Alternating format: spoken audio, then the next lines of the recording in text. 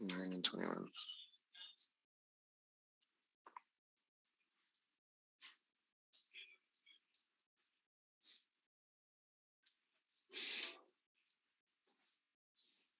Oh, I wanted 11 to play there, didn't I? Fuck. Did that stupid. 11, so 19 has to play here. 19 and 17. Okay. What's up? What do you need? Okay. I don't see it on my screen yet, but that's fine. 19. Right here. I just see it. That's what I have Zoom, right? Is there something else I need to open? What? We didn't do that part.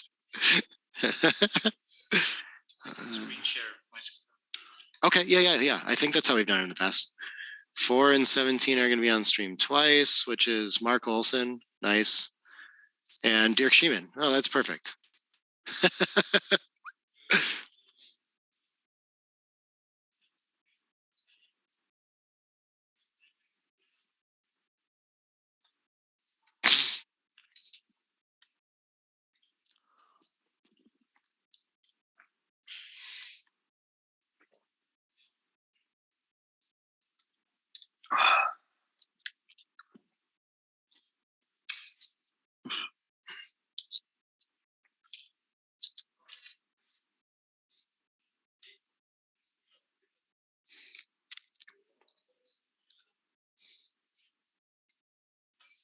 Yay, I can see it. Oh, that's beautiful. Oh, hell yeah. I'm pumped. Okay, I think I see my voice popping on there too. So I'll have to pull up my phone if I want to see the YouTube chat or anything like that. Yeah, you can hear me? Am I live, by the way? Oh, I'm on the internet right now? Hey, internet.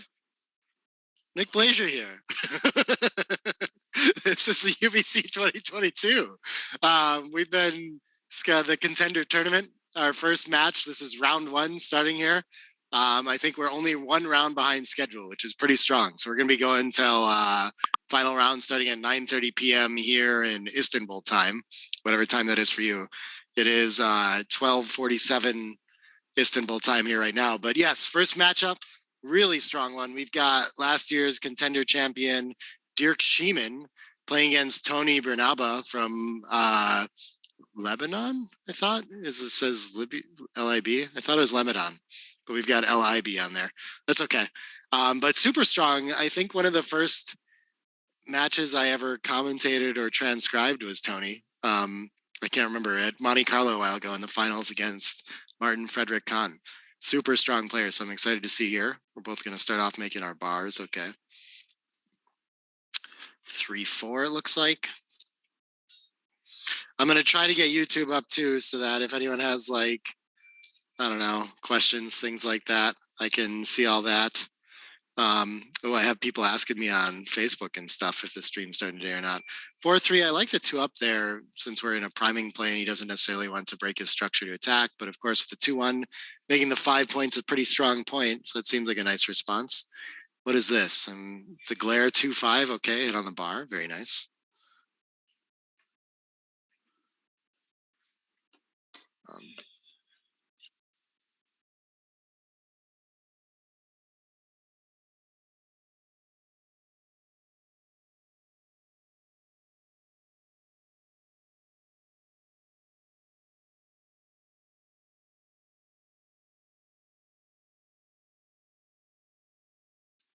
All right, I'm still here just chatting with Wilson, figuring out any sort of streaming stuff we can do here. Oh, cool. We have 73 people watching already. Okay. Let's see. Michael wants to know who's playing. We got that covered. Oh, did I say the F word on here? Yeah, probably. All right, everyone can hear me. Cool. Lebanon. Cool. Giddy up. Oh, I better mute this. Why do I have sound on here? There we go. Okay, we've got a 5-5 dice on checker. This is a legal roll. So they're just trying to double check to make sure it's not leaning against anything. I can come out there and talk to them if they want. Yeah, I probably ought to go clarify that with them. I'll be right back.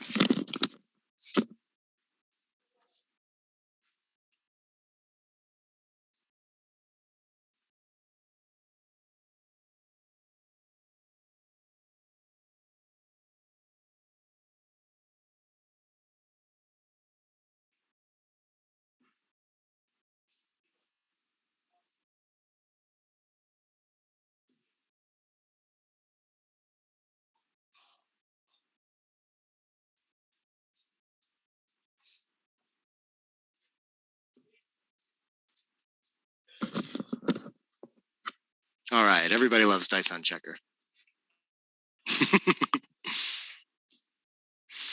Oh yeah, people asking about the board. This is it's a slightly different wood on that earth board too.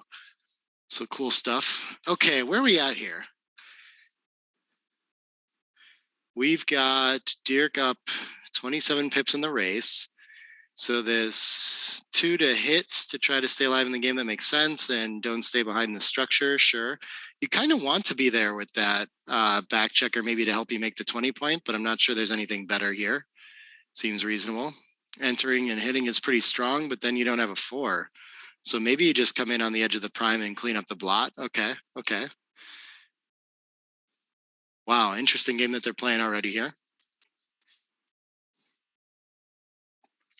Yeah, so if we did hit, I guess we would have to unstack the heavy points. And so now Derek's got to look this over and try to figure out, is it worth giving up aces or 2s from the bar to hit and some 5-1, 4-1, 1-1. In play B again is just this cleanup play. This looks very solid. We still have a huge racing lead. Our goal, we've escaped 1 checker for sure at safety, and we just want to get the other one around, and we have a solid game. So yeah, he finds the best play here. I think this is a good find. 4s looks like it's going to attack. Yeah, we're going to cover and probably just, do we split or do we come around? This seems reasonable. We do need to we're going to run out of time to get rid of, to get the back checkers moving. I think it looks pretty tight on those 2 plays according to XG. Again, he didn't have a good 4 last time. I guess it's maybe not as bad now. 13 to 9 at least duplicates the 4 that anchors or hits. That's a kind of common theme when your opponent is split between the 24 and 20 like this. But he's looking at unstacking again. Of course, you don't want to strip your midpoint. You don't really want to give your opponent an opportunity to run around. Against a 4-point board too, strategically just reducing shots is worth quite a bit. But okay, according to the lower ply analysis, this should generate a position that Dirk should be able to pass. We'll see if he does or not. I wonder if he would have been inclined to take after coming down 13 to 9, perhaps not.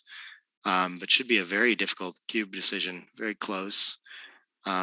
He's still got racing chances. He's only got 1 checker back to the opponent's 2. Of course, Toni has a fairly easy time sending this cube, given that like the ace is it's got market losers. It's pretty easy to see what the game-changing rolls are going to be for him. And he lets it go. Okay, pretty small. Again, in this tournament, everything will be ran again on plus, I'm pretty sure. So 3-ply isn't the final verdict by any means. But of course, lower ply like that, it's possible that that'll change it once we plus it. We'll see. Okay, and a 1-0 start for Toni. The score that Mochi said XG never gets to. Rarely gets to.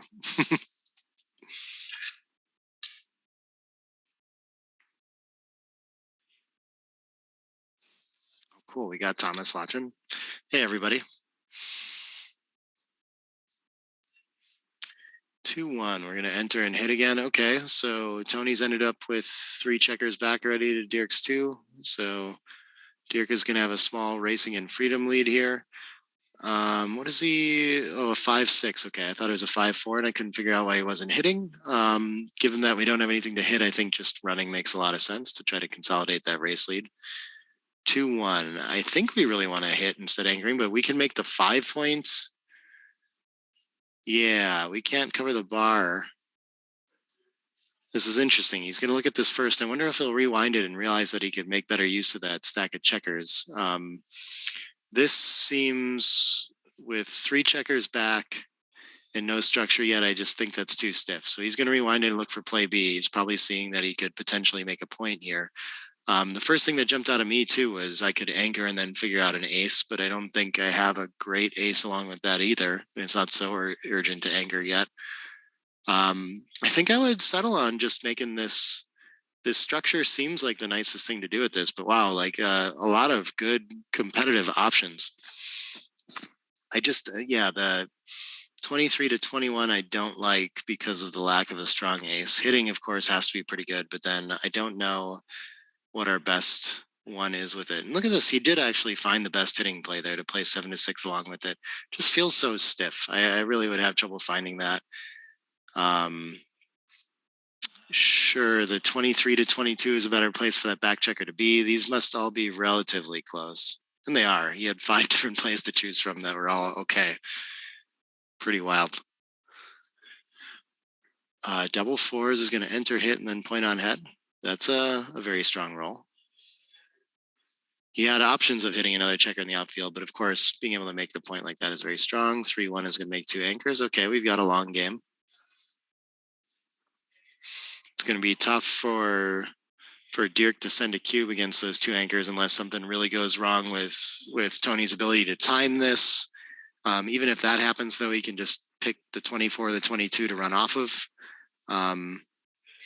So it should be pretty strong with a lot of winning chances. Even though he gives up some gammons, you can see he does very well in this game. Yeah, I think here, with only 60 pips of timing, we want to get some checkers moving. Stripping the midpoint is a problem in case you need to play a checker from there later. Of course, we don't really mind at all if we get hit.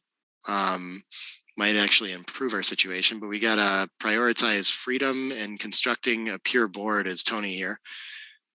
Dirk likes to make the 8 point, might as well hit on the way. But his biggest problem here, I think, is doing something with those 5 checkers on the 6 point. It's going to be difficult to make the 5 point naturally. And if he gets much further in this game without doing so, it's just going to be very awkward to come home against those 2 anchors. Makes the 9 point. That seems like a reasonable blocking point against this anchor. So now the 3-6 is forced to play down to the bar instead of coming out like he did before. So Dirk's play works. 4-1, yeah, I think in a heartbeat we have to go make that 5 point. Okay. And so now maybe unstacking 6 to 2 in some cases is going to be okay too. Toni's going to take the chance to hit 2 right away, even though his board's not ready. This seems to be the best he can do at this position. And now, since with 2 more checkers back and way better structure, it's not so much of a back game anymore. So I understand why Dirk would start to look at the cube and think, like, I've just got a better offensive game and everything. It's almost more like a mutual holding game than anything. Yeah, this is going to make the 5 point on head, and there's probably not a better situation here. Okay. Now it really is a mutual holding game for sure, and Dirk's got the best of it. But he fans, okay.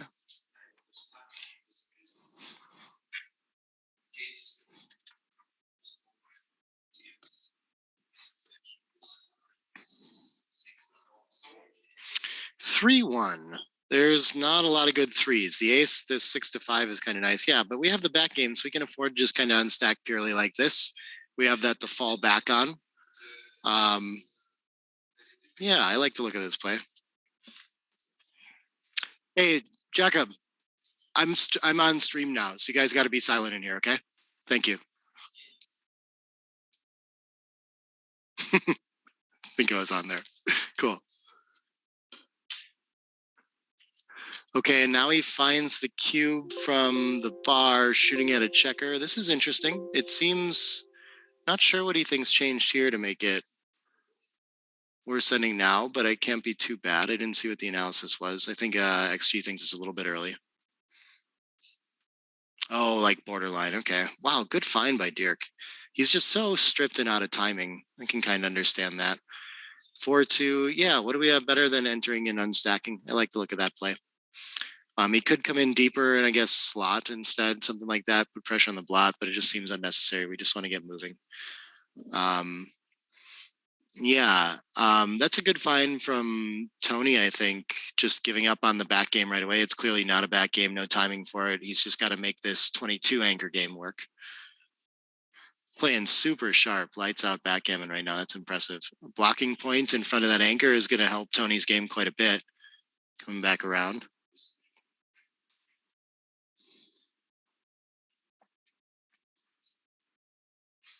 Oh, nice. Someone with Daniel with the history of these two playing. I couldn't remember if Toni had played in the Gibraltar tournament, UBC Contender, but that sounds right. I think overall he had a little bit worse PR than he tends to have, maybe averaged a 4 overall or something like that, Toni did. But Toni's a very sharp player, capable of much better than that too. 6-1. Yeah. Is it going to be worth making the bar point to block that checker on the 24, even though we leave a direct shot? There's a blot behind. It seems a little scary. I'd almost feel like I'm overplaying at this point and be tempted to play something like 13-6 instead. Even leaving the anchor is kind of okay. I don't mind that so much. What could go wrong with 4 back? We're not too worried about being blitzed. I think the prime is the biggest problem here. Of course, XG has this as a top play, but I think this is a tough find thematically. It is nice to block that checker on the 24, but I'm more worried about him escaping with tempo and kind of turning the game around that way, that I would not want to leave the shot right here. So good job looking at this. I guess the other issue too is that Toni is out of time, and if he doesn't roll, depending on what Dirk plays, if he doesn't roll a number that escapes some checker from the 22, he'll have to break some structure. So creating priming points that way is nice. Does the taking away 4s and creating 5s somehow make more awkward numbers for Toni on the front side? I don't immediately see a big difference there, but he must be going through some sequences and trying to find a way to pick one over the other. Howdy, Bill. 5-4. Yeah, so he's going to escape with tempo. And now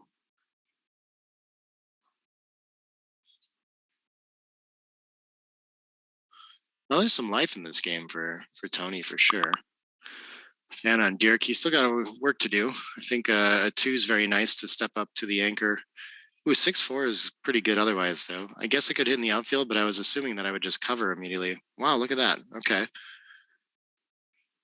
I guess that buys more time and risks being closed out less. It hops the prime. We're so stripped on the front. Interesting play.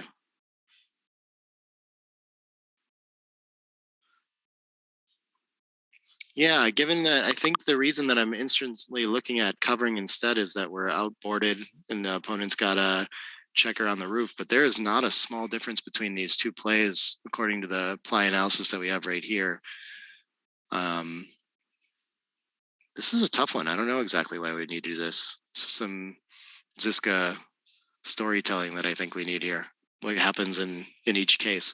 But this way, yeah, if we fan her, we don't get hit, then we've got freedom with 1 checker. We've got 2 back instead, buying us more time to escape. It's a lot harder to be blitzed. So I think I'm seeing it now. It would have been a tough find for me over the board.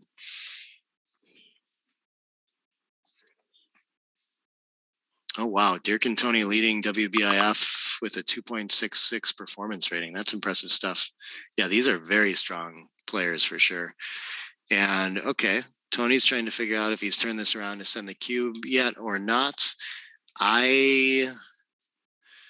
He's also leading, which means he's got to be a lot more careful. So 22-11, this is probably close to like an initial even score double, which makes it a little less likely to be a redouble and even less likely to be a redouble at the score.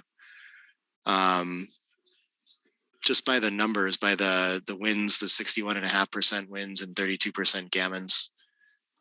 Should land us in that kind of window. But looking at this structurally, he needs exactly a 2 to step up and then come out with 5s and 6s. Still needs to get 4 checkers around and home. His opponent has an anchor. His opponent does have 2 on the roof with a 3rd being threatened in a blotting board. But I think there's enough work to be done that Dirk's going to be able to take for a while yet. So we got to look for market losers. So this ace-3, for example, I guess you can clean it up for something to build or bring it down. Either way seems okay. Yeah, whichever is going to help you cover that 3-point. But so even on a fan, Dirk still might hit that checker and leave a ton of game in this. And then if he doesn't, then I think the cube's still an interesting decision. I don't think Tony's lost his market by a ton or anything like that. So I think solid no cube, of course. You have to go through and try to find what's going to happen after this play. You always have to pause and think when your opponent has a combination of 5 checkers back in blots. There's going to be a lot of gammons in a game like that. It's going to be very tough for Dirk to turn around. I understand why he thought about it for sure. 3 is huge here, but he misses, comes in with the ace. And yeah, not a whole lot is... We picked up the blot, cashed in on that threat, but Dirk entered, and we just don't have enough to do much here. Okay. He's going to hit his own checker and then realize that he's actually covering it. Got it. Okay. So cover and out for sure. And then do we want to hit loose on the ace to prevent the back game? I'm not sure which risk is bigger here against such a nice board. I'm surprised he's not reaching for the checker on the 22 yet. That absolutely has to come out, in my opinion. Yeah, here we go. And now the theme of playing 7-1 is to prevent the double anchor game, but the 24 and 21 back game, if you want to call it that, isn't that strong. And it's not like I don't know, Dirk doesn't have a ton of timing for it either. If he comes in, he's going to be cracking very quickly. So I don't even think it's that strong if he makes it. So I would have trouble finding this hit and probably play pretty pure instead. I'm not sure. I guess it's just still eventually going to be difficult to bear in against. If Dirk fans a couple more times, he'll be happy to be able to play a 24-point game at some point, maybe. So maybe we're just completely preventing that and treating this like a potential ace-point game. Tough find, though. Very tough find, I think. But he's looking at it already. I don't know. Toni tends to find the best play, too. I wouldn't be too surprised. I think he's playing a 0 so far or something. That's wild.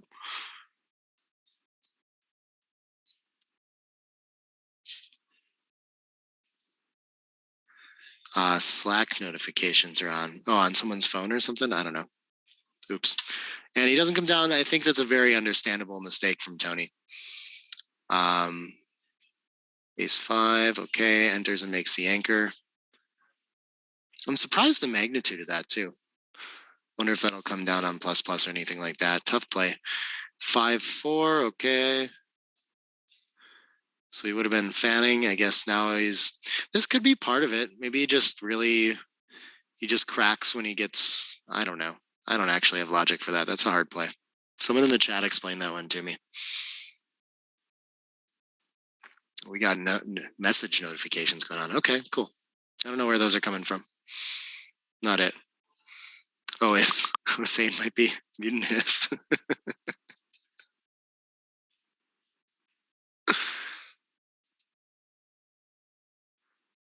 Yeah, any 2 checkers in. I mean, really, that play for Toni, just prefer not to be making a play at all.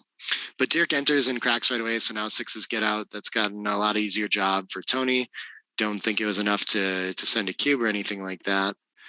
Now we're going to have an interesting decision for sure. Dirk should be able to have the time to play a double anchor game here. This is looking pretty good. But Toni's got a lot of wins and a lot of gammons to think about. Okay, nothing's changed. We're still in the same range where for money, this is kind of interesting to think about sending it back, but at the score, we just can't. We reduce the value of our gammons. That's the main issue with it, is that when leading to recube, you need it needs to be win-based in general, because your gammon value is going to drop a little bit when you send the cube. So things that usually threaten based on gammon for money, for example, just don't have the same potential.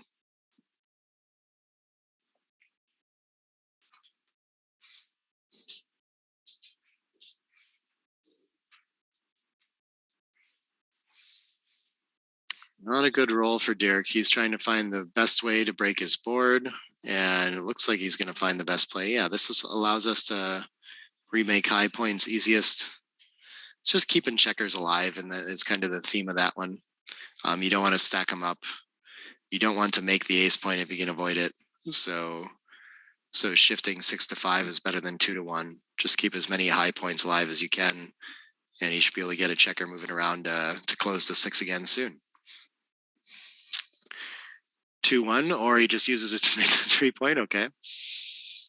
Really unfortunate that he got punished so hard on the timing. And yeah, this is very likely, now that we're getting more comfortable with the cube actions that we've seen, that this game continues to be either too good or not good enough for Toni to cube as the leader.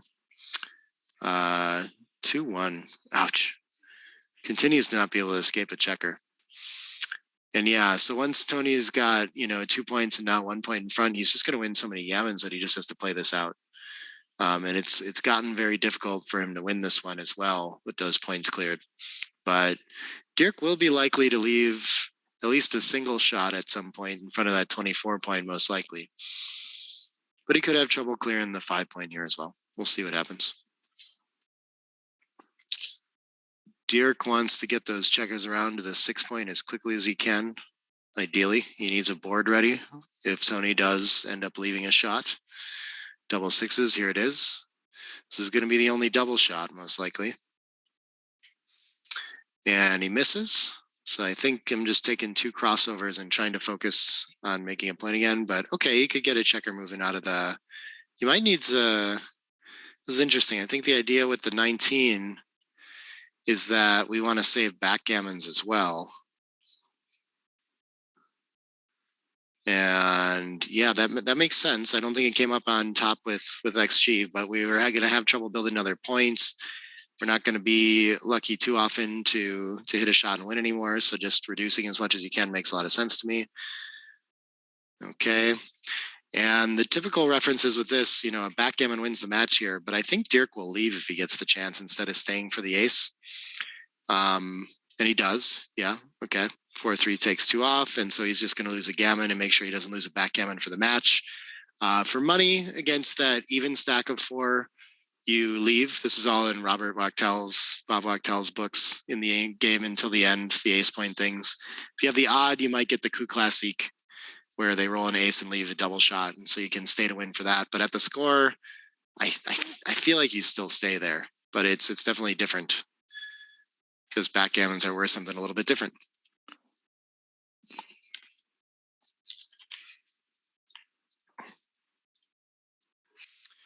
All right, and a quick 5-0 lead for Toni. Oh, the Slack notifications are on the computer, so they're fixing it there. Okay, excellent. Maybe that's why my picture slowed down a little bit for a while here.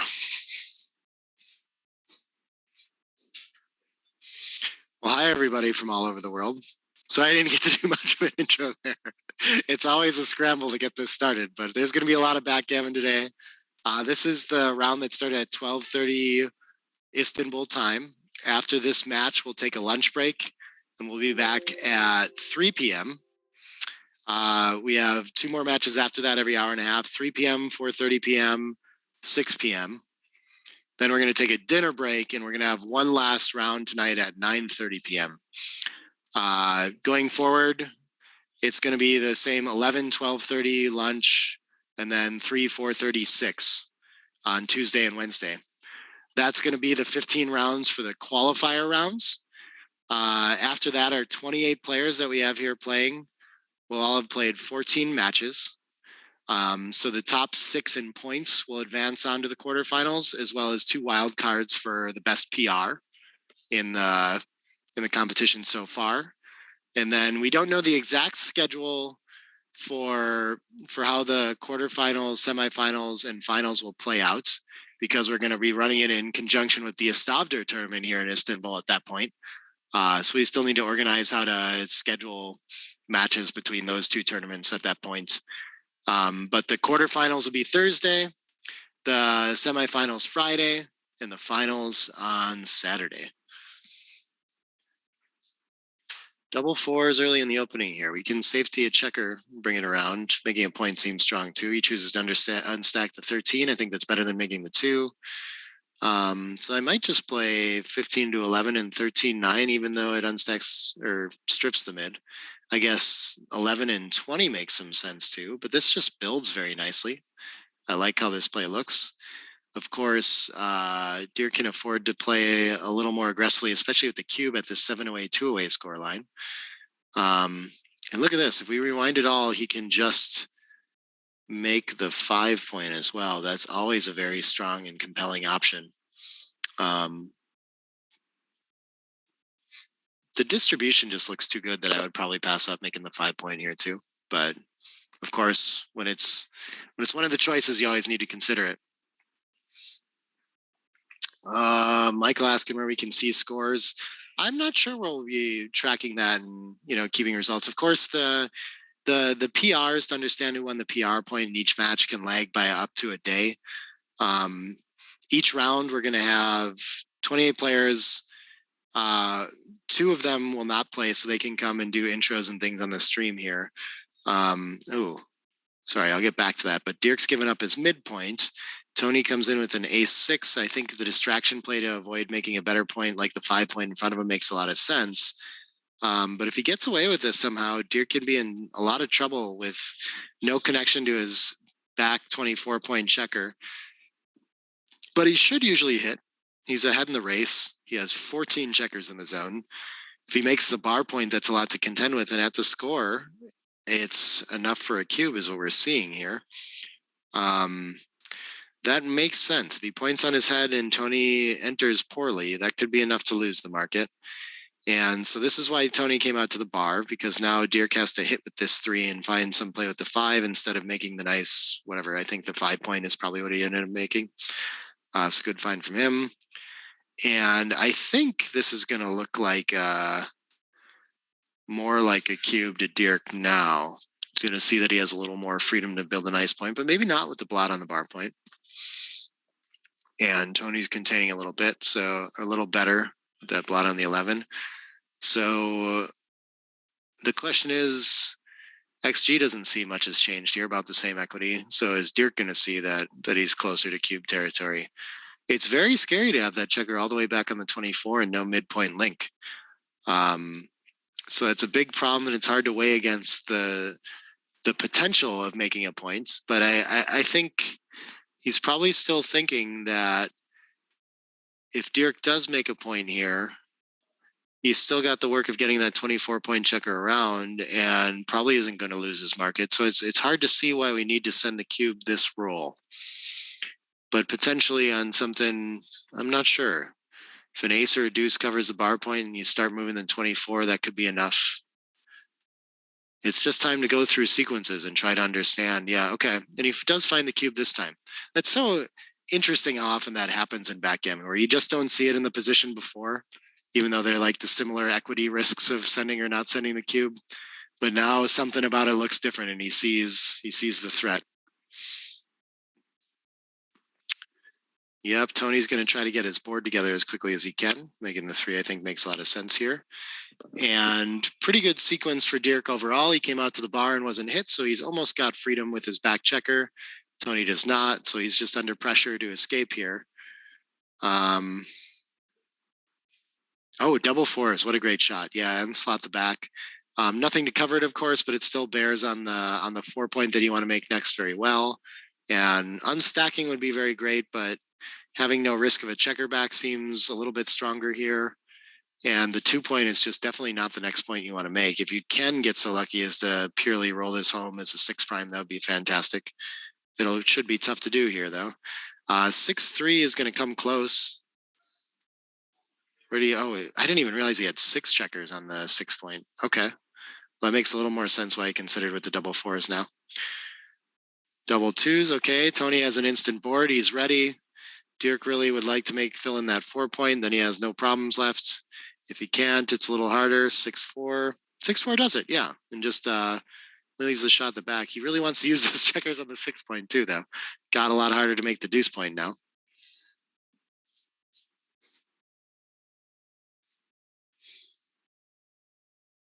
Oh, nice. Wilson has your scoreboard feedback in there too.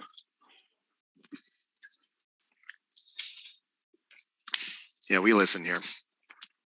Okay, so now we're gonna unstack 6-4, finally do something, and I guess the 8-3 gives us another builder. So why not that? Yeah, this looks normal to me. But it's going to be a little bit awkward to make the deuce and the ace without leaving any shots. Toni has a very nice board, so a little bit of potential for him. So two competing, we can either come down and try to save gammons, or we go for distribution and slot the deuce, preparing for contact. But because we might get the shot now, this probably makes a lot of sense. With only these 3 checkers left outside, it's very hard for Toni to lose a gammon too. So I think I like this play quite a bit. 5s, there we go. A lot easier to win a gammon now, or to make the deuce and the ace at least. 5-2. Okay, so with only those 6 checkers outside, I think we're probably like a little over 10% gammons, like less than 15 would be my guess. So Dirk should be trying to bear off pretty aggressively to increase that number. We don't end up with any decisions like that though. He just has the forced 5s and Toni enters right away. And so we'll just be repping checkers off quickly, and unlikely to win a gammon, but possible.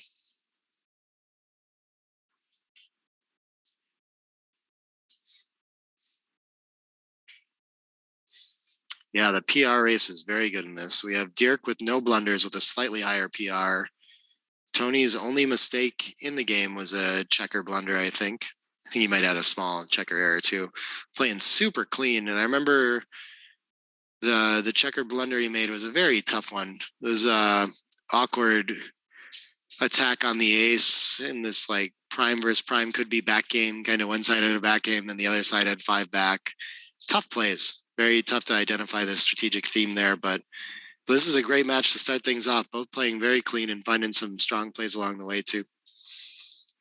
All right, saves the gammon, and Dirk's on the board. 5 away, 2 away.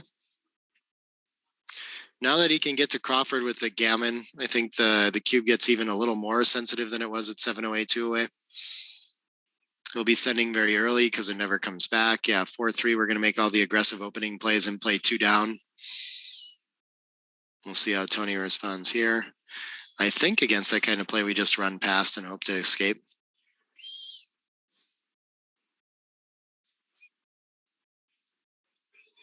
While he's busy making points.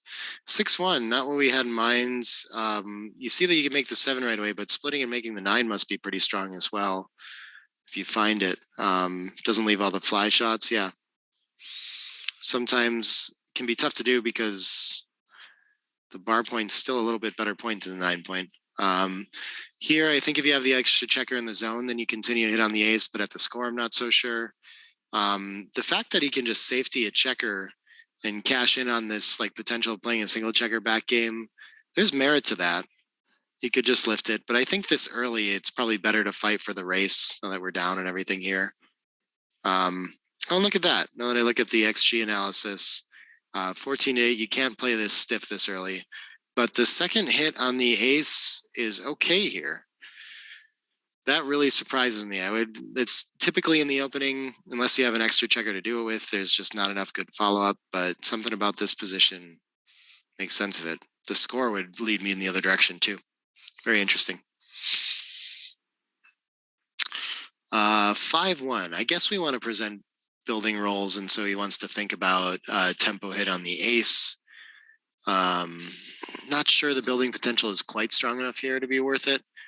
Wow. XG's top play here of slotting both 5 points is a tricky one to find, I think, here. So if he comes in and slots, he can see that the 4s are duplicated. A lot of the 4s are point-making numbers. They either color the 9 or make the 5. So you can get away with it. But I don't think you're necessarily, when you're provoking for an anchor, you're not always thinking about maybe I should slot along with that, the old splot play, the split and slot.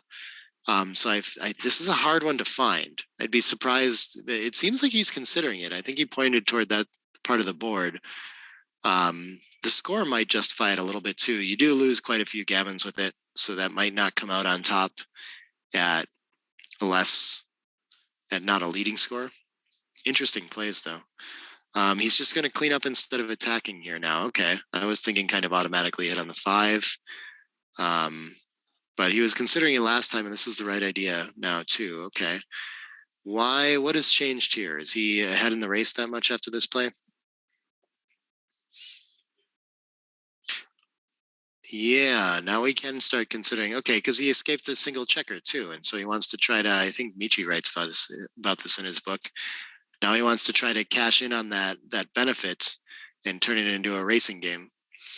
Of course, at the score too, playing something simple like against a holding like game like this is ideal. Not a bad role for the race, not the best role for structure. Pretty good for Dirk, but this should be a pretty even game too. He's down a little bit in the race, but he has that anchor to keep him in for a long time here. And Toni could end up getting to send a cube in a game like this too. If he can get enough racing lead, there's not a lot of volatility or gammons left in this particular game.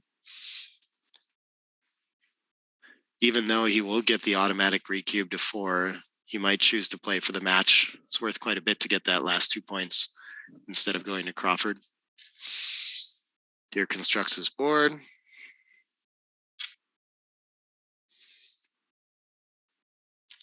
(5-1) finally safeties the blot. Okay.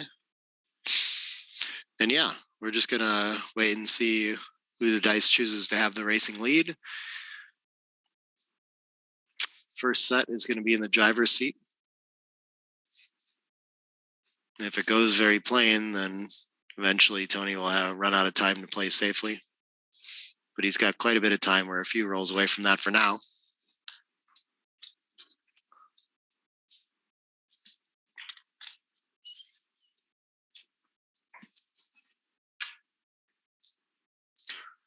Double ones, that's going to ruin the time quite a bit. What is the best we can do with this?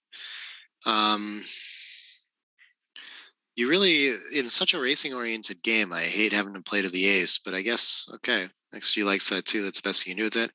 Dirk rolls the first set of 5, so he's going to have a cube next roll an awful lot of the time with the 17-pip race now.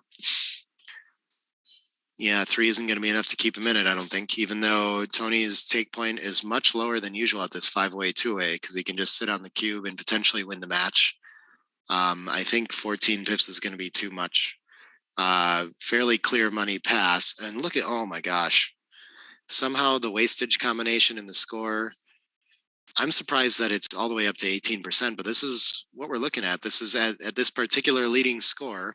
Your take point is quite a bit lower than for money because he can get to the match win instead of just Crawford. So he does have extra incentive to take it. I just didn't realize that he's still at 18% here. I think my racing formula, I would have thought 11 should be the point of last take. So he's down 3 more pips, which I would have counted as probably like 2.5% each. So I would have thought he was closer to like 15% or something like this, lower. So Dirk's position must be wasting more and Toni's less than it looks like, even though Toni has that checker on the ace too. This is a really surprising result to me. I'd be interested if anyone out there has a racing formula that gets this at 18%. But tough find. And I've seen, I mean, a lot of the top level players they're using something different and find these kinds of scenarios that just don't jump out with the formulas I'm using. But I don't see anything in particular here to punish on either side, honestly. So I'm just inclined to go straight to that pip count and think that, like I said, with the 3 points short or 3 pips short, and usually around 21.5% should be roughly the winning chances at point of last take. He does pass it. Not surprising at all to me. Small error too. He's not giving up too much there. Interesting technically though. Very interesting. 6-4. Okay, trailing. We're making the point. 4-way, 2-way, the most sensitive score. So if he makes a point and Toni splits or does nothing, the cube is coming. I think he knows this. This is going to be, yeah, and he actually should slot the 5 in response to this instead of splitting.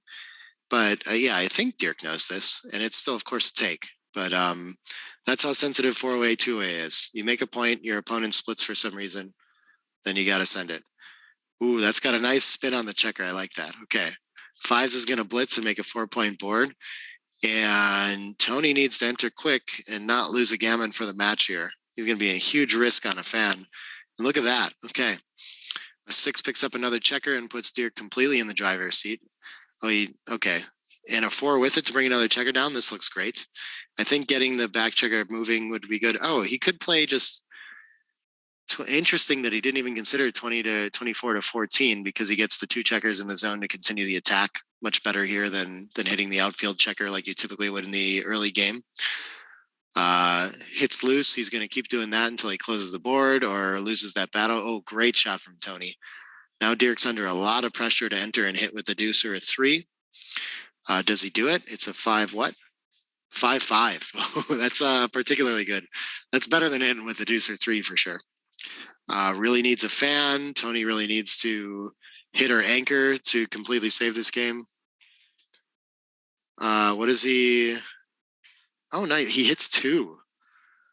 Okay. What a shot. 5-3.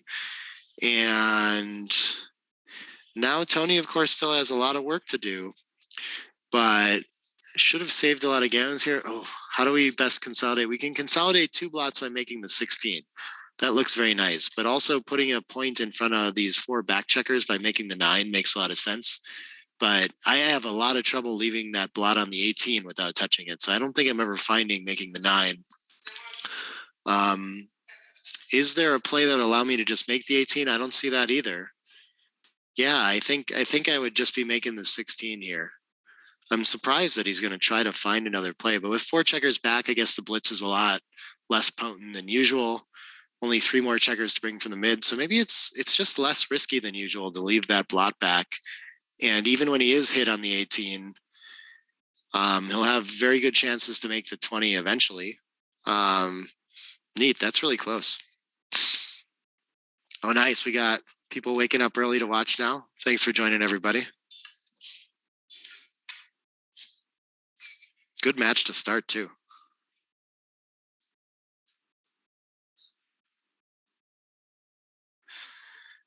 Okay. See, this just leaves too many shots. I was looking for, I couldn't find a 4 I liked if I made the 18. So I think making the 16 makes more sense to me. I don't know. I don't see the additional value of making the 18 instead here, other than we're kind of comfortable with that. It's an anchor we're used to. And I feel like this is a very human play to find. Making the 9 seems tough to me. I'm curious if anyone out there has a good justification for doing that instead.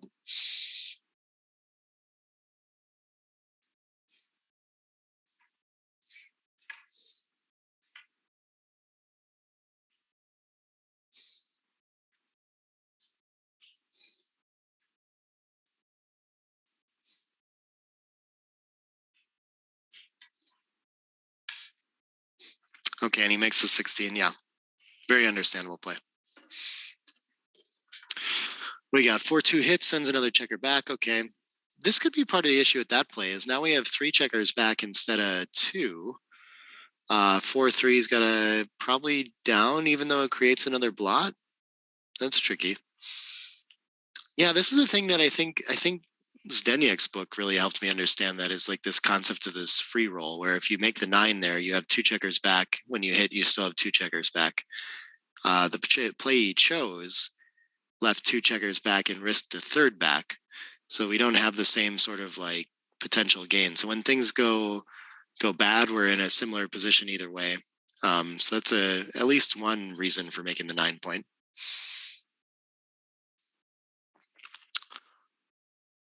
Or 1. Okay, the 3 down made sense, even though it leaves a lot of shots to me. Split and lift a blot. Yeah, okay. Toni's just kind of perpetually 1 roll away in this kind of game now from taking over.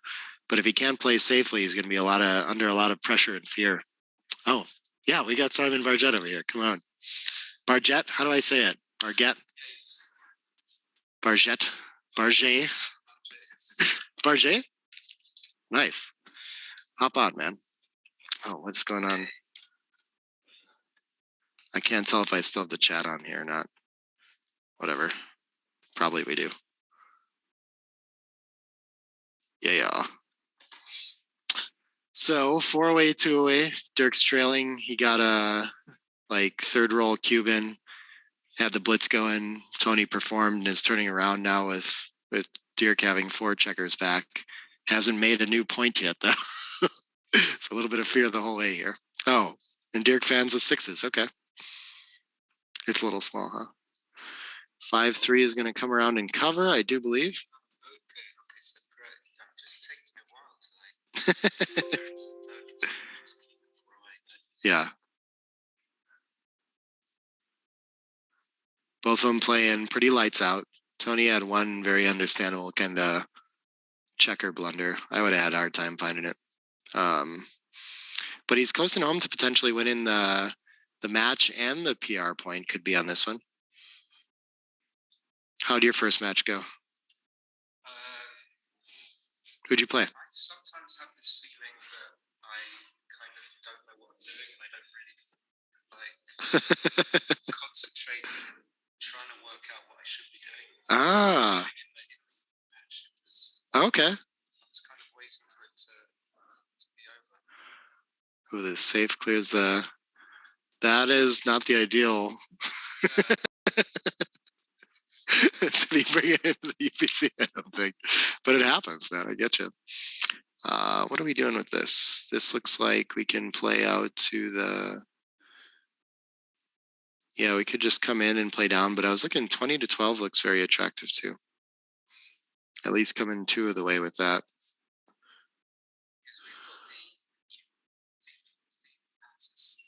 Yeah. Sure. I might. So if we step at 1 ahead, then we're under.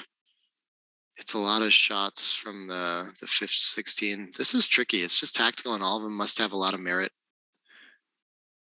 It's kind of picking preferences. 5-4. Oh, we don't. Okay. Simon's here with me, but I guess you can't actually hear him talking. Funny. Bummer. Oh, I know why it is, Wilson, I think, on here. We only have 1 input, so we'll figure out how to get 2 people on here later. My bad, Simon. We tried.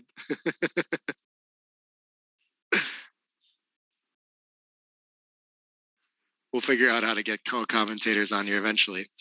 Okay, we got our 3-2 here, so we can clean up a blot and start the 4. It seems to make the most sense to me.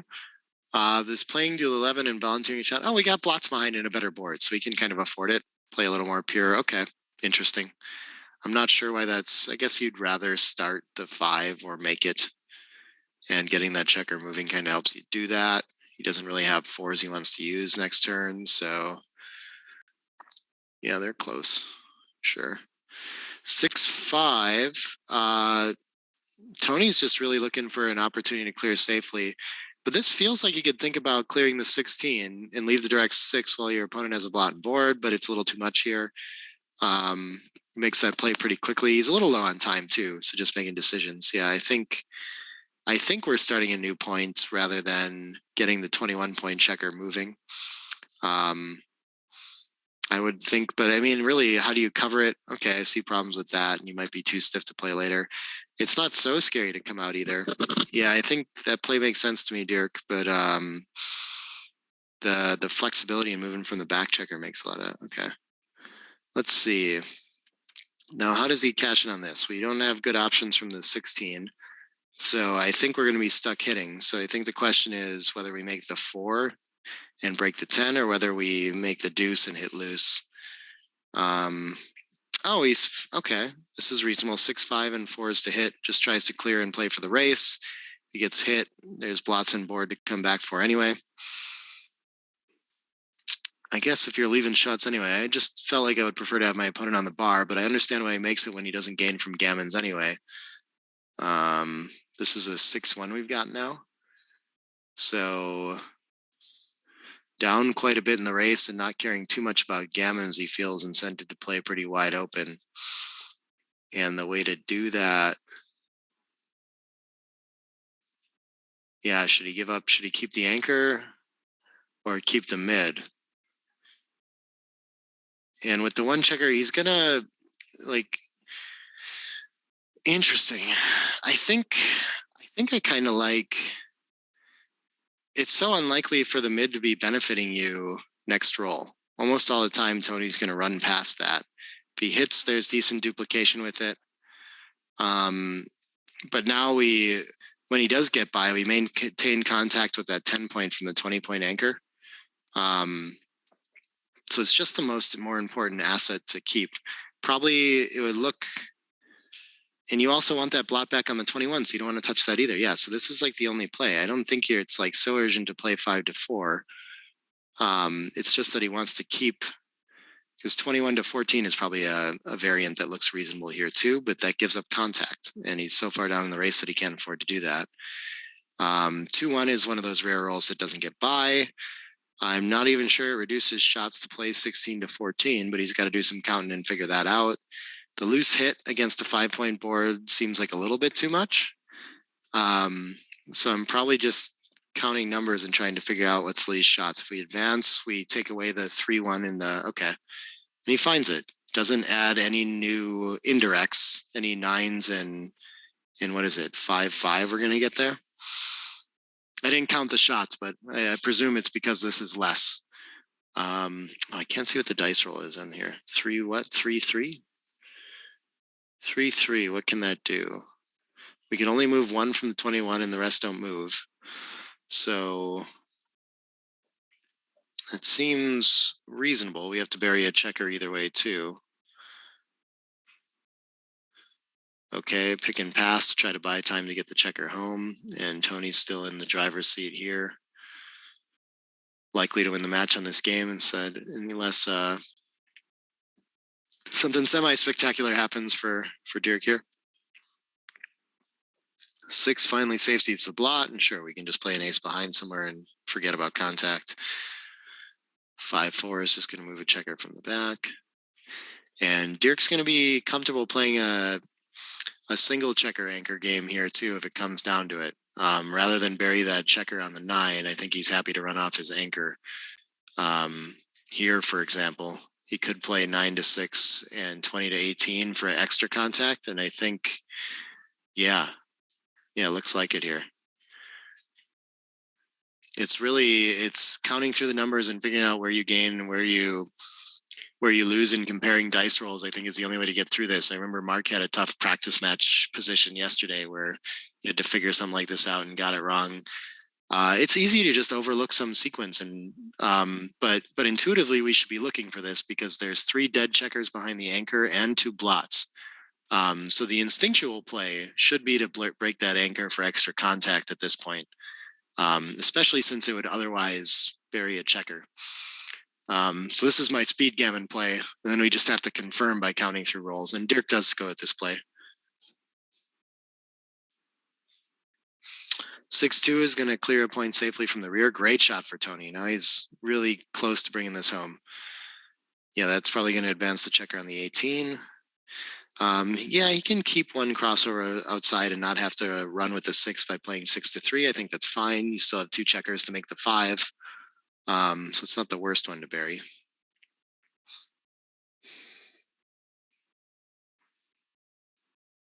Yeah, I see people talking about John O'Hagan not making it here. I guess a bunch of people, I heard something about that. Some people went to the Vegas tournament and came back with the COVID, so he didn't make it out here. Bummer. A couple names that are on the list that didn't show up. We ended up with 28 players total.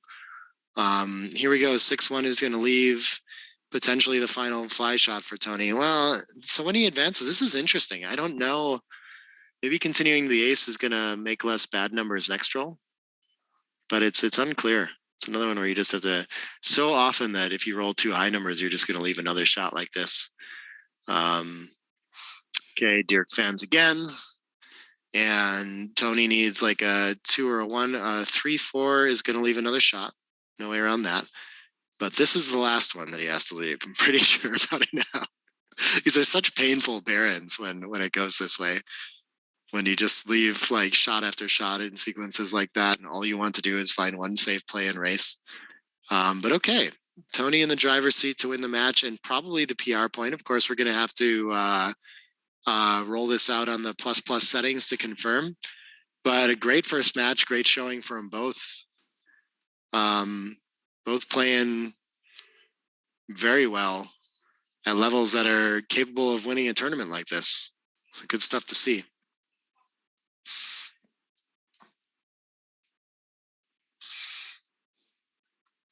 Yeah, people asking about MCG and Victor Ashkenazi. I know Victor's opinion. This is the kind of tournament that it's like a proving ground for people that I don't know, maybe aren't known on the circuit otherwise, and I don't know. I'm not sure he believes he needs to come out here and win a title when it kind of costs to come out in these stages and stuff. It's an interesting perspective. I wish he would come out here. I try to convince him every time. Then Matt, I don't know if he's studying that seriously. I think he plays and is doing other things, but he's not at the top of his game. I'm not sure what sense that makes to him to get out to something like this, but I haven't talked to him in a long time. But yeah, so preliminary results are that Toni got the PR point, but we probably won't know for sure for some time. And we are about to, after this match, we'll go on a lunch break. We might, if Dirk or Toni comes over here, we might chat with him a little bit about the match. Of course, we only have one of the microphones working so far, so maybe we'll do more of that later. But I had started to talk about format a little bit. So we have 2 players will be off every round. So the idea is that we should be able to get 1 or 2 of the players come in here and talk about kind of where their studying's at, get you an introduction to everyone in this tournament, get a little bit of co-commentary. After the matches, we hope people will come over and kind of talk about some decisions and plays and what they thought about, the match. And hopefully we'll get you guys real familiar with everyone, all 28 players playing in this tournament this weekend. I'll be on commentary all weekend for sure too. Yeah, Ryan's saying it's a long travel job. What? I made it. Why can't they make it?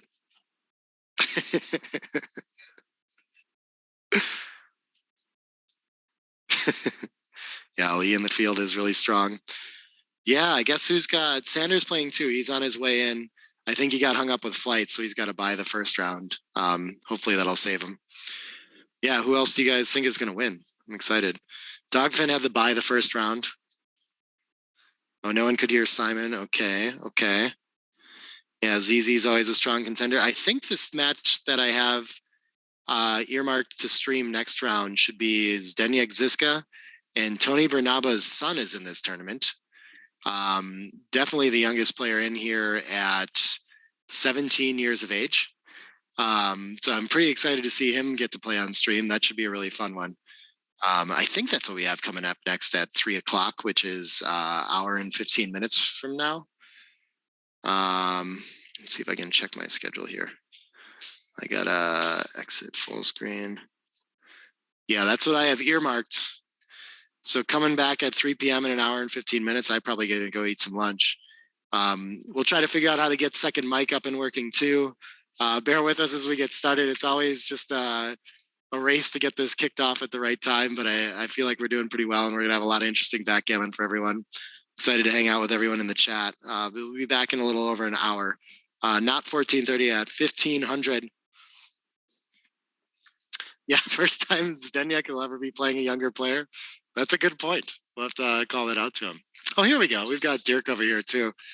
I can just put the headset on him, I guess. And I think we're gonna do record an interview for later. Probably. Yeah. We'll broadcast this later. But yeah, I'm tuning out for now. We'll talk to you guys in a little over an hour. Hang out with me all weekend. Bye.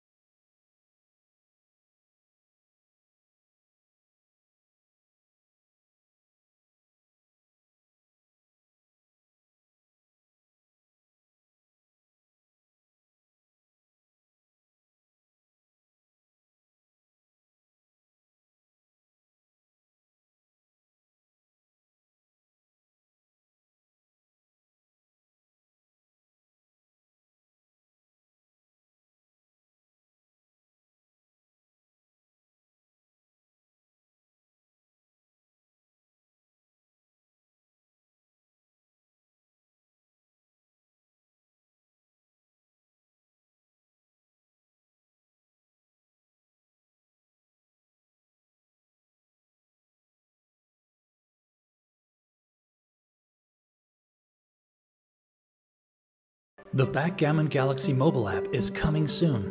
Star membership, high analysis, blunder database, private games, coin games, rating games, and much, much more.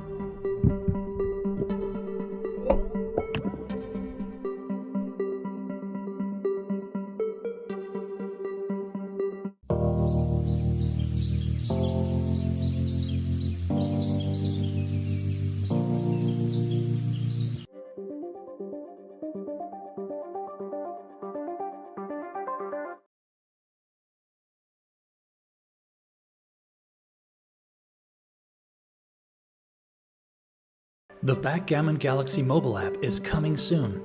Star membership, high analysis, blunder database, private games, coin games, rating games, and much, much more.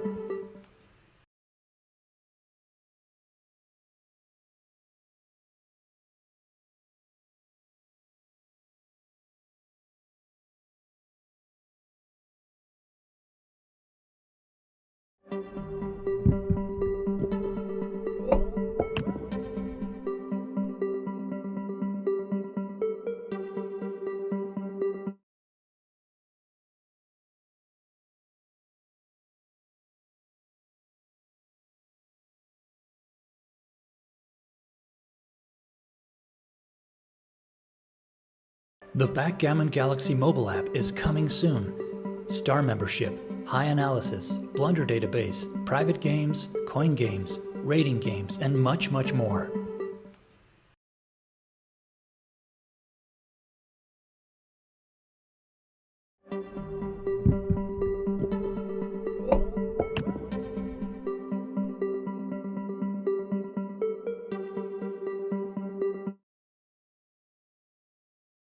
The Backgammon Galaxy mobile app is coming soon. Star membership, high analysis, blunder database, private games, coin games, rating games, and much, much more.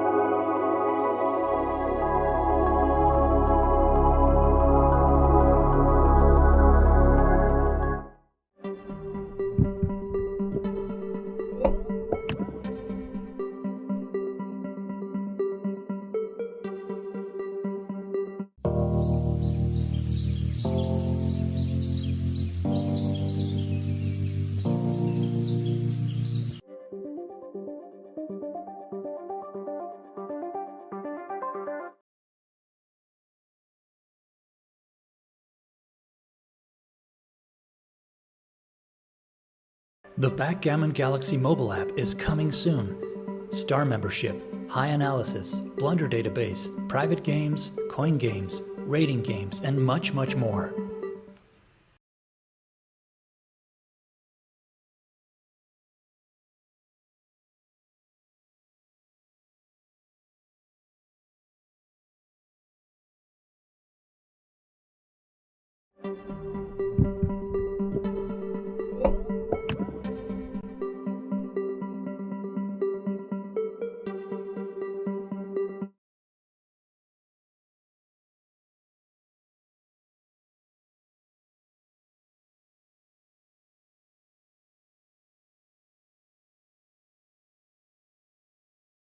The Backgammon Galaxy mobile app is coming soon. Star membership, high analysis, blunder database, private games, coin games, rating games, and much, much more.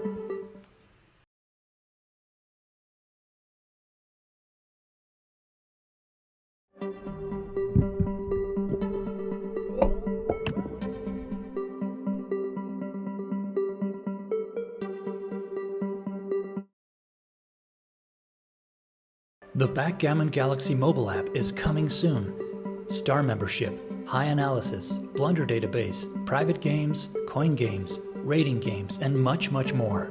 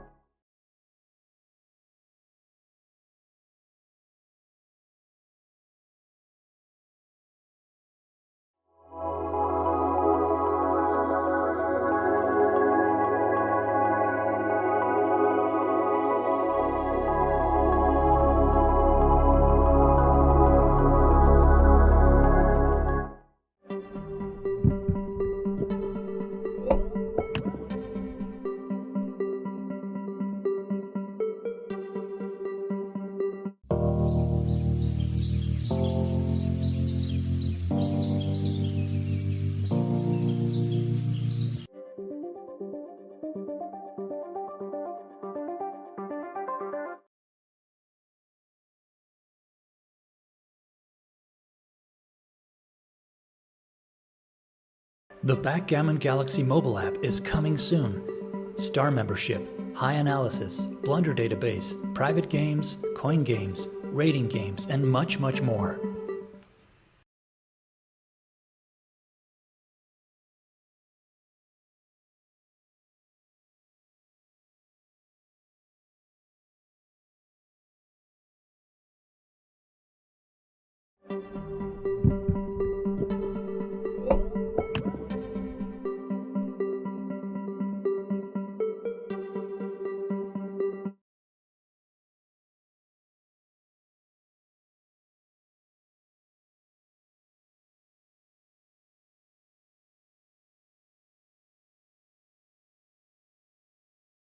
The Backgammon Galaxy mobile app is coming soon. Star membership, high analysis, blunder database, private games, coin games, rating games, and much, much more.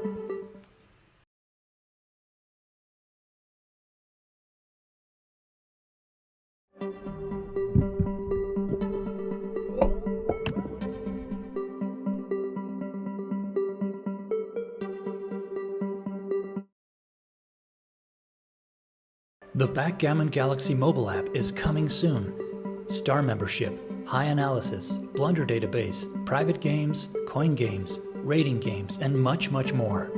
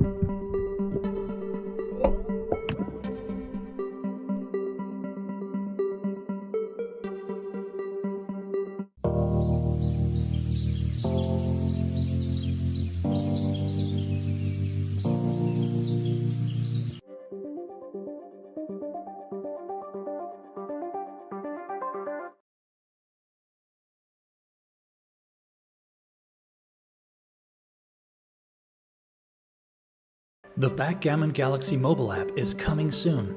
Star membership, high analysis, blunder database, private games, coin games, rating games, and much, much more.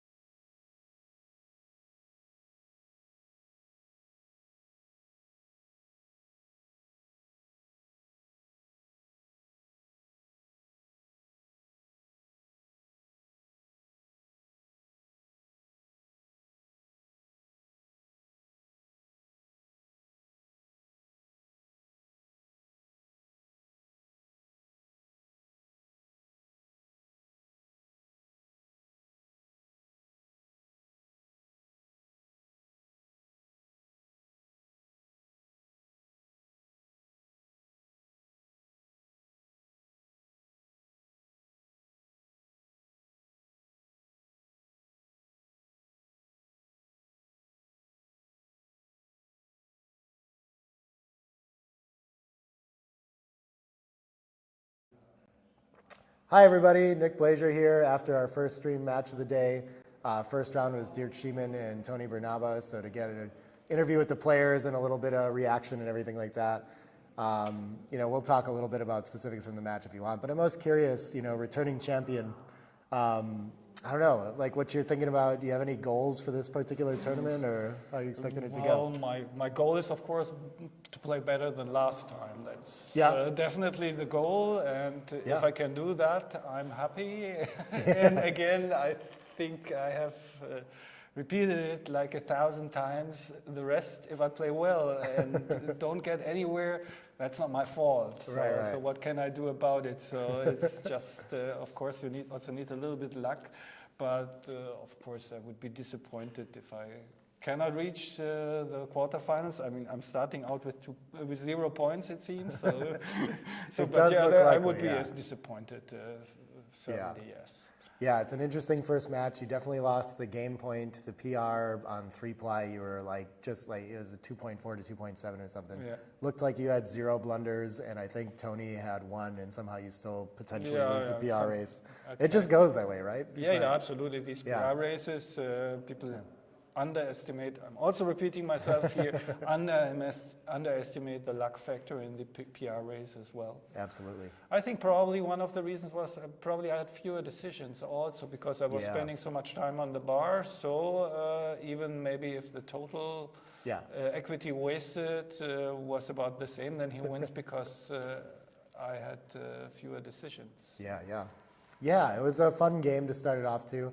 Everyone was reminding us in the chat too that I think you two played one of the earlier matches in Gibraltar, so you played him before. But I don't know, what do you think of that particular opponent and that game? Yeah, he's super strong. I think he's stronger than he was in Gibraltar. Yeah, and I think I'm also stronger than I was in Gibraltar. So so.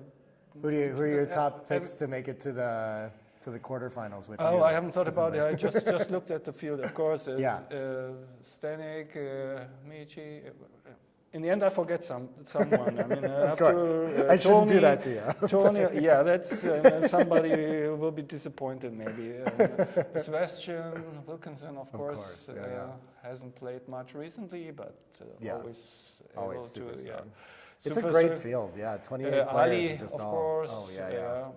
And Mark. Yeah. He's been studying really hard, I know. He told me he studied a little bit in the book. Yeah.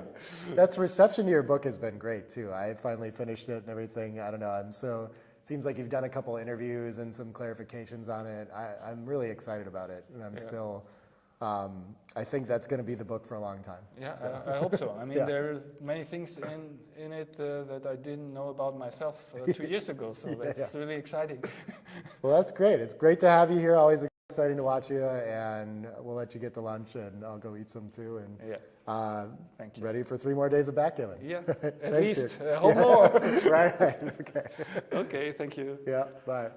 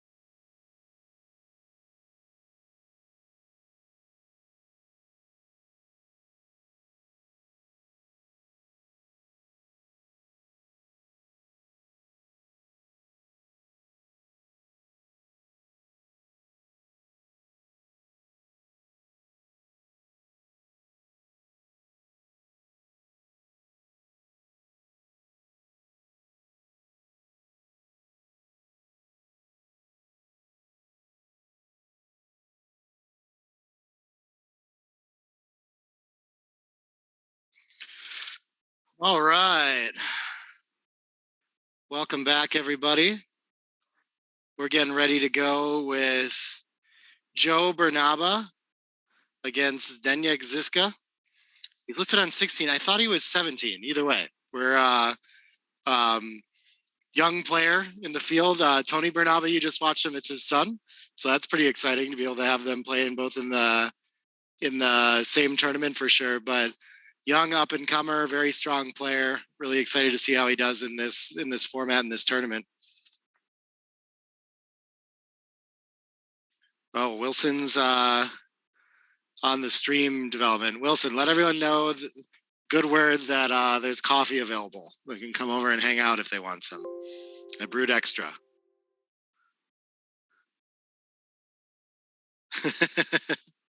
People set an alarm clock. Sweet. Okay, he likes the split over the point. Fine. 4-2 is going to hit.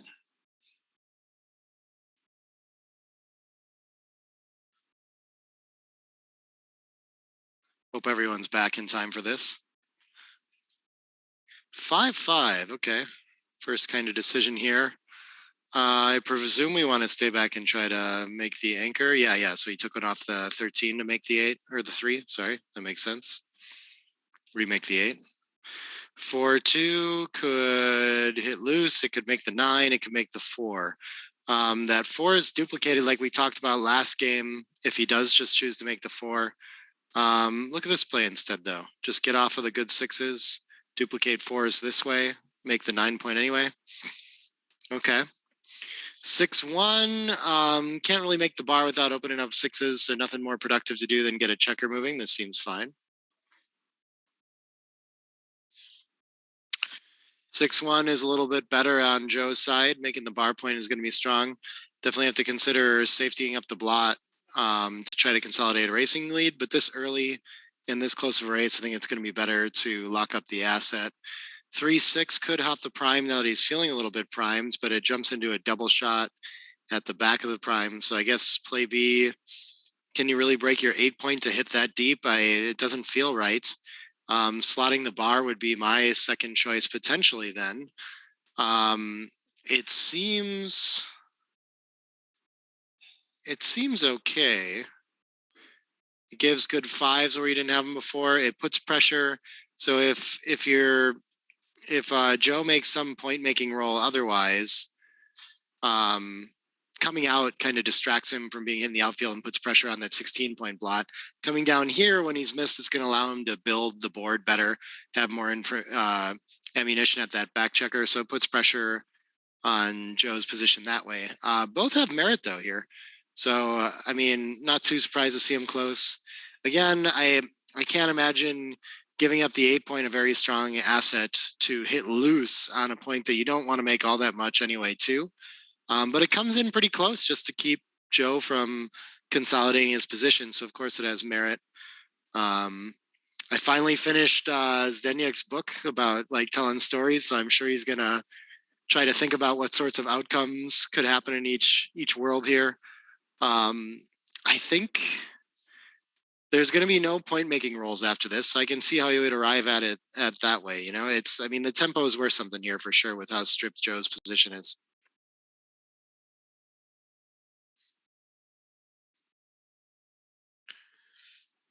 The free roll concept really helps me though. So I mean, you could look at it that way. For Zdenek's play there, where he could have hopped out. In worst case, he would have 2 checkers back like he has currently. In best case, he half escapes a checker. So sometimes it makes sense to just kind of go for it since you're not going to be worse off anyway.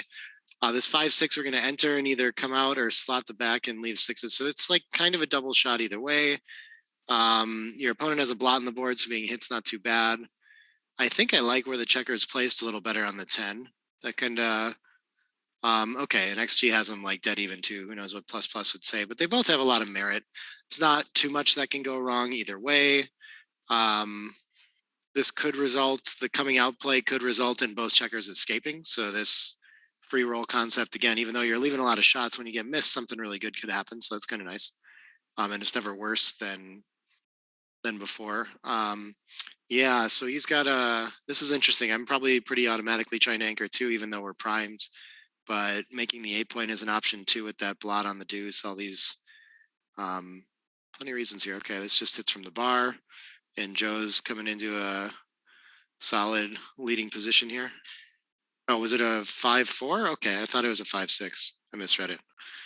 5-4. He's going to safety, and then does he want the 8 or the deuce? And chooses to make the 8 this time after breaking the hit on the deuce. Interesting.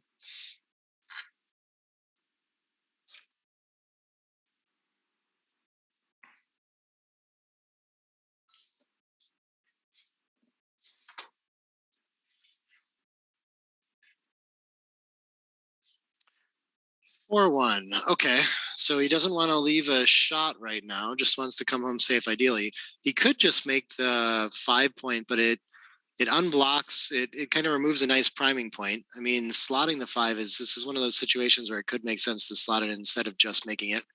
Yeah, sure enough, that's giving up the midpoint. But I mean, when you're thinking about slotting and making it's always a strong option too. This is just a kind of exception case where that anchor was so well primed that keeping the 9 has more value than usual. I like this play too, advancing the anchor and trying to break some contact. I guess he's down in the race, so maybe that doesn't actually help that much, but it's the least destructive to his position. Something's got to go. So it seems pretty reasonable.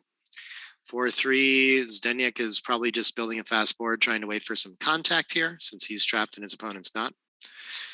He has enough timing for now to deal with this. Yeah, there's not a lot for Joe to do here other than release the 15. Okay, though he'd prefer to keep it. Zdenek's board is ready.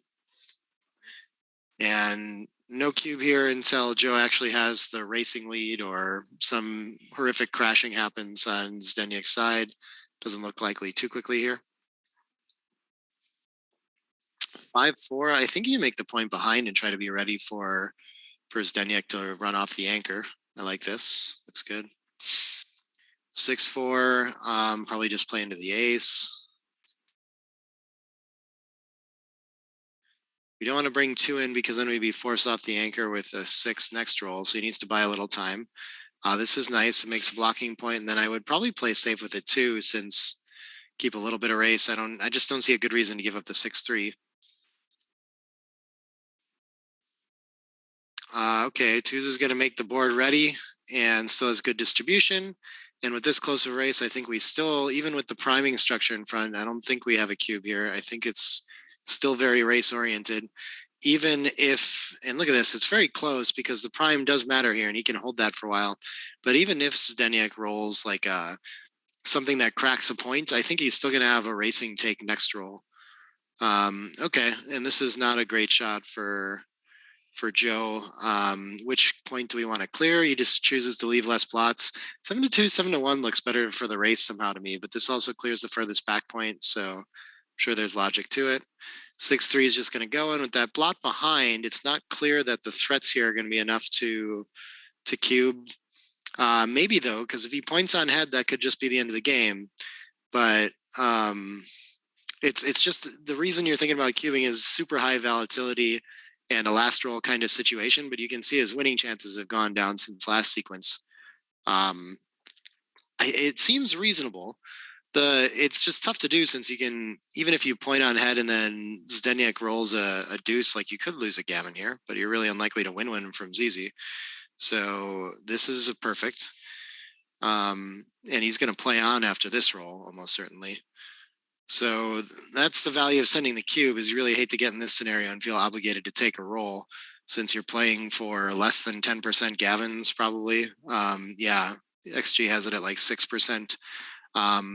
Sixes could lose your market. And look at this. Okay, it is just a claim because the Gammons are so low. And of course, easy pass for Zdenek. And there we go, 1 point on the board. At the forbidden score line, 1-0, 6 away, 7 away. I wonder if I'm missing chat on here. I hope not. Oh, here we go. I was. Oh, cool. We got John. Too bad he's not in person with us. That's a bummer. Someday. 4-5 is going to hit back. Okay. 5-1. I really love this this split configuration in the back. The 24-23 split is so nice with a third checker to the 20. If you get attacked loose on the 20 point, then you tend to have a double shot back. I guess not here since he's going to make the ace with it. Still good play. Okay, 3-2. That's a nice response. Plenty of life in that for Zdenek. Usually you don't love the 23 point early, but when it's in front of a made ace point, it's pretty strong. Yeah, we're going to start by making the 5 and then where are the other 3? I'd love to unstack the midpoints. And I don't know if a loose hit benefits all that much. It strips the 6, so probably not. We could, okay. We could bring another one down as well. Yeah, okay. This is best play. Not super intuitive to me to spend a checker that way, but obviously can't be too bad when your opponent has no board yet or anything like that.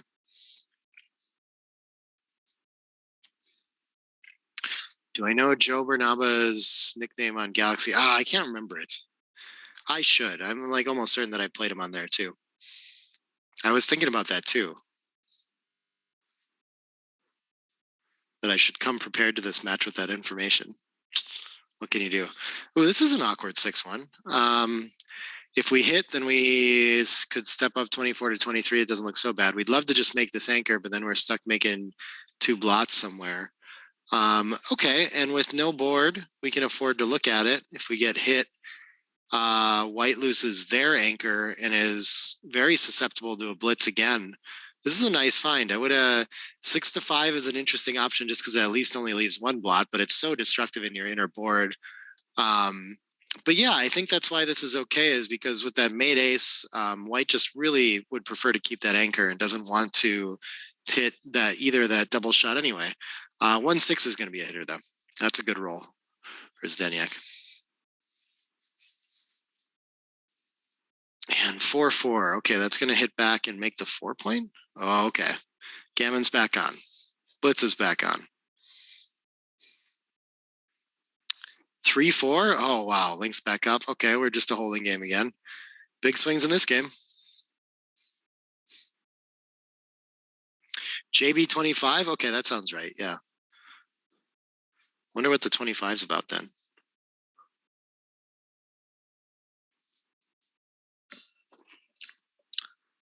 What is this? This is a 5-3 apparently, or is it a 3-2? Can't see the rolls all the time. 3-2. Okay, so he's just going to get that checker moving. Seems like a fine idea. He doesn't want to break the midpoint to hit. That's interesting when he's so outboarded. Has no board to punish anyway. Play B, as you can see from XG, was just to start making a board. Makes a lot of sense. And yeah, Joe feels pretty comfortable leaving checkers in front of that anchor when he's under so much pressure. And Zdenek has so much risk of being gammoned or blitzed. Okay, we have 5-3 here. He's got to think about the best way. I think making a point makes a lot of sense, but he's going to choose purity and to slot a better point instead. Not a lot of covers for it is kind of a problem, and we still haven't unstacked the 6, kind of losing flexibility in the outfield for playing 6s and such too, but it's okay.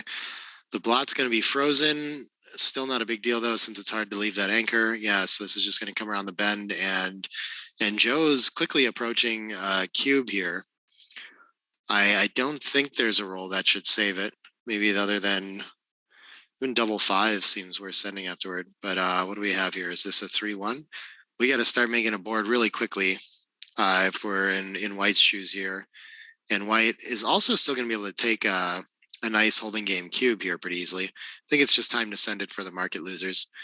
Even though it's I don't think you can generally clear the midpoint and pick up your blot. You know, it's still pretty big though. When you lose it by a lot. You could roll a 2-3, 2-4 kind of combo that clean up both 2 in addition to all of your sets like usual.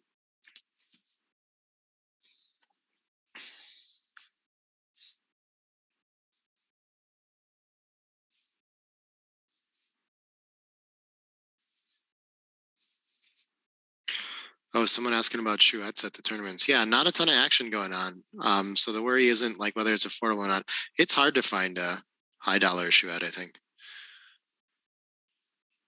If there's a Shuat going on, it's usually very reasonable. So he does cube, does get the take. The 4-2 is a perfect clearing number. Just needs a little bit of luck to still get rid of that 10 and 9. He'll be home to a safe race, and Zdenek is going to keep on building a pretty board just in case.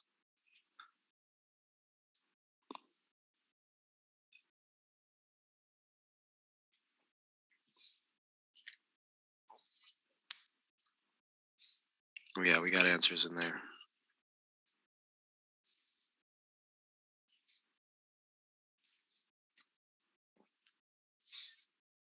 We got here 6-4, perfect. Clears nicely.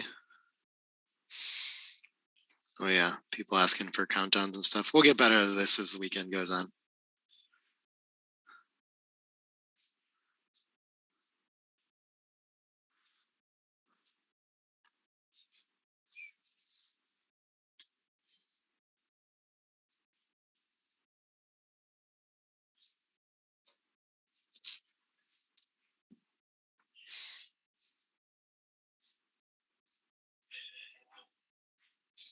All right, having a little trouble clearing that 9 point, running out of time for it too. And I think Zdenek will keep at least one checker outside just to avoid having to run on a 6. And then I would play 6-4 with the last one. That's fine. Still want to keep him oriented well for the race. Keep all your board. Okay, and Joe's forced off to leave a shot. So Zdenek's got a deuce to win, most likely. And he hits it. Okay. To what? To 1. Gets to clean up the blot and not leave the 1-6 from the bar. If Joe rolls a 1-6, does he still get to play this game? I guess so. Looks like he must have fanned. And then Zdenek's got a cube decision. Does he want to play on or just cash it here? Feels fine to cash, but yeah, of course, it's like very close. It's not a whole lot of sequences that can result in a takeable position for Joe. So it's pretty safe to roll this, but not a lot of gammons to play for either. A little bit of both. Howdy.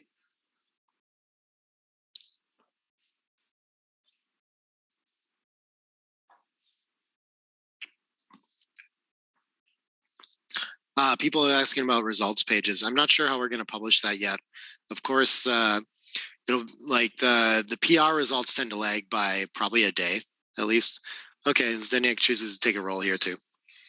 That seems just fine. Maybe you win an unlikely gammon. But yeah, once we, of course we'll have graphics and we'll start to figure that out as the weekend goes on. But no official place where you can go get like up to the minute results quite yet. Of course, we'll have different announcement kind of things once we figure out who's going to the quarterfinals and all that too.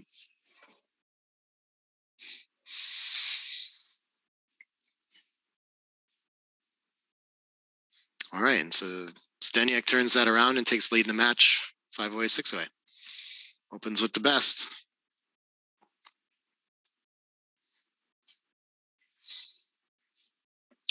Two, yeah, unstack and make the best 3-point board. Looks pretty nice.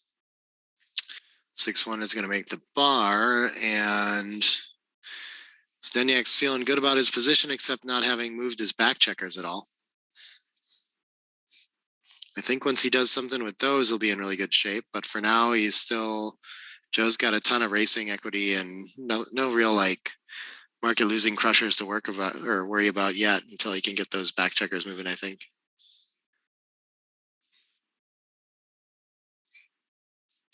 Someone asking if Mochi's going to be around Istanbul. I heard rumor he would.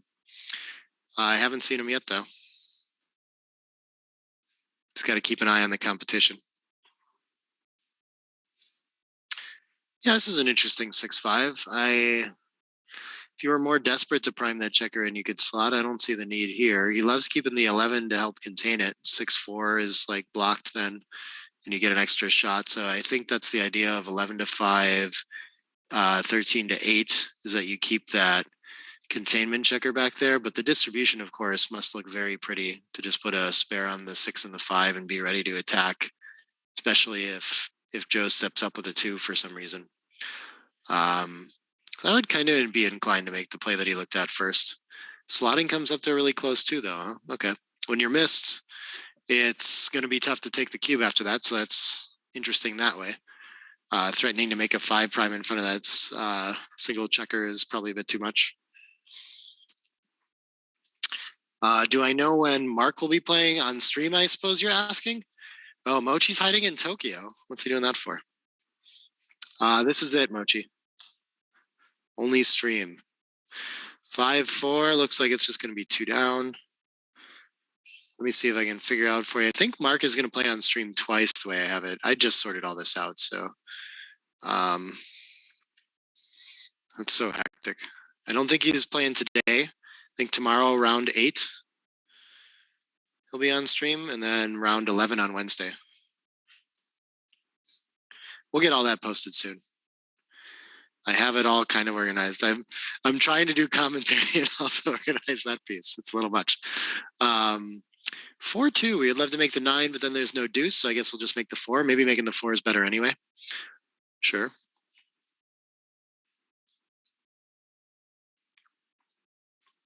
Someone wants to know if Mochi got a beer. Okay. 5-2 looks like, oh, interesting. I didn't even really look at breaking the 8 to hit. It seems reasonable to prevent him from making a 5'. Okay. Maybe there's a reasonable call for a tempo here. So he should look that over. Of course, the quiet play is this, stepping up and playing 11 to 6, and we got to look how that proceeds from here. I think the fear, oh, he went with this and hit it. Okay, that's not too surprising, but you're giving him a 4-1 or rolls to make the 5 point is quite scary here. Being pointed out ahead is kind of a problem too. There's a lot of productive rolls for sure. 1-4, he's got to split and go for it. He's out of time on the front side, so Zdenek is going to keep trying to deal with those back checkers unless he gets a really good blitzing opportunity. A 5 could work for that. But priming is kind of out of the question the way this is organized right now, I think. Okay, hits loose, and this could be a game-deciding roll.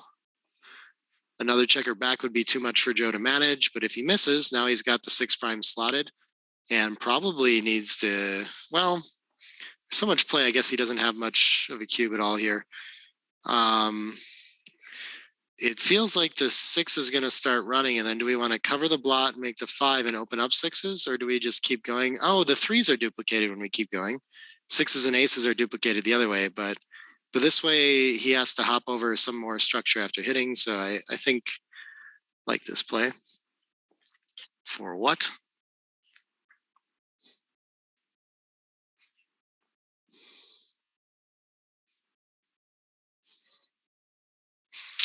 Four one. Oh yeah, okay. Just gonna make structure on that side. Now with the checker escaped as well. Yeah, this seems pretty strong. Not a lot of gammons, just too many wins. I mean, you're just dead when he does cover the 5 point. When he doesn't, you still have work to do. He can lift, he can play behind, but he's got freedom most of the time with that back checker. It's a bit much to hope for to try to play this out.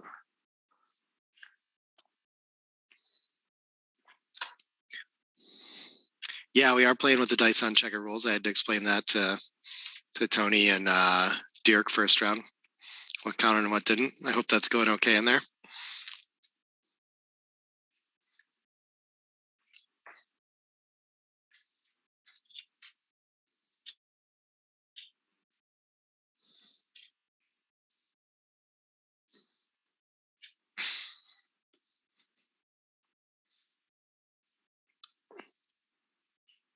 All right, tied up.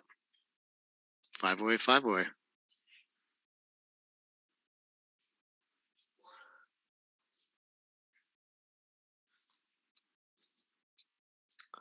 Six, 5 runs. 6-4 is going to make the, oh, he could link up, but making the bar looks nice too. That's tough. He'll probably end up linking to the 11. This keeps more structure and pressure on the outfield. So your opponent wants to leave now. 6-4, what does it do this time? Close race, so it feels weird to run out there. Yeah, so just making a point, even that deep, seems like our best bet. It's tough to run when you're not ahead in the race, when you get away with it necessarily. What is this?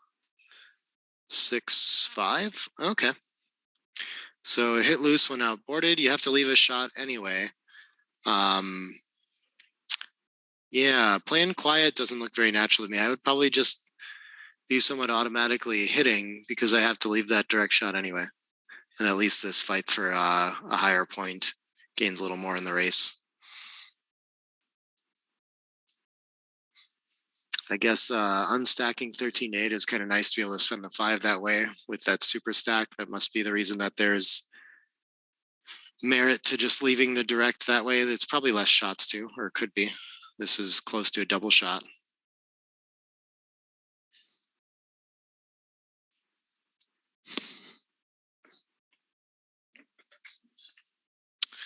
Two one is just going to split, fight for an anchor.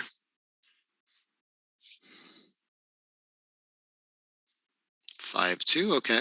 We're finally going to get it to unstack a little bit and make a nice point. 6-5 either runs around or links up with the midpoint. It's always hard to figure out what the decision here is. When you're trying to escape if the race is good, then I think you want to do this because you can escape a little better from the 22. But because he's down in the race, I think I guess the contact's a little better to stay back.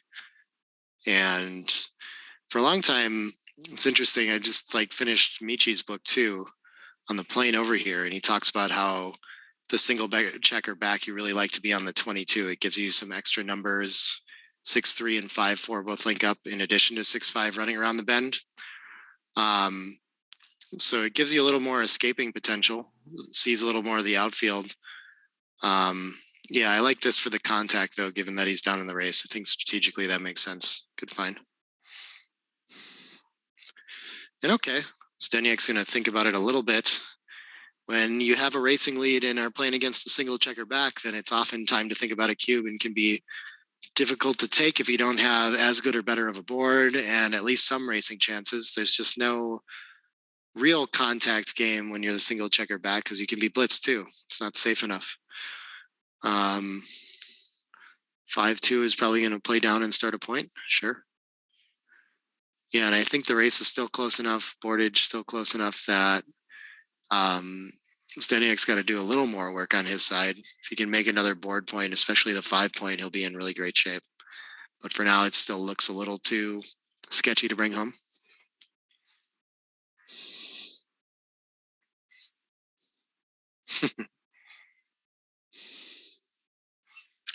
Four, 3. Okay. Still not getting much constructive help. He's decided the 4 is going to the 4, which makes sense with that stack of 5. And he's got to decide if he wants to continue and hit loose and try to take some away from the race that way. He could play down. Leaving a bunch of fly shots seems really okay here because your opponent has a blot in the board. So I think he misses a tactical opportunity there. Just no need to play this stiff at this point. I think that would be the merit of that play in general, though, is that you're not giving up a bunch of fly shots. But now it's going to be very difficult to build again with a very minimal racing lead. 6-1, that's a nice one, though. That'll make the bar point unstack. And I still don't think we're really in any sort of cube territory here. He's going to think about running with this. I think the race is too close. Interesting. I would probably be looking to just make the board and sit back, but then I guess you could get stuck behind a 5 prime. So maybe you are required to come out like this. Okay. I can buy that.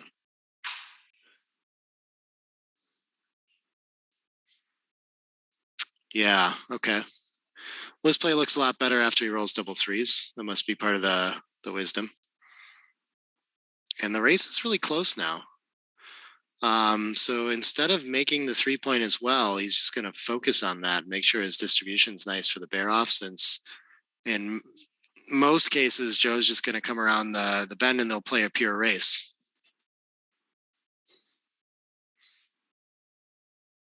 Oh yeah, these are pretty amazing PRs for these two so far. Looks like Joe's going to count the race real quick and figure out where he's at. Probably eventually discover that he's down 6 pips and needs to take a roll.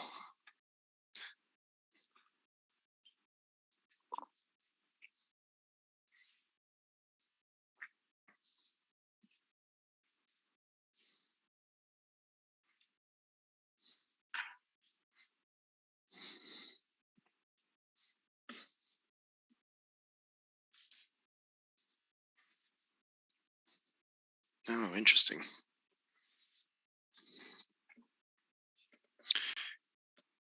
And he does 6-3. What's the 6 comes around, and then what's the best 3? Maybe racing distribution says 7-4. Oh, he already played 8-5. My bad. Just reviewing it. Okay. What is this that he rolled? 2 what? 2-1? Yeah, looks pretty for the race, sure. 6-4. Now that he's leading in the race, he should just clear the midpoints. Break contact for good. 6-4 response is going to be good for the race too, and it's going to stay really even. 6-6, okay. Probably going to be a market loser unless Zdenek can roll something pretty big here.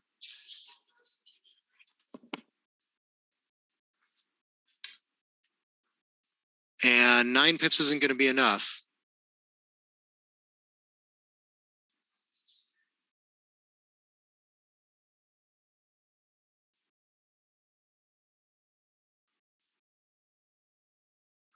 And yeah, so a quick just racing double and pass. And we're on to 4-way, 5-way. 4-way scores are the most fun.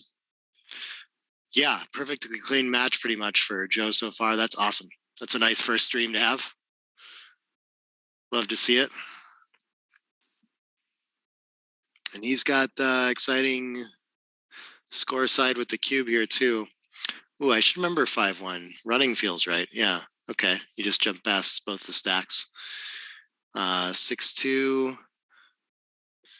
Ooh, what does this? I think you can just run to the 16 as well. 13-5 is an option though. Okay. Running to the 16 doesn't leave a direct shot from the blot on the 16, so it's safe enough. It's not like a double shot. Just kind of no hope of not being hit out there. It's probably what I'd find too. Won't see a lot of call for the slot here.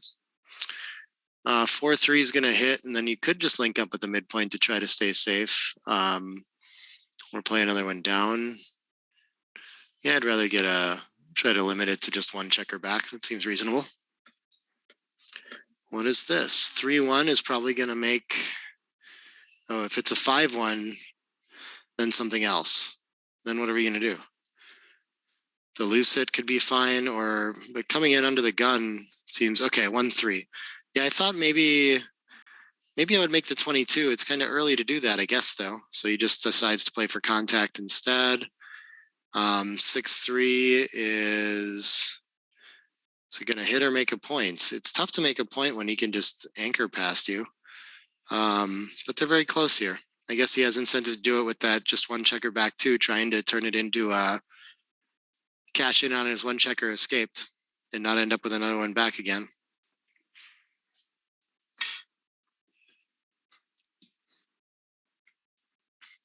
Two, 1 passed in slot. Wow, he found this really quickly too. Duplicates 4s. Okay. Must be a big piece of it. That's interesting to me that he just saw that immediately. I guess down in the race, you got to do something. You're outboarded though. So it's a little less incentive, but getting off the 6 makes sense too, since a lot of the difference in these plays is whether or not you're leaving your opponent a good 6, not so many playable 6s for Joe otherwise. What a neat little elegant play. Yeah. Again, this kind of feels like the old split and slot that usually you don't want to do a little bit too loose, but just enough tactical gain on it and lack of other options that you can go for it here.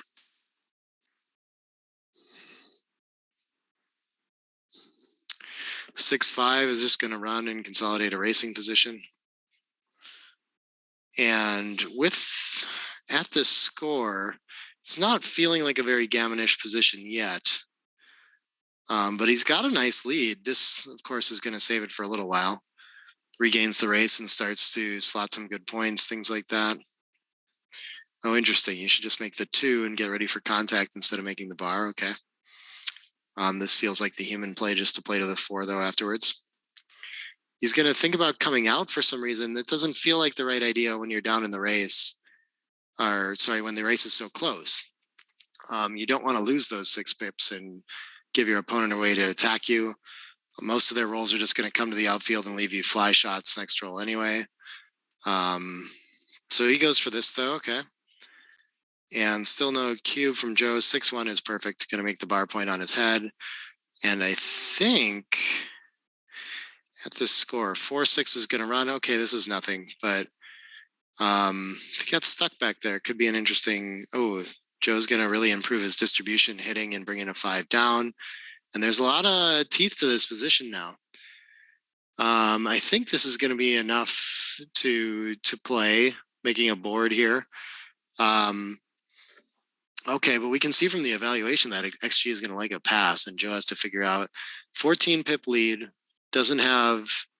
Zdenek has a better board at least, but at the score too, you have to be a little more careful in like any sort of gammons and taking this kind of cube because they're just worth so much at 4 away. And that turns this into a very large pass, but it looks like it should be a money pass as well. And so most likely, because it's not great for our normal references, like Zdenek shouldn't have too much trouble letting this go.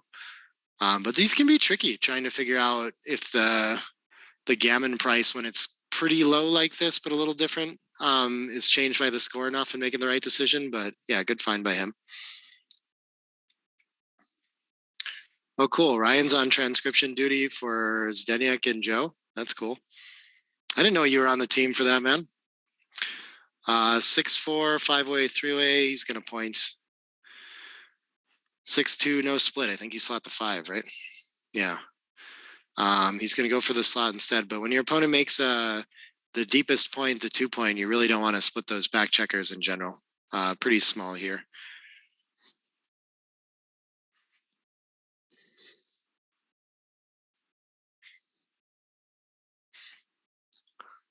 And what do we got going on here? 3-2. We're down in the race. We need contact, but yeah. What does he find? Did he end up stacking up the 6? At the score, this is going to feel tough. 5-way, 3-way. But it's only the 2-point so far. A lot of life. Yeah. Okay, and he finds the take correctly. Just a score cube on this one. I mean, there's really a little bit of volatility to threaten, but rates to be a long game. All Zdenek had made was the deuce point so far. Has a lot more improvements before he's putting a ton of pressure on those back checkers. And Joe might just escape and give him problems that way. 2-2 is making nice blocking structure in front of that anchor. Tough to prime a 20-point anchor, but he's doing his best he can.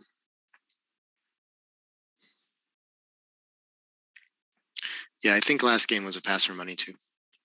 Double 5s. Ooh, this doesn't play so nice. What do we... Looks like we've played 13-3 so far and hit loose. Not a lot of options left.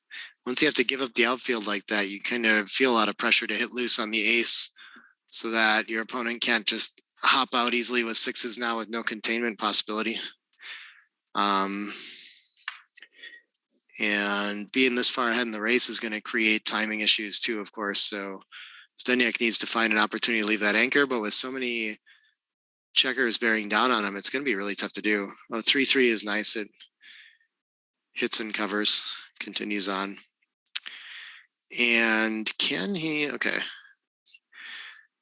Yeah, 2-5 priority is getting those back checkers moving now, especially while opponent's on the bar. And if he can get away with this somehow, there are some gammons in this position at this point. 4-2 does not a lot. He'll be happy to attack. I think with 4s, he's probably hitting instead of coming out. But this is a tricky one because the 6 is a lot of pips. Yeah, he makes that pretty quickly. Goes for the closeout. Ooh, 4-5 is a great shot. I think that hits and comes past him. And now Joe just controls the whole outfield and has really turned this game around. 2-1, he's just going to come up immediately. Yeah, why? Why do we want to do that? I guess because it buys the most time on the front to make sure we're not like wasting pips. So I'm not sure we really gain a lot by playing 8-6 or 7-6. Yeah, this is interesting. If you play 20-18, then if your opponent makes the bar point, he has to give up some other points. At least he's not making the coveted 5-point either. So you're kind of picking, it's like a distraction play, picking the place that you'd rather be attacked or dealt with. And with the 5-point board, he's going to keep seeking all the contact he can like this too. 3-1. I'm not sure it's worth the fly shots to hit on the bar here, but it's a little weak to just make the 3-point. So I guess if we're going to hit, this seems reasonable. Would you shift to the bar point instead? I would leave a lot of shots. Yeah, this is, I mean, this just feels solid. Like there can't be that many rolls that are going to allow Zdenek to escape in one roll. So maybe just making some structure is fine, not having to give up anything, but okay. So hits and continues. Oh, they were all very close. Okay. Married to him. Yeah. Zdenek's going to keep entering high, keep trying to get out of there before Joe has a real board to contend with. How many matches have they played so far? This is round 2 of the day. 2s. I guess, are we not going to point on head on the 2? We are. He just played some other 2 first. Okay. Oh, he didn't. Then he reached over there. Yeah, okay. So now we're starting to get some winning chances. 3-1. Zdenek still can't anchor. And Joe's going to have a real hard time finding any sort of recube. Oh, sweet. Now he made the 5-point. And Zdenek needs a 3 pretty bad. It looks like he fanned, but okay, yeah. So this is going to bring 3 checkers in. Okay. So with 20 pips in the race, this is the kind of low volatility game. So the take point for the opponent is just his 5-way, 1-away take point. Okay. If he anchors, there's still like maybe interesting cube decisions, but playing on for a gammon and possibly winning the match that way is pretty nice too.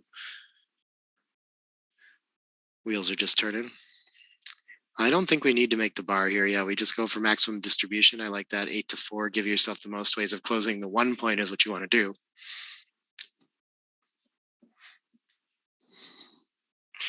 Uh, 28 players total there are, not 16. We'll find a way to post all the participation and things like that. I've got the brackets or round draws slowly coming together. It's in a spreadsheet. I just have to like copy paste names and format it and things like that. But I know who's playing.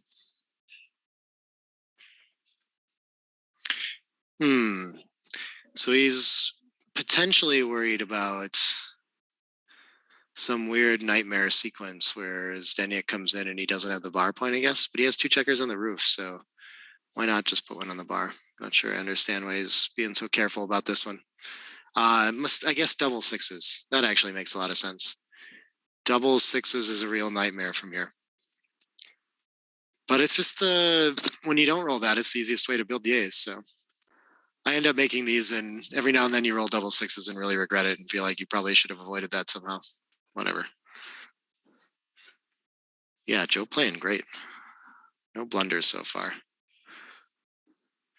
Zdenek doing really well too. Okay, this time he's going to avoid the 6s blot.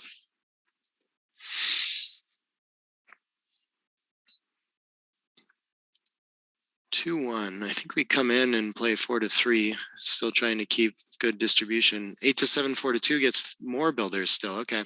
So XG really doesn't care about that 6s and anti-joker, it looks like. Just wants to build the board. And Joe's kind of been unlucky to not make the ace here and playing against a phantom ace. It's a little bit scary. 6-5 is going to leave the first shot so far. And we can't double blot, so we'll just peel.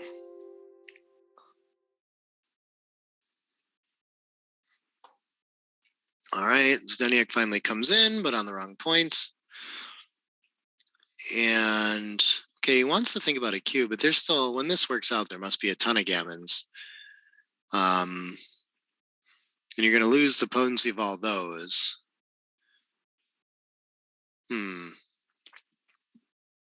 Not sure why we would think about sending the cube exactly here. We would devalue the gammons, which are the upside. And I'm not sure the winds have really improved over the last couple rolls here. Now that we've left blots and shot leaving potential and things like that. So it's kind of, to me, opposite features of when you would want to think about caching, especially at this score. So I think I'd be taking a roll pretty automatically here.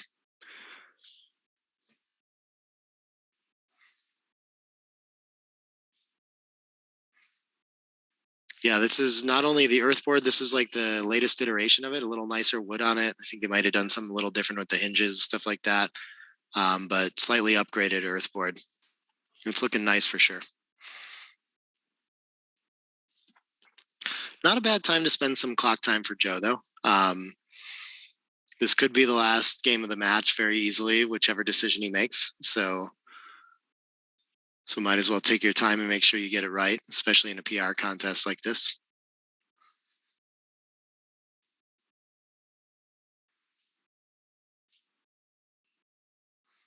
This will be an interesting one. If he talks himself into recubing this somehow, I'll have to ask him afterwards why. And he does. Okay, that's unfortunate. Not going to be good for his PR. If somehow he gets to trick Zdenek into thinking that it could be takeable for enough wins, that would be big. But yeah, he finds an easy pass there.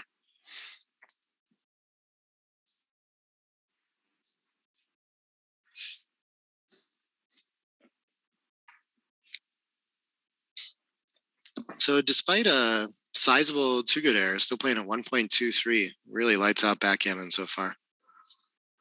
And he's at Crawford though.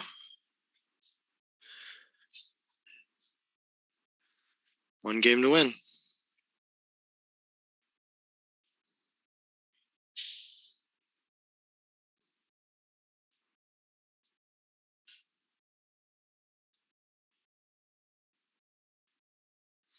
Uh, 3-2. Do we want to anchor? Do we want to hit, or do we want to make the points? I think Michi's role is making a point is usually better than hitting loose. So sure, we can just go ahead and make the 10.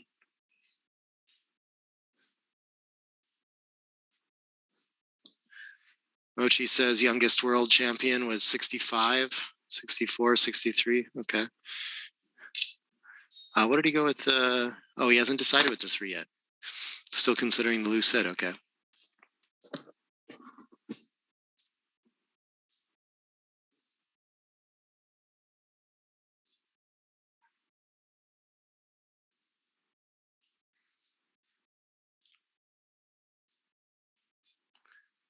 Five is going to hit, and then the 3's not so good. Where do we go?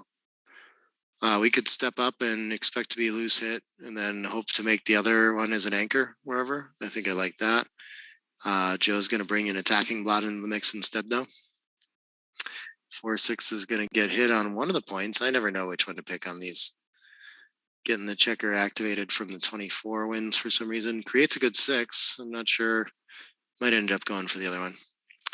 2 is going to enter and point on head. 2-2 is very strong. And then we have 3 blots on the defensive side. So maybe I'd just clean up one on the offensive side, 10-8 like this. Yeah, I like that play.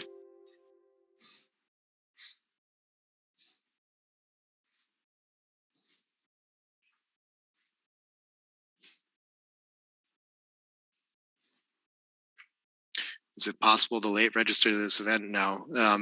Lots of prep in advance and lots of planning to figure out exactly what the pairings are going to be. There's like restrictions on entering, all kinds of things where it's got to be set up well in advance. Generally, you need an invitation or to be able to prove that you play a certain level to get into this too. So it's a bit different tournament than normal. 4-3 looks like it makes 2 nice points. Yeah. And Joe's got 3 checkers trapped behind his structure. Zdenek needs to fix that somehow. Yeah, this unstacking and like fixing distribution looks very natural to me. But for whatever reason, XG wanted to continue on out. Not sure why that would be.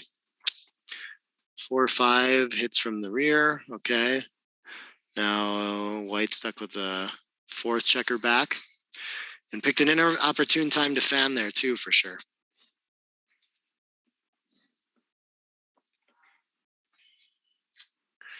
4-2 is going to hit loose, try to make that 5 point, and then come around the bend. Okay. It works. Now he just has to cover. 6-2 covers twice. What else could we do with it? Yeah, I think it just has to cover twice. Interesting. You can take the opportunity to break off the anchor instead. Okay, that's a fine find.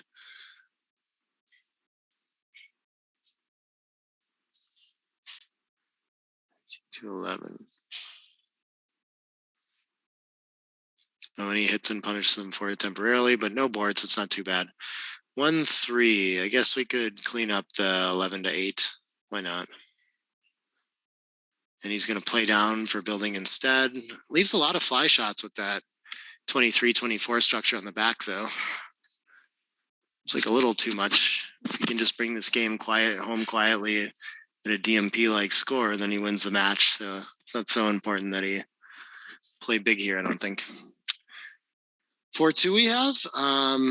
Yeah, it looks nice to make our first point of structure, even though it leaves a direct 6. I mean, we have so many checkers back. I don't think the 5th one's the big difference here.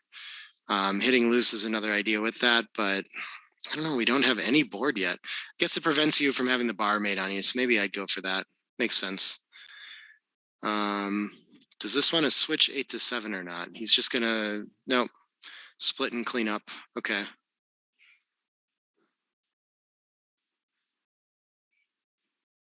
And he makes the point, the 5 finally, and is just going to start the next one right away. Yeah, I don't see a better 4 on the board. This looks good.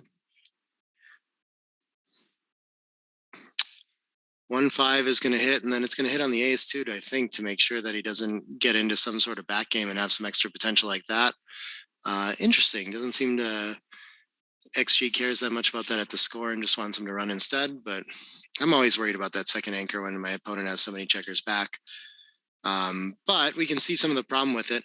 There's really not enough time for white to play the other half of the roll after making that 24. So he might just have to come off it right away. You can't really afford to try to play a back game without the midpoint. You can't place a checker all the way from the 8 to the deuce. These just are too impure to manage the deepest of back games. So your best option here is just to not play a back game. Step forward, hope to make the bar point or something like this before you're primed in and your opponent's all the way escaped. Everyone's talking about beer.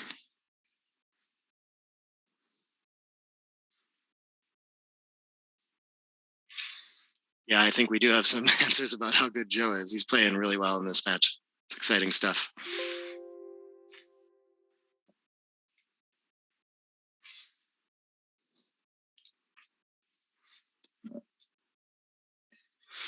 Yeah, this is a tough one. I understand why Zdenek is going to think about it forever and look at this option. None of your options feel good. You're just in, I mean, you're in trouble in this game, whatever you come up with.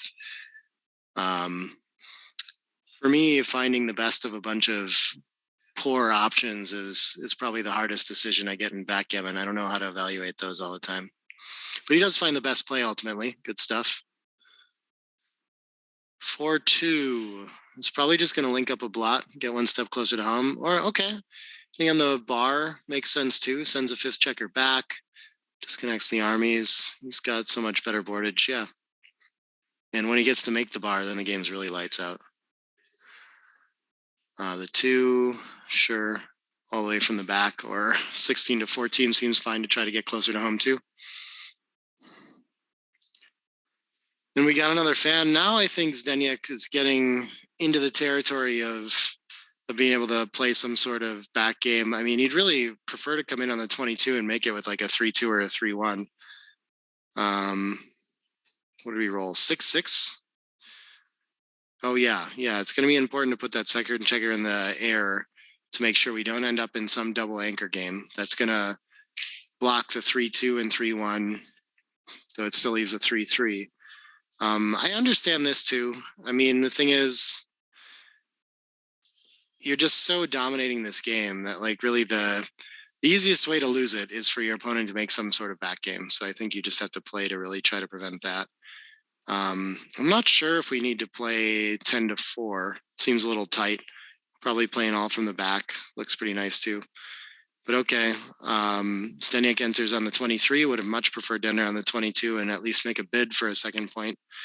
6-1. Again, our only problem is that back checker, so we can just get it moving. Why not duplicate the 3 or keep it going, get closer to home?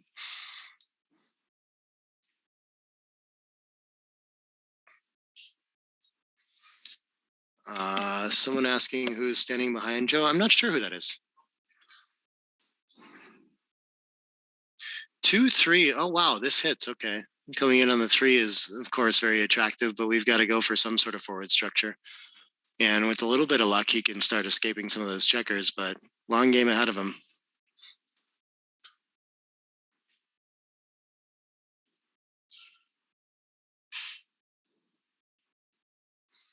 Yeah, 4-3, I expect you just, I mean, you don't have any room to play on the front side, so you just have to try to get that back checker moving, even if you're hit. You know, at least you have time later, but you're just hoping to consolidate this massive racing lead to win the match here. And Zdenek's going to keep attacking away the best he can. 3-5 is going to hop over all the structure. Okay, got a pretty clear path home now. And Zdenek really needs 5s out to keep his structure whole. Yeah, 17-10 looks fine. It's a little stiff. I wish there was some sort of flexibility to play it fine, but nothing there really, and no reason to risk maybe not being able to get that checker home. 2-1. Yeah, I think he really does need to think about this 23-22 and try to get that point made. And then sure, there's room for 6-4. 6-1, I think it could be worth a loose hit here. Why not? The 10-4 is for sure. Okay, he just plays tight instead. I mean, I guess there's more cracking rolls this way. I didn't see what the bot liked there. But I was thinking of preventing the anchor. Okay, and at least Zdenek gets that checker moving. That helps a little bit with the position. 6-4 is going to continue stacking things up. Joe's going to have a hard time bringing this game home if he can't make the 3 points somehow. And it's going to be hard to do from here with the 4 up for sure too. What are we doing? Are we just playing to the ace? Sure. Seems fine.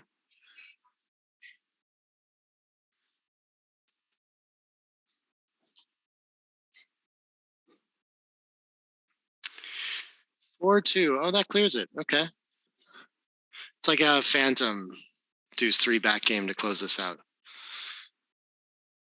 All Zdenek needs is an ace to park there.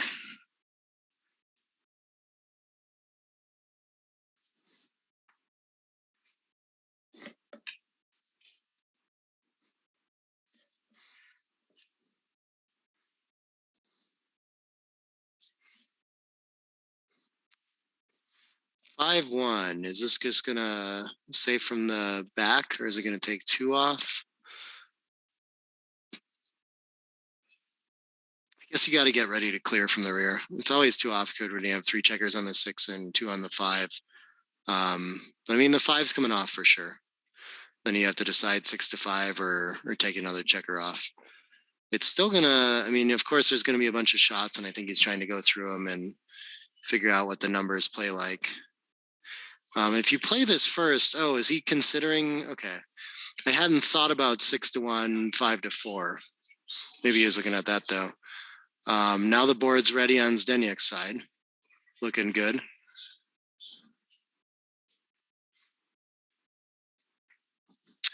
Five four, no way to safely clear from the rear, so he's going to take 2 checkers off. And I think Zdenek would like to split with an ace at some point if he gets the chance. What do we have going on here? Transcription timeout. 5-4 is probably just going to come around. Oh, slap the ace. Interesting. Not sure why we want to do that. That's fine though. Shouldn't be big between the plays there. People asking if there's another stream. Nope, just the one. 5-1 clears safely. I think we clear from the rear, yeah. Nice shot. 2-1, yeah. So now Zdenek's in that spot where he's got to figure out if he wants to open up and create some bad numbers, or if he's going to keep the anchor and block more numbers that way. Keeps the anchor, okay. I'm going to spend some time counting through the shots, but it's not time yet. Those aren't always intuitive. He has no way of coming in deeper if he splits. I don't know. Sometimes forces some more. The threes weren't forced to hit or anything like that either. Okay, what do we have? 6-3. Just trying to keep a pure board as long as he can. 6-2 is finally going to leave the single shot to stay alive in the match.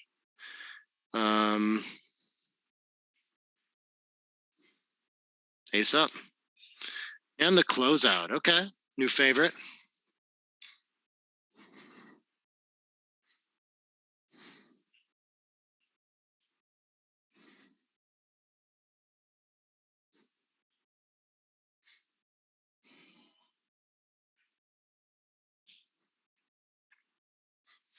And it looks like Zdenek should survive to the post-Crawford game now.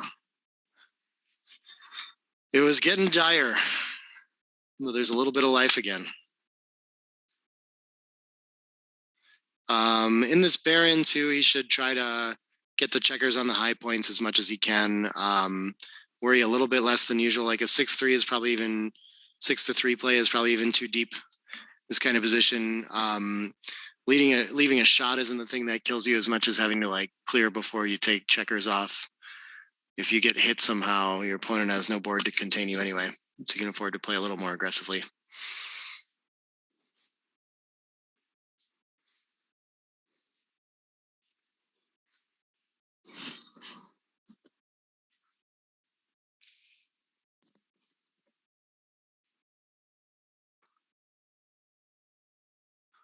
Six two, okay. Well, Joe's going to do his best to save this racing. He's going to need a set to help probably. Great PRs from both of them, though. They're playing pretty awesome backgammon so far. Both those matches, okay. Zdenek nearly locking this up. And I tell you, it's hard to see a match file afterward, I imagine, and see you played at 2.7 and that wasn't good enough to win the PR. It ended here, that's what it looked like.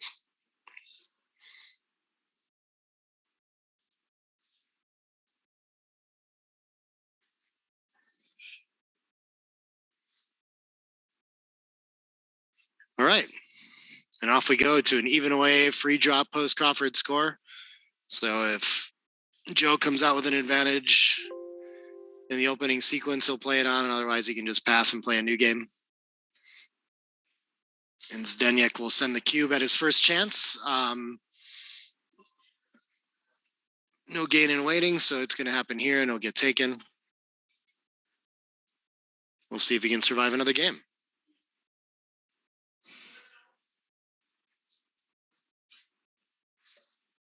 Six two is just going to run past the structure after your opponent makes the bar point. 5-4 hits. And down, I would assume. I don't think with a priming structure you want to attack on the ace, but you do have a lot in the zone. What is this? 2-6. Okay. Going to slot the bar for lack of options. 4-2, I guess, is probably going to hit it, but we could make a number of points as well. All quite valuable.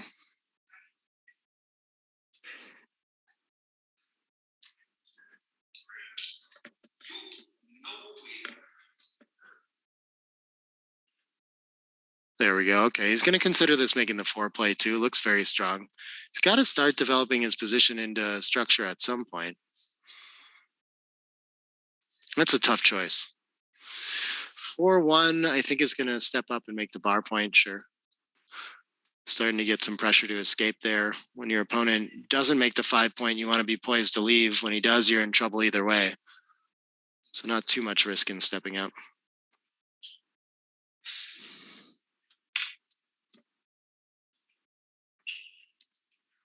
Six two. I think we're just out of time on the front, so I want to run from the back. Can we leave the direct like that? Hitting loose is obviously very strong too. What? Oh, Oh, this is interesting. If we're going to hit, we should just continue and hit on the deuce too. But I like this. I think just running makes a lot of sense. It duplicates the fours with hitting numbers. And again, we're just so stripped on the front that I think you have to go for it now. We're out of time. Oh, we got a ton of viewers in the chat now too. That's exciting. Starting to build up. What is this? 6-2? Not a lot of good options from here too. So I mean, it's going to come down, and then maybe which point do we want to slot? Sure, we could unstack instead. Fours are good. Threes, yeah. I guess I actually favor leaving the 4, since the 4 is the blot that wants to hit loose on the 20 anyway. 4-5. Is it? Oh, it could hit on the 9 and cover. That's probably a little better than hitting in the outfield. I'm sorry, I'm looking at the wrong side of the board. 5 round and hit loose. Looks good.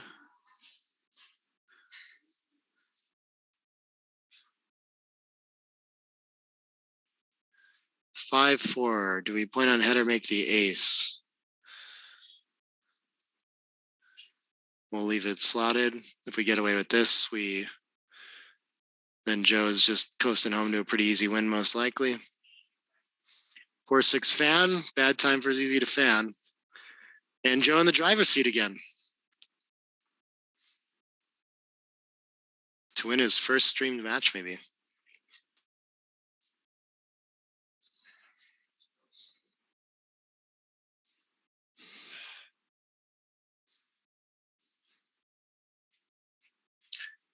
Three, 4.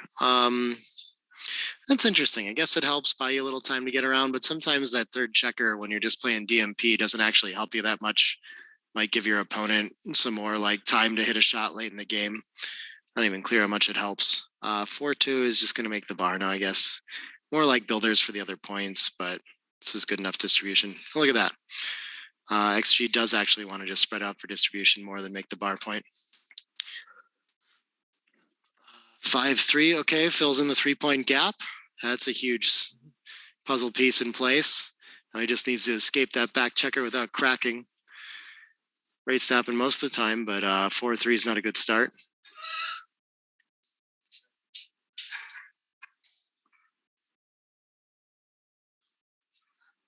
And the enter in 6 down. Okay, and the 3-2 now, does he need to keep the prime and stack up the deuce or just give it up? The distribution's so bad when you put both checkers on the deuce that it's kind of risky to do. But it makes it feel like your opponent has life now. Now he could actually hop out with a pile of 6s and maybe get away with this. I think I just can't. Aesthetically, it just looks too rough to have all those checkers on the deuce, and I'm sure there's cracking numbers after it. Like a 6-3 is suddenly a problem now, right? So you can't really afford to do that. 3-1, is that going to hit, make the points, just play from the midpoint? Yeah, slot 2 points. That's an interesting play. It can't be too bad at this, like at DMP, you're in big trouble when you get hit, it buys you time, keeps all your structure in place. But if you make the 5-point, I think your opponent does still have some like ace deuce 3 combos that will crack him. Like, or I guess double 3s is the only one. Everything else just plays it so deep too. Yeah, I understand why we do this. 6-3, okay. As you saw though on those, they all ran close. They all have merit. But he's just reaching in the bag of tricks to find some way to make this game work. It's tough when you've got 3 checkers on the 24. And Joe hits from the roof, okay. Well, at least Zdenek has bought some timing and should be able to keep his front structure for the eventual shots on an ace-point game. So that's promising.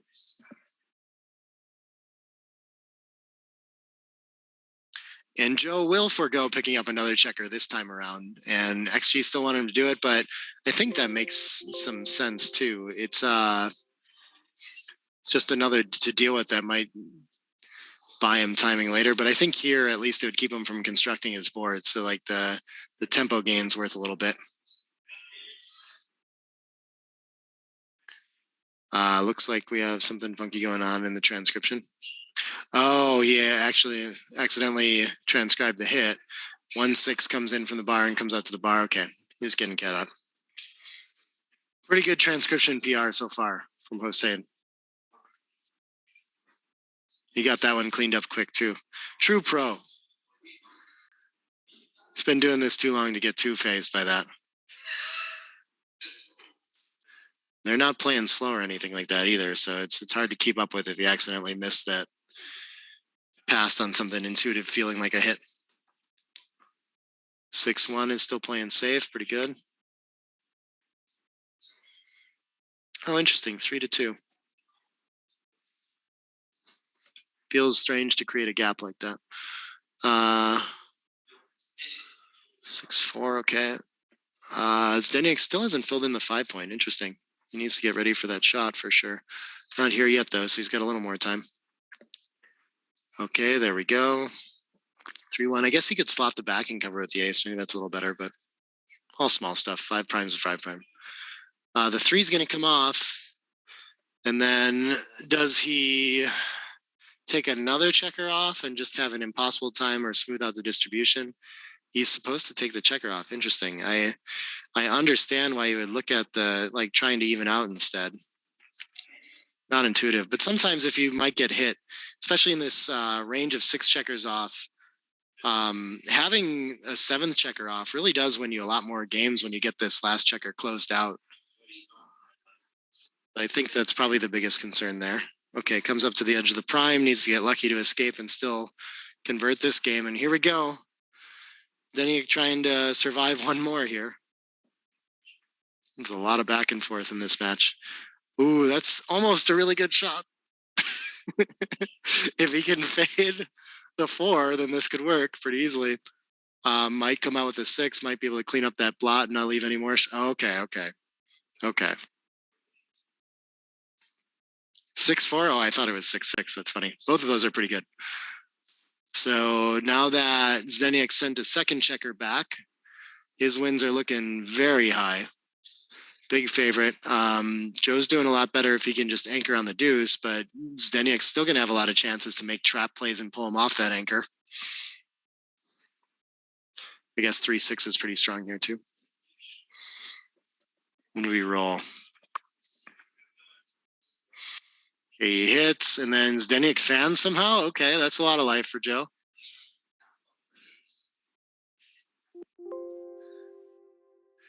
And he does nothing with it. Okay.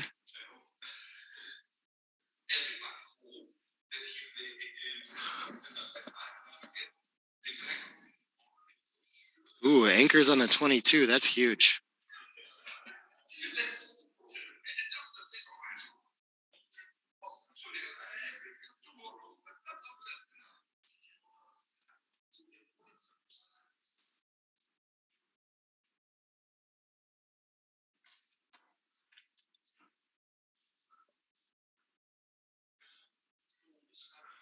Okay, Joe's still vying to escape here. I'm having trouble seeing some of these dice rolls and stuff right now. 3-2, somehow it's hard. I don't know if he can break structure here. It's hard to give up the 5 prime, but it does so little. You don't want Joe to get away with getting a checker back. So he tries to make a blocking point. I think seems very reasonable, but not a great roll for him. Okay, 2-1 doesn't get the safety, so he's going to get away with that for now. What is this? 6-5. 6-5. He has it listed as 6-1. So he's gonna hit this time and come around at the 6. 2-1 is gonna hit back. Okay.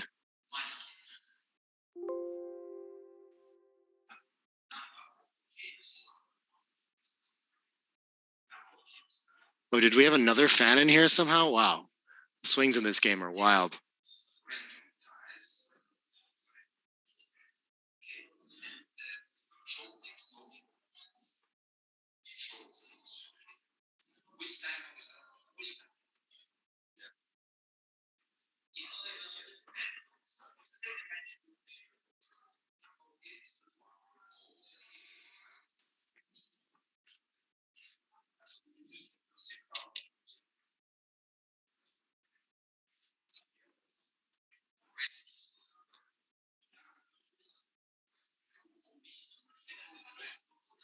play the, oh, he's forced to play the 3 in. Wow, that's crazy.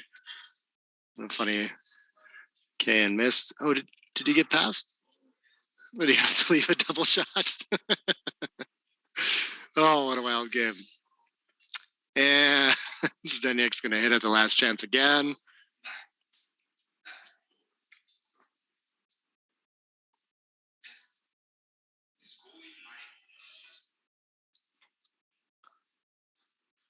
Two, 5. Okay, 6 is going to hit off the edge apparently.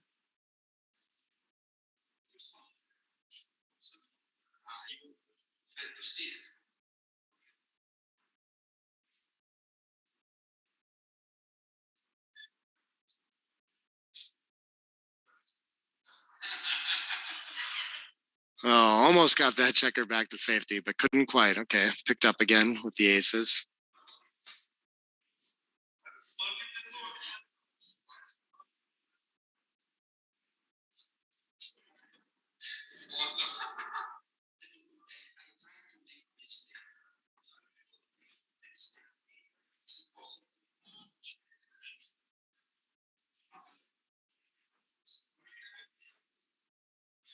All right, now we're cruising home to pretty likely close out here.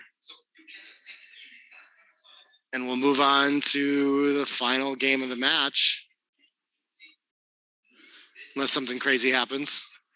Enough crazy things have happened this game, right?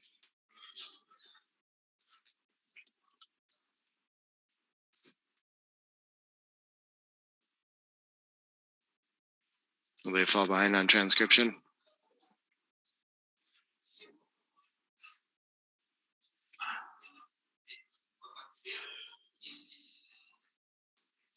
Oh, they're going to catch up on transcription real quick? Okay.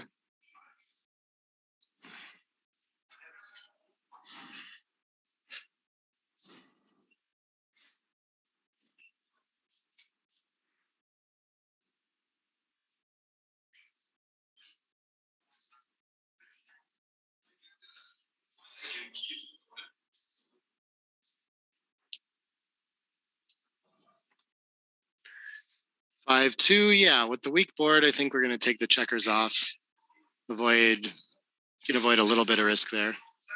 5 comes in.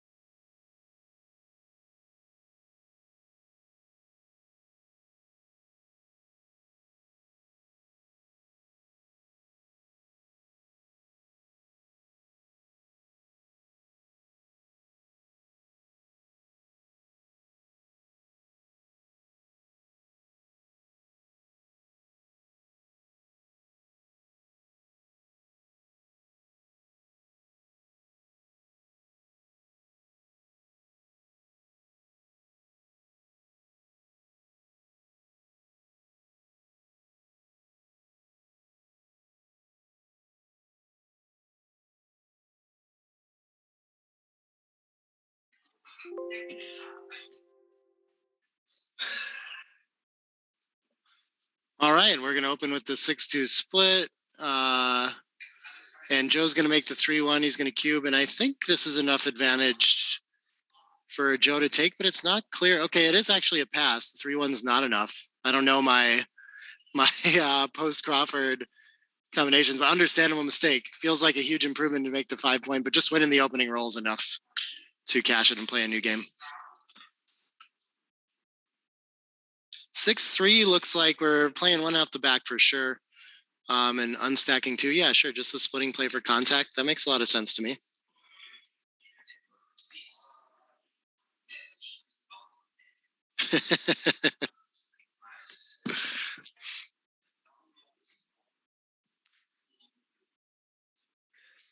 What happened here? 3-2, 2 down seems to be the best we can do. We really want to make the 10, and then we don't have a better 2. 6-3 is gonna hit on the bar point and maybe, I guess, step up for lack of a better option. Feels weird to do though. It doesn't even see the light much more effectively than back on the 24. 5-3. Okay, it's a swing and a miss. Maybe 2 up for in case we get pointed on, but okay, he cleans up a blot instead. That also seems quite reasonable. Okay, and he'll be pointed on head. 2-1 with all these checkers in the zone. Yeah, anchor and attack. Okay, this makes a lot of sense. Oh yeah, they're both pretty low on the bank too, huh? Under 30 seconds. That's exciting.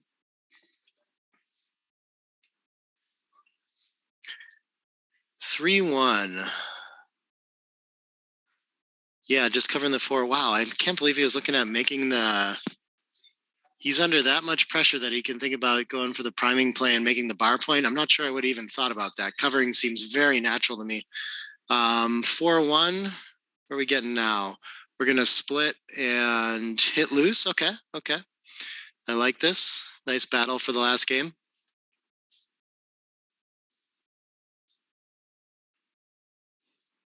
Yeah, 5-1's going to cover.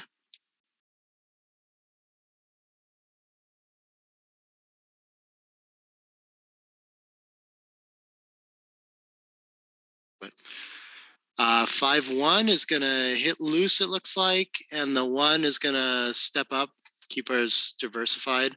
Guess we could play 4-3 for the covers too. That looks kind of nice, clever, with the 10-point blocking the 4. 5-5 is going to cover. Great shot that way, but we really need to get those back checkers moving.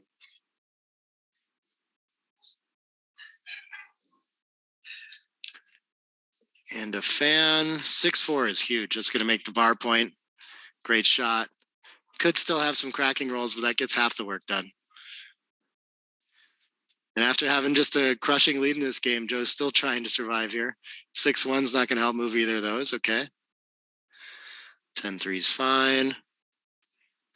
1-6. Oh, what a shot from Zdenek. If he can fade an ace, then he's in some decent shot shape to give that anchor trouble. Oh, what do we do with this? I don't think we're gonna. Yeah, I think we just have to play inside like that. But he needs an opportunity to run off the 18. 5-6. Do we want to stay back for contact? It's probably just makes 5-6 look a lot better when we get a bunch of shots otherwise. So I think cleaning up makes sense. Oh, but it did want us to stay there. Okay, interesting. 3-what? 3-6 forced. He's got to dodge a triple shot. Does he? No. 2-1. Okay, and he still only has a 3-point board and a blot and board, so he's got to dodge some trouble himself now, as Zdenek does, to stay alive in this game. Fan's a good start, but it's not over yet. Joe still has that 5-point board till the end of the game. Going to cause problems for sure. Yeah, does he want to go for the 5 prime or cover the blot and board? That's interesting. The 5 prime does look really good because even if you get hit on the deuce, you're not at the edge of the prime. Interesting. I like that play. They're really close. 2-6, for example. It's going to bring that checker in, and now Joe's in big risk of cracking. So I kind of like that. That was the value of the priming play for Zdenek. Oh, but he rolls the 1-6 and hops right out. Okay. Zdenek desperately needing an ace now to avoid maybe being dead in this game. 2's cover other than 2-4. 6-4 just comes around. Pretty good shot. Okay, and distribution's a little awkward, so Joe could keep leaving shots for a while here. 4-1's pretty nice, though. That smooths things out quite a bit. Okay. Is he going to survive this time or be hit during the bear off again? Double 5's a good start for not being hit. Okay, it's easy. It comes right out. And looking like he'll probably be able to survive this 3rd try. What a good match, though. Wow, look at these PRs. 2.4 and 2.3. Super close. Going to have to go to ++ to know for sure. Both of them playing an amazing match. Really exciting stuff. And in just 5 minutes, we're going to have the 3rd round starting too. I still have to get all the actual pairings to everyone. But wow, great match here. We'll see if we get to talk to him afterwards. We got another one coming up really quickly here. Don't mind me if I start saying numbers to myself while I try to put in the pairings.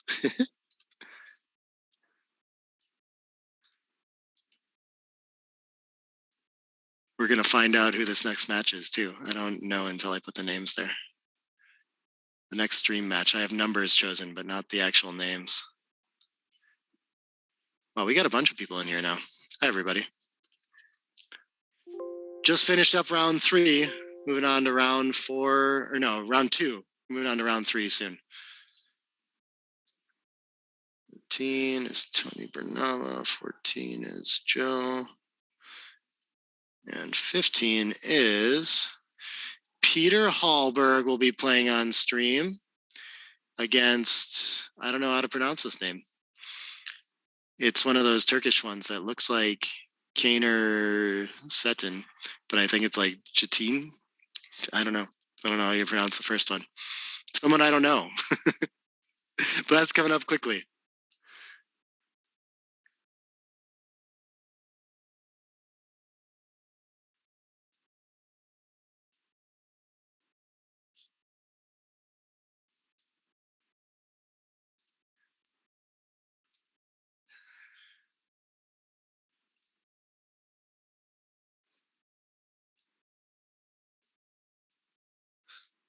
Once we get the names up on the stream, someone in chat's going to have to help me with how to pronounce that name, so I don't have to sound dumb anymore. 25, 6. All right. Ali and Ibrahim with the buys.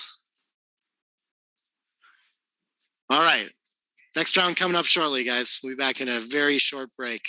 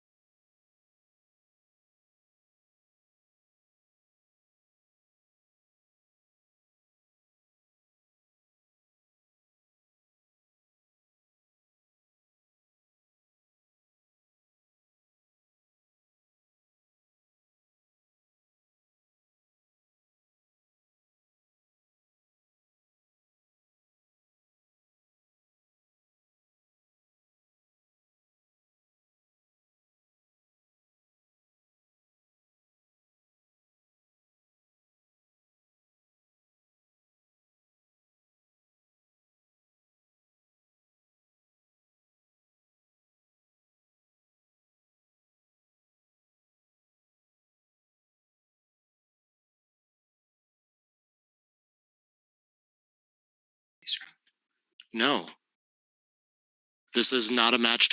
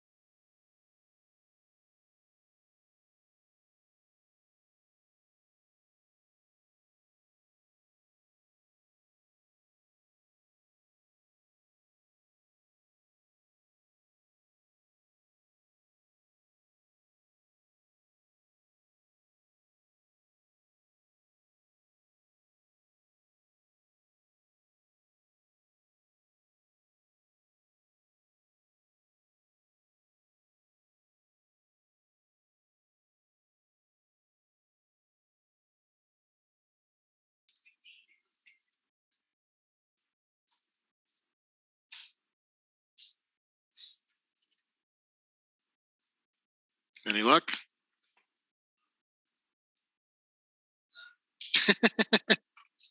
Zero luck. All skill.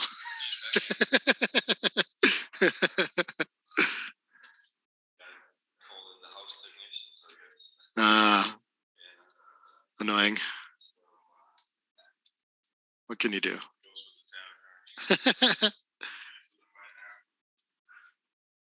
Good luck with that.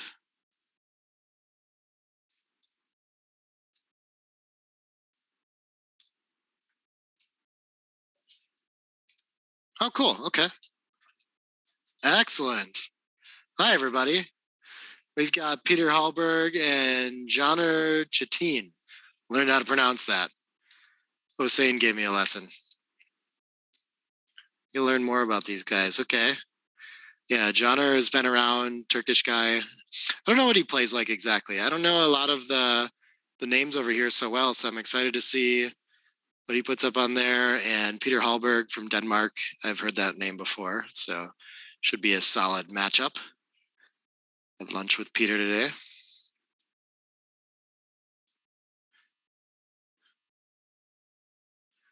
Mentioned in his first match, he got started playing, and I think it turned out that recording hadn't actually been started, so they had to start their match back over. A little bit of hiccup there. And then he knew he had one big mistake where he just overlooked some play and regretted that one. So hoping to clean up a little bit after some hiccups early, I'm sure. Hopefully things have been going better for him since then.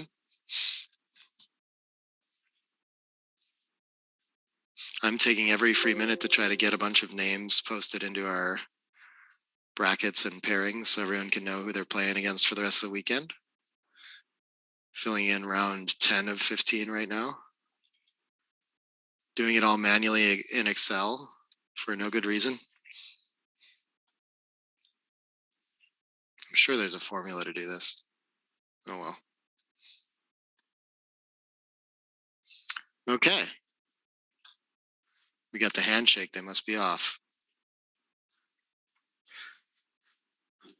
6-4 makes the 2 point. Okay. 3-1. Oh, after the 5-1 split. Yeah, okay. Points on head. 1-3 is going to anchor now that he has that point and just play the 3 down. 4-2 makes a nice point. So green already wants to sit on that anchor just from this opening blitzy kind of structure. But he gets a number that he can hit with, so we'll do that, of course. Nice shot.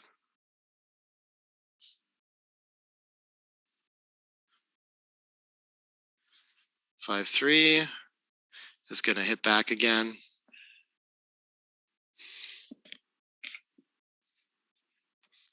4-1 is going to anchor, and then, wow, not a lot of good 4s. I don't think we want to stack it up. But what is nicer? Are we going to use a 6 to put 13-9, checker in front? We could just split for an anchor. Okay, that's interesting. Yeah. I kind of like that over the 10-6. It's just too hard to stack in this position. Even though it's a blitzing position, we're out of room to do much else. So I like that as like for a lack of alternatives, even though it's not XG's perfectly preferred play. Okay, he's decided he wants the 8 point, even the 2's made, and it's going to cause him to overlook making the 3 if he doesn't rewind far enough. Yeah, there we go. Okay. So we're back to start. So we can make and hit loose. There we go. He's going to find this play after all. Okay. Sometimes when you do things in the wrong sequence, you get kind of tricked into plays like that, but he was wise enough to backtrack and make sure he was seeing everything. Ace is a great shot, of course, and interesting. I might have thought that you run from the back to avoid being attacked and give good 6s from the bar, all those kinds of things, but 24-18 is the continuation play. I guess you slot the better anchor when you do get hit. That's kind of nice. 2-1. How do we play for the most contact here? We can make the 22, but we could also just kind of split a little more. Seems fine. Playing up to the 21 seems very reasonable too. Oh, nice. He slotted the bar point anchor, and he should get to make it if he likes, or he can clean up that blot. Interesting. Okay. So he is trying to play for the race. So So actually just getting that checker to safety and playing with only one blot is a little bit better here. This is a play that I would have found too. Those are tough when the game's very close in the race and different game plans and things like that. Yeah, Peter does not need 4 checkers back in this game exactly, so he's going to get one of the furthest back moving. Nice play. 5-2. We're going to leave a shot. So we could start finding points to clear to try to reduce the contacts. If I hit loose on the ace, I don't see anything with it other than like the super stiff 10 to 8s, which makes a 6 stack, which just looks structurally like I don't feel like I've gotten any closer to getting home. That's a very difficult play to make. Okay, I can see that XG favors it too. But I mean, at some point you have to deal with all this contact and try to get the goalkeeper out of your hair. 2 down, yeah, that's a sizable mistake, but that's probably the most flexible play that I was going to see too. Understandable mistake to me for sure. 4-2, he gets away with it and can make a better anchor, make sure that the best point doesn't get made. Still keeps plenty of contact with an extra checker back on the 22. I like the look of that. Yeah, making the bar point is the first thing you see, but then 11 to 10 is what you need to do to not leave any shots, and you can play 6 to 2 back with it. Okay, this looks good. Oh, cool. We got someone posting all the participates in there too. Hi, everybody. 2-1. Okay, yeah. So white here is just gonna, with the 4-point board, no points on the opponent's side down in the race, just gonna keep finding maximum contact plays. So no fear of putting a checker in front of the anchor here. Johnner really doesn't want to break the anchor to hit anyway. 5-4 is an opportunity to make one of our first points here, and then slot the ace to not leave any shots. Gross. Okay, so now it's time to unstack that stack of 6 and hit with it. The open 5 gives us a little flexibility. Yeah. It would have been hard for me to end up with that stack of 6 on the, oh, I think he's, okay. So he was just looking at the other option. I got it. Thought he maybe rewound it. Did he rewind this correctly? Where'd that 6 checker go? I can't tell where it is.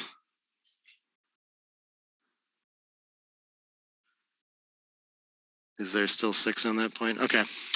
Yeah, again, understandable mistake. Just trying to reduce contact, but the 6 is too much. It's a good opportunity to move the checker again. 13-4 is the suggested play that I saw right away. Yeah, so we don't want to move the back checker with his contact down in the race again. So I don't think you prefer to keep giving him a hard time on stacking. But he gets to make another point in front of the anchor, so this has a little bit of merit. But if, like, for example, this 5-4 got a lot easier to play. That was going to be a real challenge if he was still back. Okay, 5-4 of his own for Peter is going to maybe just clear the 10. The problem with moving the 16 is that it just it's going to get stuck on the 7 anyway, so you got to find another 5 or a 4 with it. And look at that, that is what you should do. You just slot with the 5 and play 16 to 12. Okay, leave 2 blots in front. I mean, this is a rarity where your opponent has 3 blots on board like this and you have an anchor, so you can play even more pure. But again, this feels like a very human play to find. Oh, this is interesting. Can this, I think this can hit and make the 3, and that's going to be good enough. You can make the bar as well to block in case he does come in on the ace. But with this racing lead, XG doesn't want to hit at all. Okay. I would have thought that we could do it here, that it's worth it to try to bind the time to clear and stuff like that, but we don't gain enough with the hit, and so we should just play 18 to 16. Those points lick up, allow him to maybe hop to the 10 with 6s. That's hard to find. I would be so tempted to hit here. Yeah, he might find that same play, 4 to 3 and 10 to 9. That is a lot of returns from the bar, though, even though there's a blot and board and everything. Oof, definitely blunder type potential here. I can imagine making that mistake. Okay, and he just makes his board behind instead of hitting. That's a good find. That's a very nice find. Better to try to release contact and get into the race by advancing the 18-point anchor.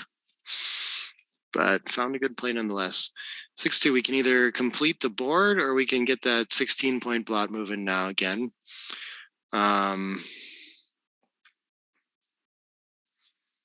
Interesting. I don't know why that's the priority now. I would like having the 5 play. I guess it's just a little too loose. Okay.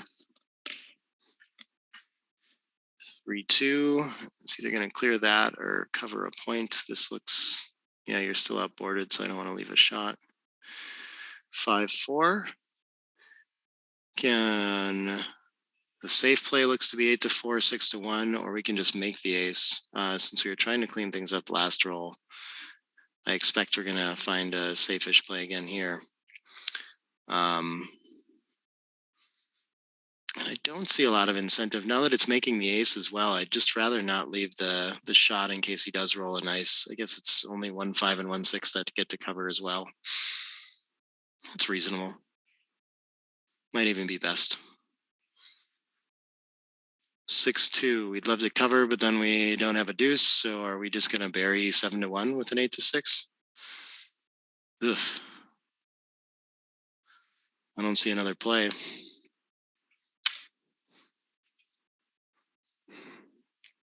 Oh, people asking if we can see the draw. We haven't plus the matches yet, no. And we're getting close to having the full draw for the whole 3 days here.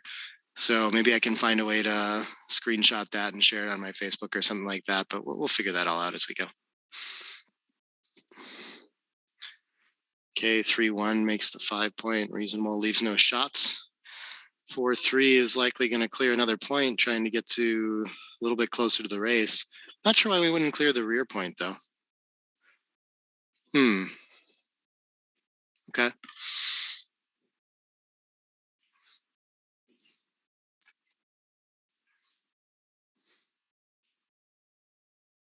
Oh, because we can't clear the rear point. That's a good reason. What do we have here? 5-1. Yeah, with all these blots behind and things, we can play a single checker anchor. Even if he attacks us, we might enter deeper. This looks good. 6-2 is probably just going to clear another point, trying to get closer to the race. I don't think you can afford to leave the 3, since most hitting 3s are just going to lift, even though they don't cover. But he's thinking about it. Yeah, I think it costs too much. 5-point boards, you got to respect for sure.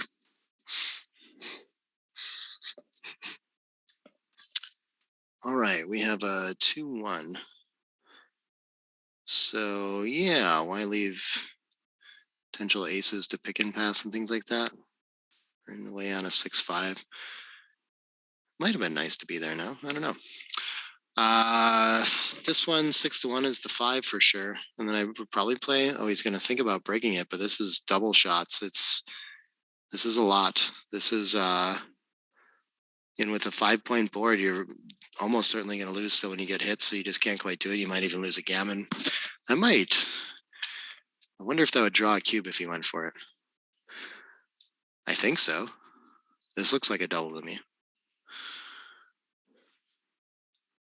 Yeah, it looks like a double pass. It's a lot of gammons. It's more gammons than I would have guessed, but the green's board is so weak that gets in a lot of trouble when we play for contact. So you just have to wait it out one more roll. The interesting thing to me was whether we play, along with our 6 to ace, whether we play 6 to 5, put another blot on board, clean up a blot, just play 3 to 2 and keep it to 1 blot. We got a lot of options with a lot of different themes, but I don't know if we roll something like a 6-5, we leave a double shot when we play 6 to 5. It can get worse there. Just feels right for the race though. So I mean, I would probably end up playing 6 to 5 myself. This makes sense. Sizable error to do that too. Okay, well, that's a nice find to not get another blot involved at least. What is this? Is this 5-5? Wow, how do you play that? And then clean up the blot, or can you just play in? I guess why give him an ace? Ace 2, 3, 4, or ace 2 and 3 and aces. Some of them cover. Oh, 6-1 is blocked now. That's funny. Regrets having the 8-point made.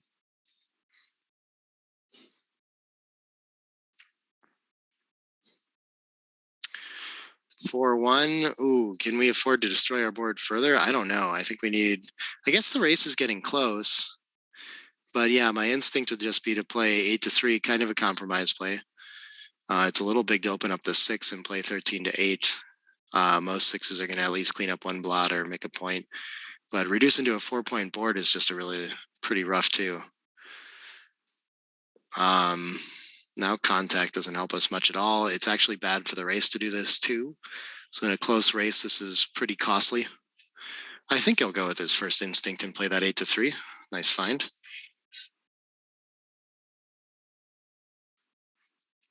4-2. Well, for genre, so I think the 6-4 switch makes sense.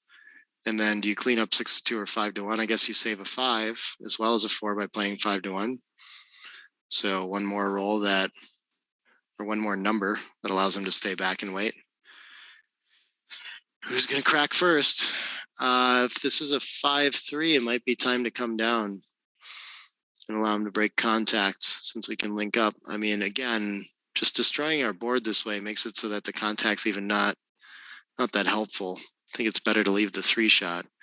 But he gets kind of what he was hoping for. 6-3 is probably, I guess he was going to hit and leave a shot the other way. But I'm not sure his 6's shots are enough to cube now, because even when he hits, he's got some work to do to come home. He still needs to cover or lift that blotter. He'll be leaving a shot from the bar. So this feels like a pick-em game to me. And of course, big lead, I guess, being on roll, but not enough to cube yet. Not enough threat with that destroyed board.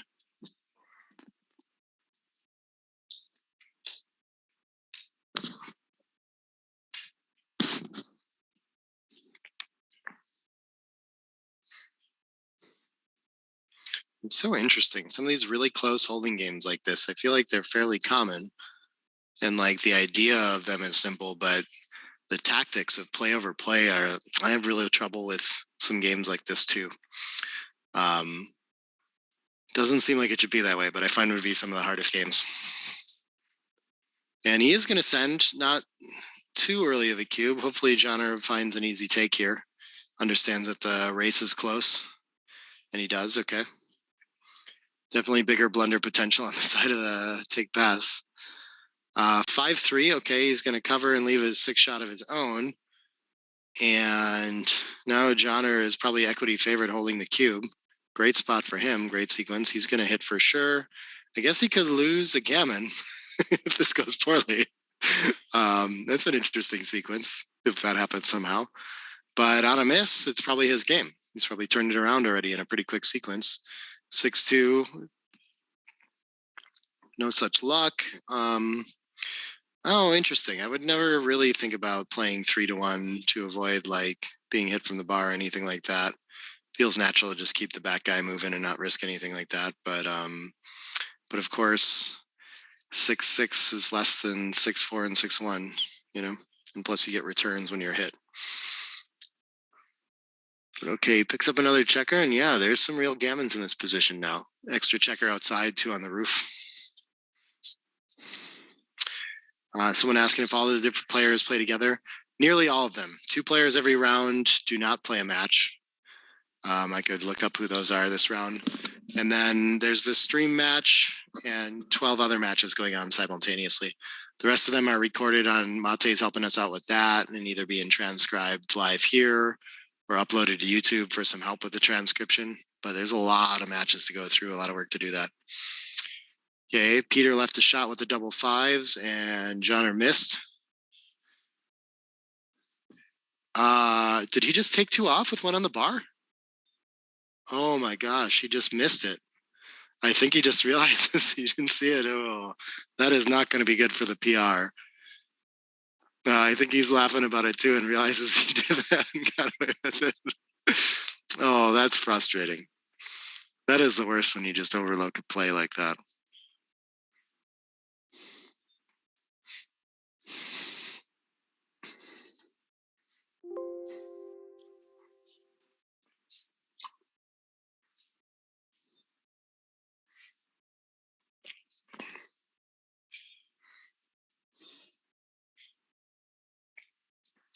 All right, and I think Genre saves a lot of gammons here. One set'll do it pretty much for Peter, though. Ooh, not the best crossover, but he's kind of come in 9 to 5, so that is 6s and 5s in, take a checker off. So he should be a favorite to get off it if he gets the chance. That's a lot of gammons he gives up to. 4-3, not good enough. 4 points to start for Peter.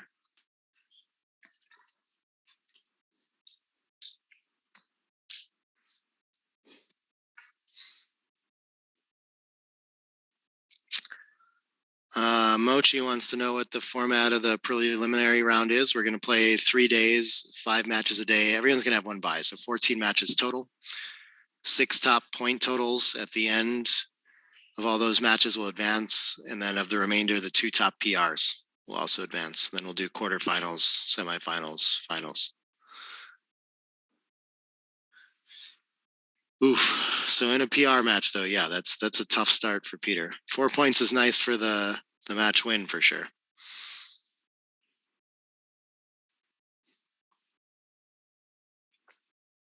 Six's response is a strong one. Genre is definitely going to be more aggressive with the cube at this score if he gets the chance. Double 6s are going to make him think about it for sure too. 3-2 is going to make the anchor and start a point. Yeah, no, not too much fear leaving a blot in front of the anchor. Genre would prefer to play safer and consolidate this into a racing win now, especially with no board. 5-5 is that good enough to just race? Oh, he is ahead in the race by 4 now. So hopping the prime makes a lot of sense. And if we're thinking about racing, then I think we got a safety the blot 9 to 4, makes a point 2. Yeah, 13 to 8 with it. Mochi says the melting format. Like because it's a ton of the brain melting format, tons of play. Yeah, we kept that around.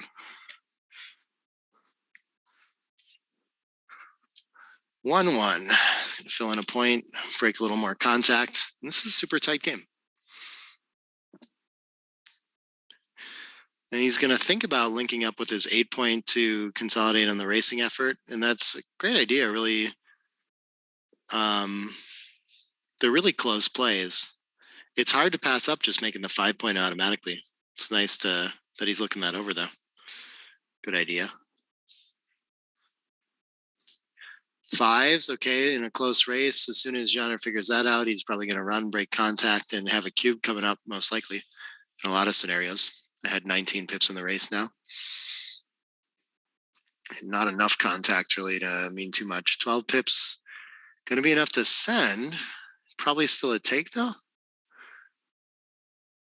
Yeah, looks like it should be within the window with a little bit of bonus contact. And yeah, we have a pretty clear double, clear take kind of situation. So rare that you land in those in races. Usually it's clear one way or the other way, not both. Oh yeah, saying everyone was exhausted after 3 days. Yeah, that's the plan here too.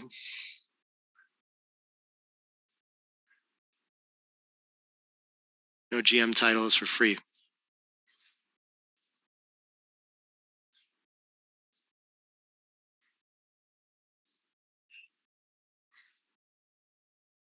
Most of them probably don't know how exhausted they're going to be by the 3rd day, though. That's kind of nice. Be fun to watch them find out. Thomas Muir knows. Maybe experience will pay off a little bit. Some people know how to keep their energy high through the days or not burn out too much on the first day. I don't know. It's something to be considered in these for sure, though. It's a lot of matches. And it's an interesting thing with the format, too, because, of course, it goes a little quicker once we get into the semifinals, quarterfinals, semifinals, finals. But in the past, for the quarterfinals, for example, we've done best of 3 matches in the same format. And it really feels like 14 or 15 matches is enough to generally get a field down to probably the top 8 players, or 8 very good players that definitely, I don't know. Of course, there's always going to be some variance and some chances for everyone. But it feels like in that best of 3 match, like anything can kind of happen. It feels very coin flippy, especially with 2 close players. There's not a lot of room to just play your 0.1 PR better and get to the finals that way. You've got to have quite a bit of luck too. So it almost feels like there should be more matches later too, but I don't know. It's all a matter of how much backgammon can we play to figure out who the best player is and how much time do we have to do that. And I think we've got a pretty good balance right now.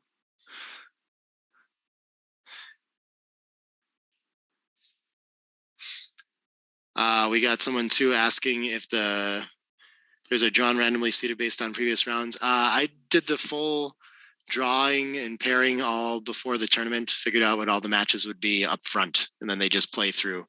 So it's not like a Swiss format. Results don't matter for who you play next.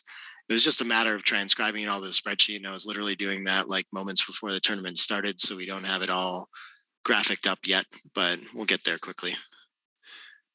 And format for the last 8 rounds onward. Undecided. I've still got to talk to the Istanbul tournament folks and figure out exactly what their schedule is. I think they said they're willing to help accommodate the schedule to anyone who makes the further rounds so that they can play both tournaments. So depending on exactly how much time we have with that, that'll affect things somewhat, but likely similar to in the past, we'll play matches, some best of a set. And the plan is quarterfinals Thursday, semifinals Friday, finals Saturday. Okay, Peter's catching up in the race a little bit here. Not enough to have turned it around yet, as Genre has been performing too.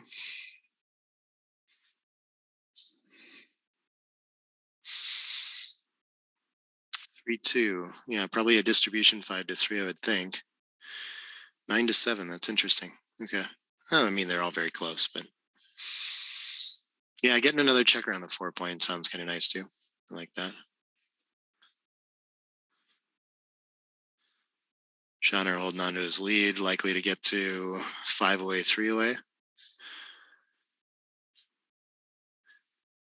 And of course, Peter would have to do quite a bit to get a recube in here, since Genre would have to pass down to 1 away, 7 away Crawford, which is less than 10% winning chances. So if Peter can turn it around where his opponent has less than 10%, then he can claim with a cube potentially.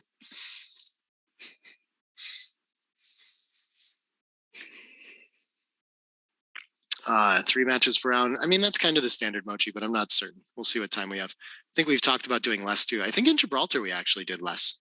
Might have been best of 2 for some of the rounds. Michi was reminding me that it went that way, I think. Again, it really depends on discussion with how much time and overlap we'll have with the Stobder tournament. Ooh, 6s. That is a significant start. 8 checkers each. Peter, is he the favorite yet? Well, you have to play 2 off 6 to 5. I don't know if the 2 off is required, but I think 6 to 5 twice is. And yeah, Peter's a big favorite. Yeah, so I like, I'm not sure even like 1. Okay, this is start. Yeah, he's going to take it off.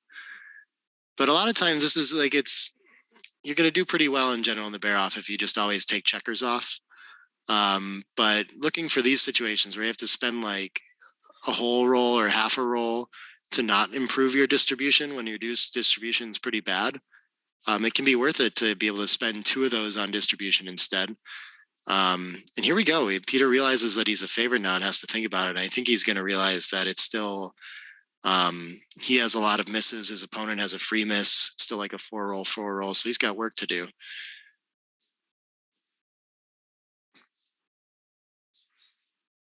Getting closer to less than 9%. Yeah.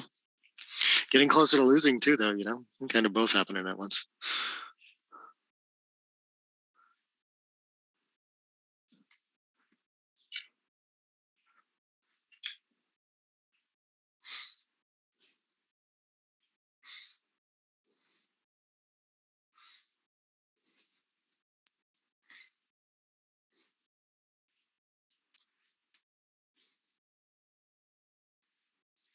Oh, not going to find a cube, but he might have done enough to get to post Crawford. Yeah, and a set in the end to save it.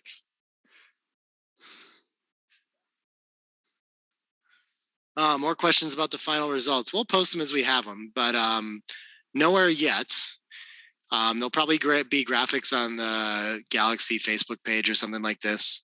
But keep in mind that we have like a ton of matches. I think 12 matches around that we need to upload to YouTube somehow and have transcribed and everything like that. And it's just a ton of behind the scenes work to get the final plus rollout results for all of those. So very unlikely we'll have that like today or anytime, for example. Sometime tomorrow, usually delayed by 24 hours is pretty regular for those matches. Yeah, do we want to bring 2 down and keep the priming formation and make the import pure 2-point? I like this better. 2-1. Down this much in the race, maybe, I mean, I really want to unstack, probably unstack both, but splitting's better for the anchor. Okay, I was looking at 13 to 11, 6 to 5. Why not? I don't mind so much if he hits me with tempo here. And I really want to make the 5-point.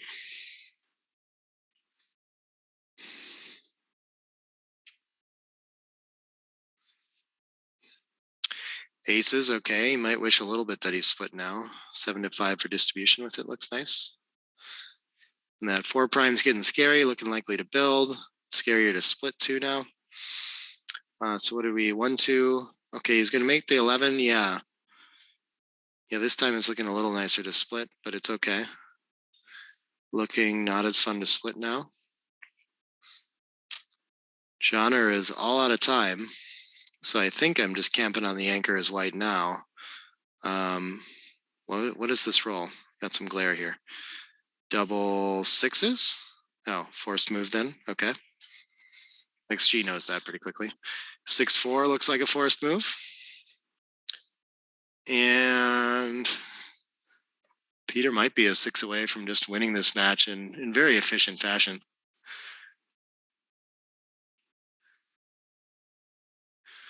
I don't think it was an oversight. I just think he knew that he couldn't be hit in this match.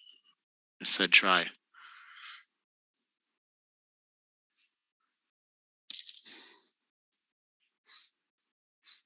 All right, survives the shot. And so lots of life now. This is probably going to make a board point. I think that's, oh, interesting. Wow, they're so close.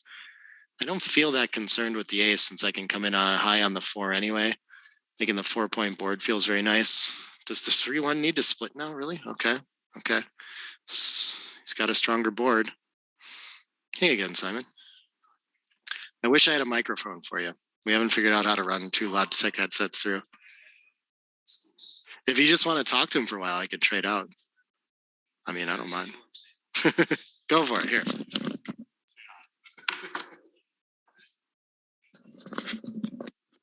Hey everyone, it's Nick Blazer from.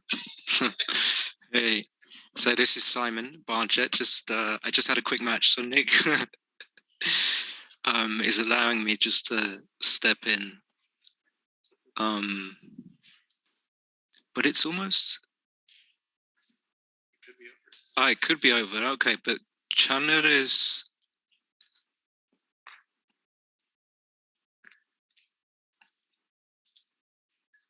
Okay. Yeah, that's what I need to say. Down 6. So you're trying to figure out the deuce 6. Do you want to keep the anchor or just run off it?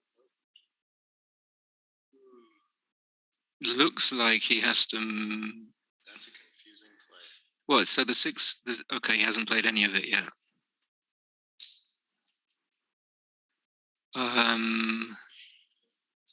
Well, why don't you just play 2 in from the 8-point? Maybe. Because 6-5 leaves a shot otherwise. And what else would leave a shot? If you're going to play 2 in from the 8, I guess you could just run from the 22 as well. Are you getting more contact in there? Yeah, you could run that, because the problem with bringing 2 men in from the 8 is that you could crunch and you play deep as well. But I think it's important to stay back. Well, it's Crawford. I think that's. I mean, you could play 8-2, 3-1.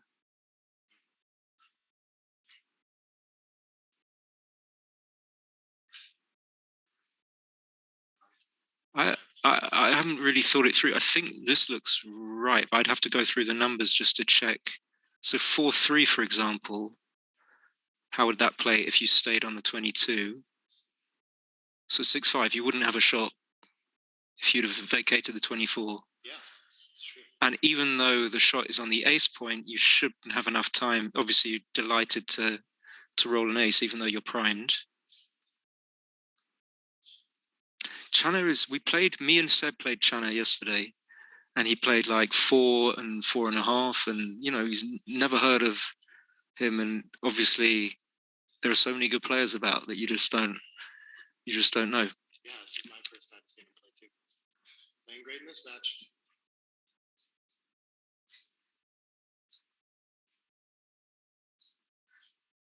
It's the ace first from Schiemann.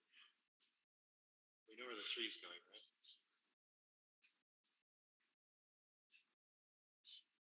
Oh, I see this. Okay, so if he doesn't have a checker on the 4 point, I think he should play 5-1 because his 2s are going to play from the deuce point. His 3s are going to play from the 5. So if he rolls something with a 3, then he leaves himself with 2 checkers on the 5 point, which is a good thing. And obviously he should just clear from the back.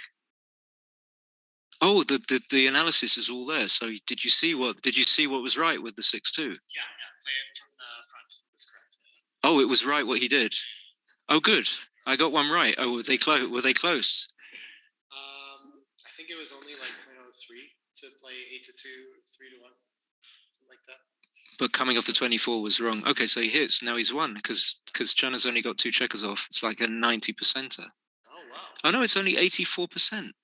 Why? Why massively overestimated? Hasn't closed him out yet. I guess it's a small piece. I guess he can still roll a 1 for quite a while. It's only going to be 5-2 and then a few extra.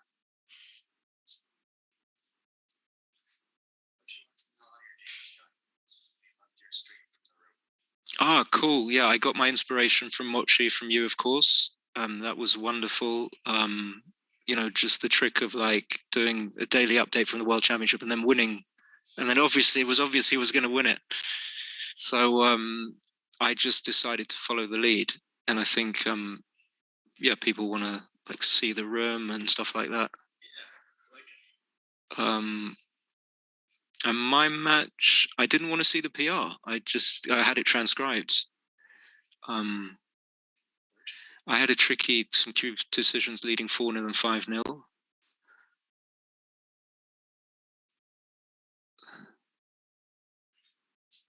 So this must be 90. Like he's got all his checkers round and the guy's not in and he's got, it's still not 90. 86. That's bizarre. Has he only got 2 checkers off?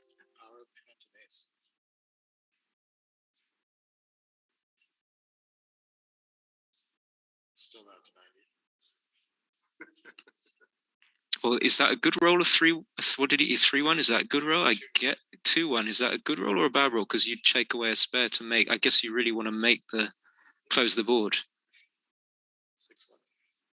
6-1. 6-1. What do you do with the 1? Not trivial. Probably this. Would have preferred to hit.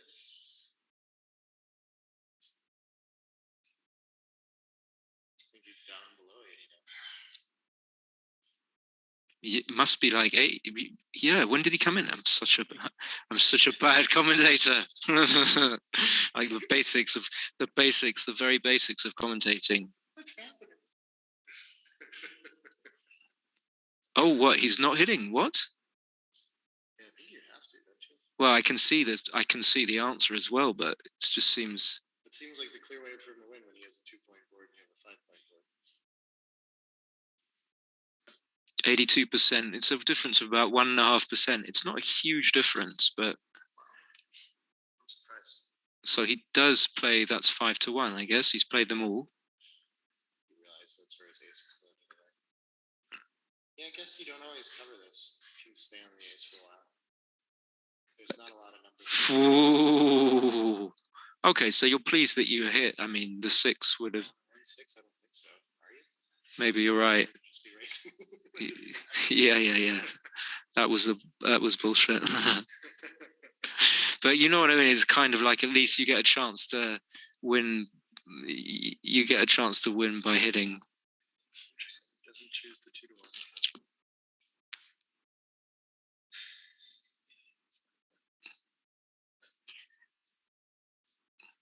What? Oh, it's a 5-1. Yeah. Okay. That's annoying. You have to break your board. That is so so destructive to your position. Okay, that's it. That's it. I mean, last time.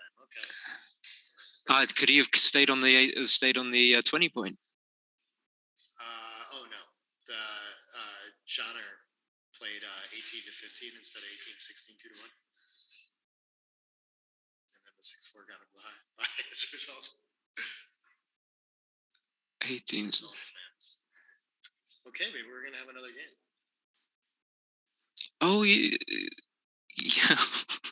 Right, green is 0. Yeah, we're gonna have another game. I'm gonna give you back the mic because I feel like this is what you came for, and but no one can hear you. That's the problem. I think we've got like a reasonable what's the word? Like we've got a reasonable chemistry going on, but no one can hear you. No one can. If I shout at you hard enough, maybe that's fine. I can always use little breaks too.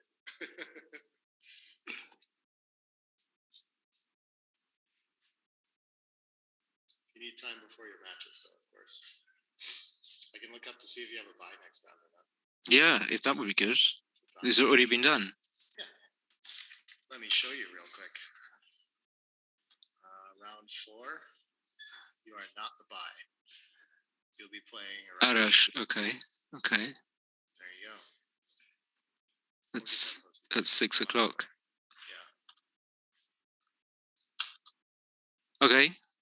Thank you, everyone. I'm going to give it Nick. He's going to take over. So 6-1. Thanks, Simon. Good luck to you, man. Oh, you just carry your dice cup that you got around with you too? That's cool. Just set it on the table everywhere by you. I like it. Oh, this is fun. 5-1, 5-1 split, 5-1 slot.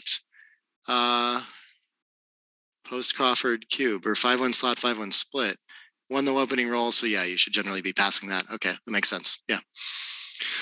All right, so free drop consumed.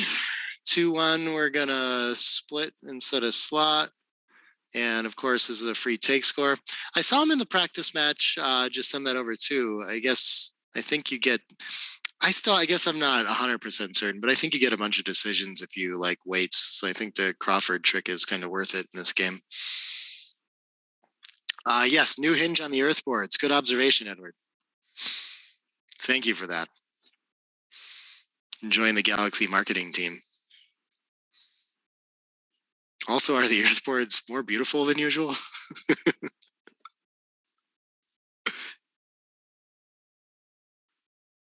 6-3. You hate leaving your anchor. Oh, sorry, wrong way. I guess you would hit for sure. But yeah, where are we gonna put it? All the way to the deuce? Are we gonna? I mean, 13-7 in front of the anchor is not so bad either. Again, he doesn't really want to leave to hit. I think it works better too when it's behind a point like that, where he's so unlikely to clean up the blot or get it around the bend or anything like that if he does hit. So I like this. Even though XG prefers the deuce play, this is a little more pure. It's going to tend to make better points. 5s, of course, nice racing play in a mutual holding game. Great start for Genre. 5-1 slot is ridiculous. Oh yeah. At the even post Crawford, you never gain on that because they have when it works, they're just going to free drop, and then when it doesn't, you get hit, and then you're behind and they take. But not everyone knows that. I'm not sure if that's nerves or just something that he hasn't run into before. I don't know this player all that well.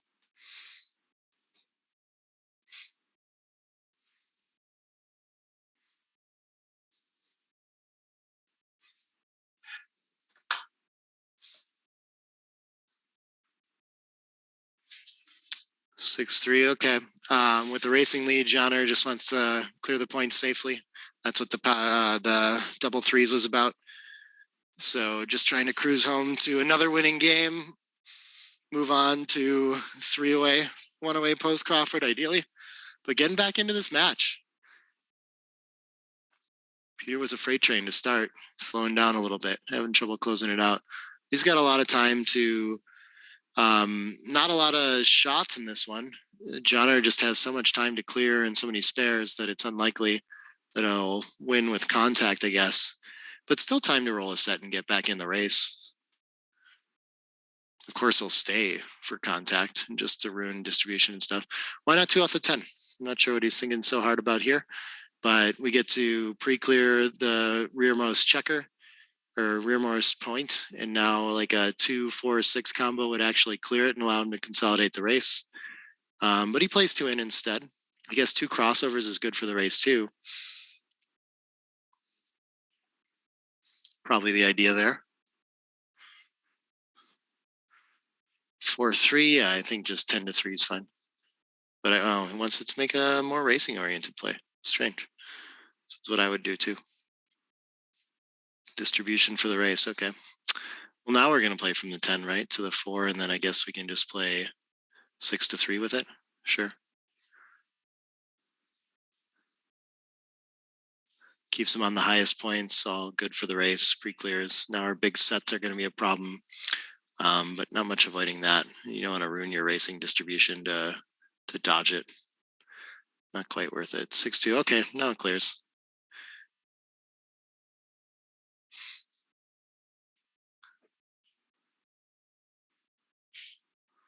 That looks good. Is he catching up on the transcription here? 6-2, yeah, okay.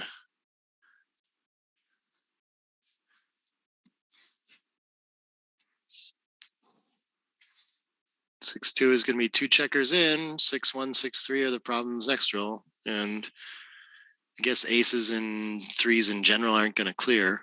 And most other things won't require a shot at least. But if he can get over that last small hurdle, ooh, interesting. I would not have thought of coming off here because it feels like it just creates numbers, but I guess not with that blot behind. If he rolls the 3-1 or something like that, he's going to look and figure out what the race is to see if he should just be running and capitalizing on that instead of play inside his board. But that is the issue with not running off the 20 is that you have to start putting checkers where they don't belong in a racing situation. Kind of destructive to have to play that like 6-2, 5-1, along with the 8-4, 7-3. It doesn't look so bad though. That's probably what I'd end up doing and not observe the opportunity of the blot behind. But yeah, there maybe 1-3 at least hits and then covers the deuce, but double aces is a problem when you leave. Makes both points. But 3-1, most of your like pick and pass kind of numbers don't actually work because of that blot back there. So it is an interesting tactical opportunity to do something a little bigger.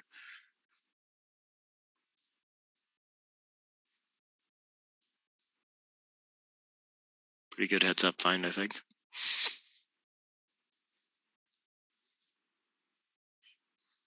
Four, 3. This is the thing about that kind of play too, though, is that it's very easy one sequence later to end up having to run or something like that because you've done this. I would actually, for that reason, play 6-3 just to keep the pressure on that lone blot. And now he's going to feel like maybe he needs to run instead of risking being pointed on.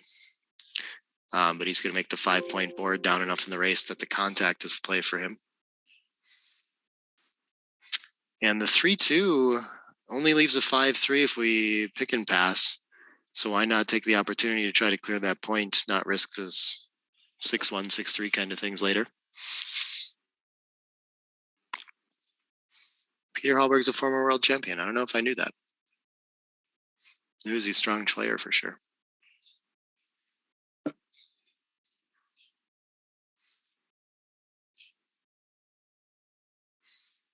Yeah, I wonder if this is just running off the 20, if that's something that XG struggles with. So now we're further down in the race, but he's going to go for the race. I'm inclined to play 8-4 there and stay back for contact. Okay, they're very close, though. That's hard to balance when you're trying to figure out how to get the most of 11 or 12%. Again, when everything's kind of bad. Picking the best of the bad gets tricky. Oh.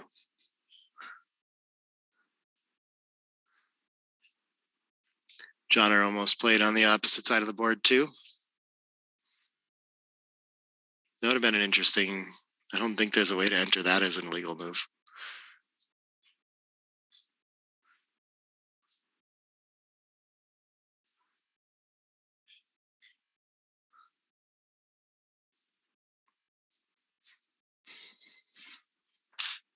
Five, three, okay.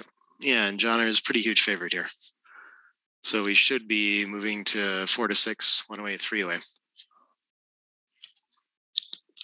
No more free drops. Clawing his way back in. After a tough start.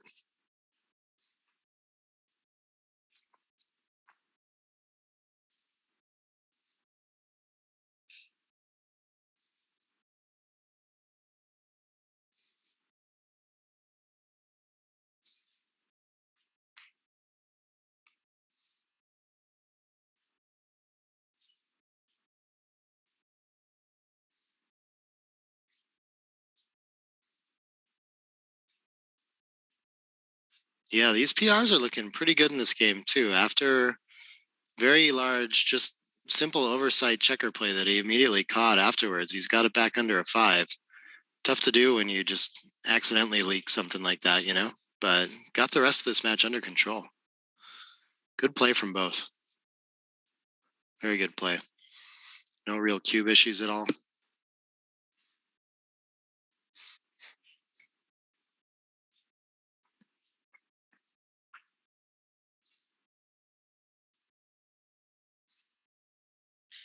All right.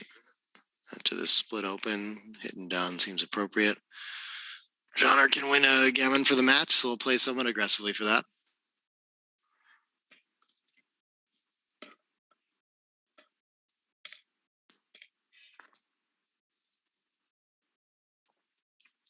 Yeah, I think we can still split here, even though it's kind of a blitzy position. Might be tough to get another opportunity to do that. 4 looks like it should. I can't imagine making the 2 over making the bar, but where's the 5? Yeah, we can play 13-8 with it. Why not? Sure. This looks very strong.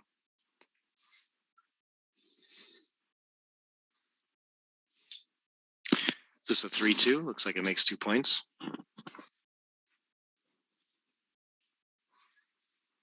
All right.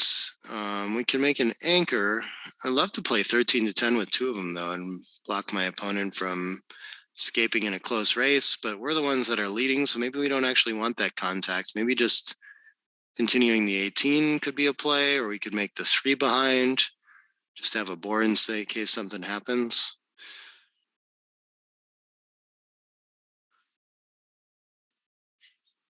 Lots of options here. It's one of those interesting plays where I think we don't need to think about making the 5 point at all with double 3s. And yeah, I can instinctually see why you'd find this play. They run pretty close, just slightly wrong game plan, but a good game plan nonetheless. Okay, double 3s of his own. Easy enough for Peter to make the 5 point apparently, and then just clean up instead of leaving a 7 out there. That makes sense. Looks like the slight preference for starting the next best points and unstacking the 6. Leaving some 7s out there, you're down in the race anyway. Got to take some risks to build more cleanly. Does want to be ready for whenever Johnner has to run off his 21 point anchor. So building some points behind will have some value here. 5-4. I'm expecting 13-8, 6-2. I think stripping the midpoint's okay here, but he's going to start 2 points behind potentially instead. Seems okay as well. Having a spare on a point like the 8 that you want to keep is pretty important, though. I think he created unfortunate 6-3 following up for some rolls like that. 6-4 is going to be okay.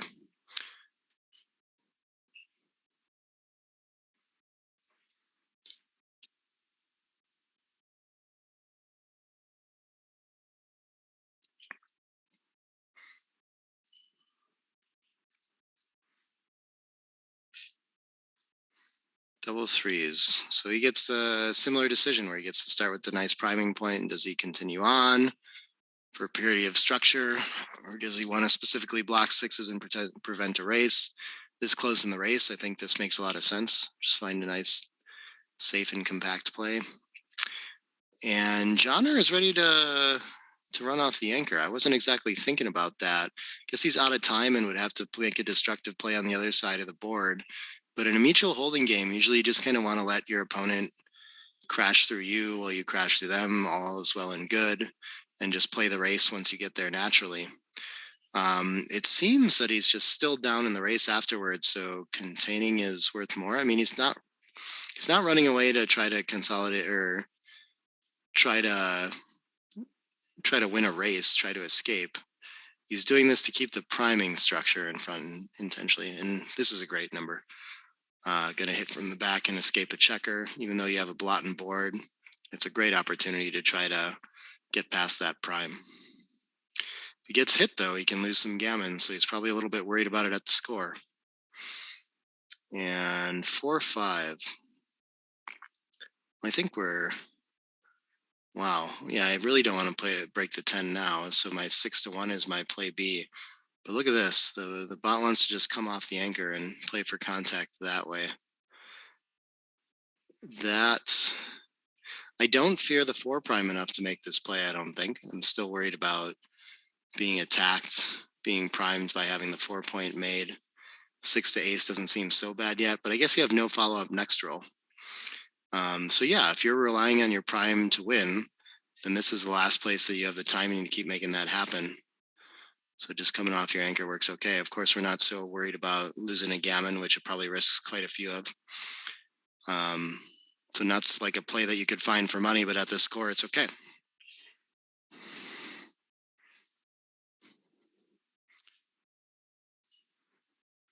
Hussein's here in the chat while he's transcribing. Oh, that's terrifying.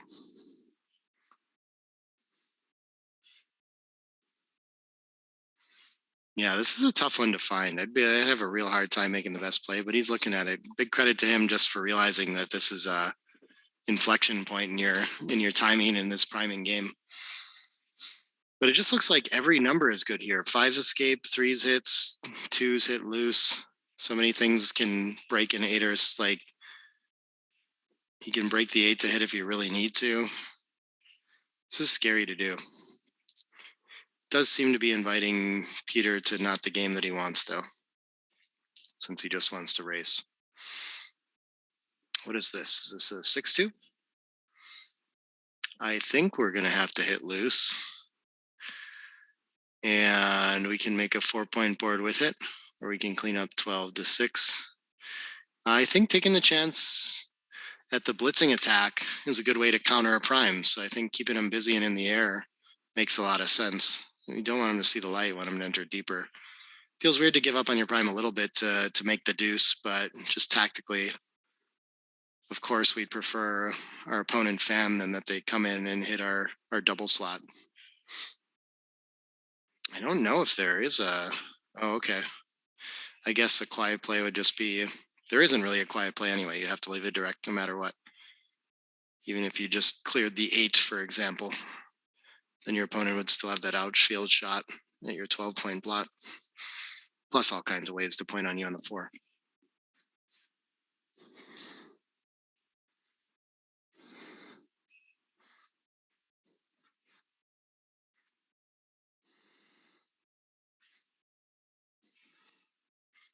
Huge difference in equity with these plays, even though it's a tough one for him to find and make. Interesting when it goes that way. Sometimes you just have to stumble on the right feature to realize how clear something like that is or how dramatic the difference is, but it doesn't always look like that.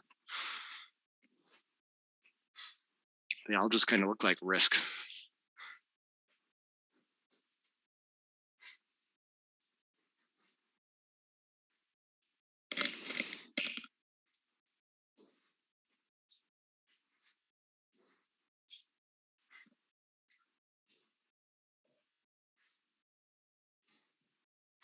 And he does eventually go with this, with the best play. Peter does, and is rewarded. Could have easily lost to Gammon. That's probably part of it too. Just worried at the score, giving up Gammons. Yeah, I think the 4 covers and not the 2. Yes, the 2 would be coming from, yeah, you're probably playing 6 to 4 anyway. Well, you can duplicate the aces. Yeah, why not play 12 to 10 with this? You don't have other aces that you like. I like this. Keep your spares high. And Peter's still just more than anything, closing out's fine, but I think if you roll the 6-5, he's just got to run and link up instead. Just needs that 5 to get out. This is going to be good for the distribution too. Is he asking himself whether or not he needs to hit the second checker? Could allow an anchor or some more game, but it feels like it's going to buy him time to escape at that 5 here, so I'd be wanting to do it. It looks like he wants to consider getting off the 5 since he knows he needs the 5 to escape anyway and won't use it to build, but better to keep the spares high anyway for when you do escape. This doesn't really gain you all that many numbers to make the ace, so this kind of makes your distribution awkward in the end. Works out okay though. This looks like nice distribution after missing a 5. Like he's maybe gained something.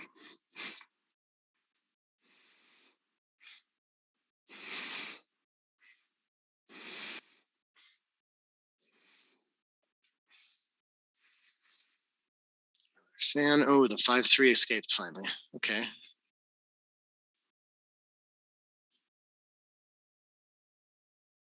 Fives. This is going to switch to the ace and bring one of these checkers in.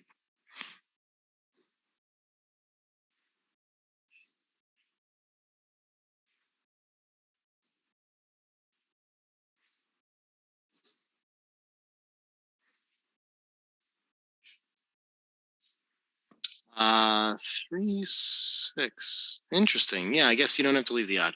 I saw immediately you could play 7 to 4 or 5 off, but now you don't leave the 5s and 4s. So ultra conservative just to win. To score makes some sense. Good find. 2 off. I like here too.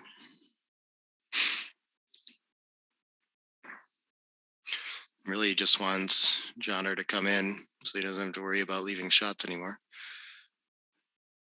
Yeah, I think it's a 0 position if we take the 3 off and 2 to 1, where this is going to leave some shots, even though it does clear. So I think it's better to take the checkers off, but clears from the rear instead.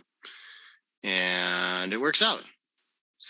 Well, good match to Peter. Well done surviving that after a tough start that he recognized right away too. Good match to both of them too. Entertaining to see Johnner on the stream for the first time too. Really well played match by him as well.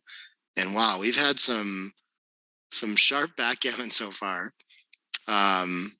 Even with that crazy checker play, he keeps it down to a 4.3. Lots of 2s all day. We're seeing everyone show up with their A game. Maybe people will start to fade more as we get deeper into the melting format, as Moji called it. But people playing really well so far, playing fresh. Next matchup on the stream. Let me check this out real quick. That's going to be at 6 o'clock is when the next round should be starting. So whenever we get around to it, it'll probably be a short break between it anyway. But we're going to have, I don't know how to pronounce, Aykut, Uzel, and Tim Cross are playing next. Cool, we got Peter here. What's up, man? The Backgammon Galaxy mobile app is coming soon. Star membership, high analysis, blunder database, private games, coin games, rating games, and much, much more.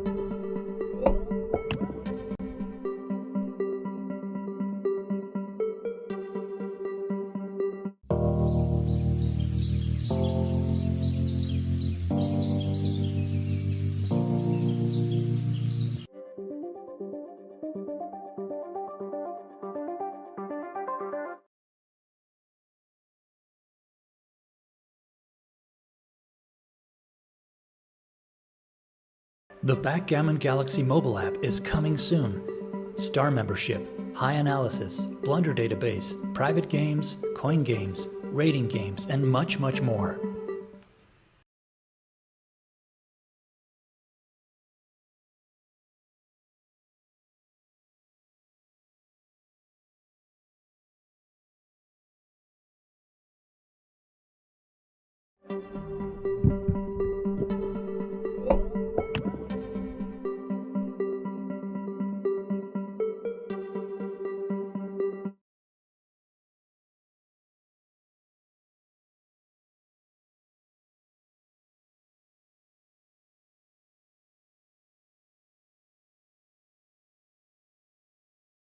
The Backgammon Galaxy mobile app is coming soon.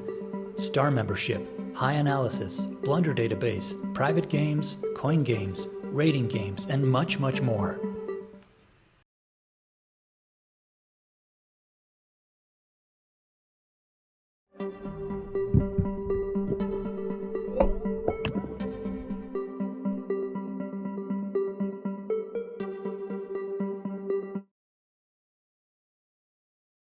The Backgammon Galaxy mobile app is coming soon. Star membership, high analysis, blunder database, private games, coin games, rating games, and much, much more.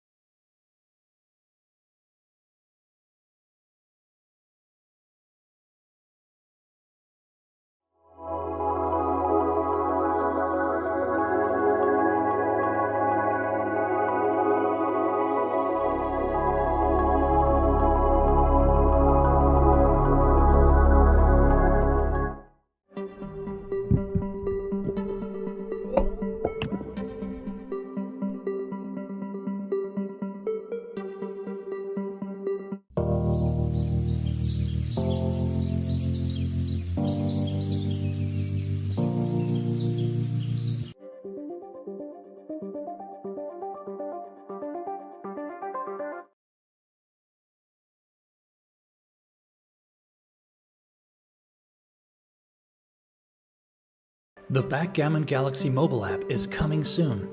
Star membership, high analysis, blunder database, private games, coin games, rating games, and much, much more.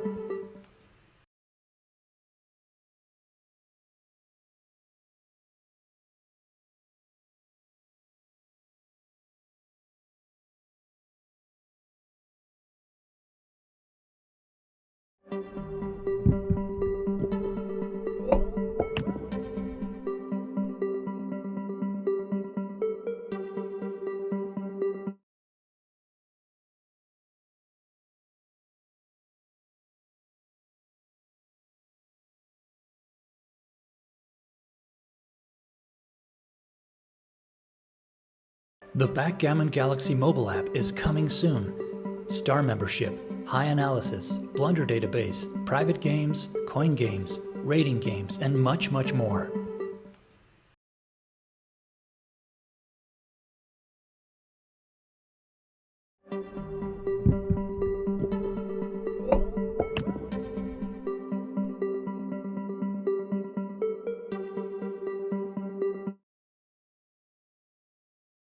The Backgammon Galaxy mobile app is coming soon.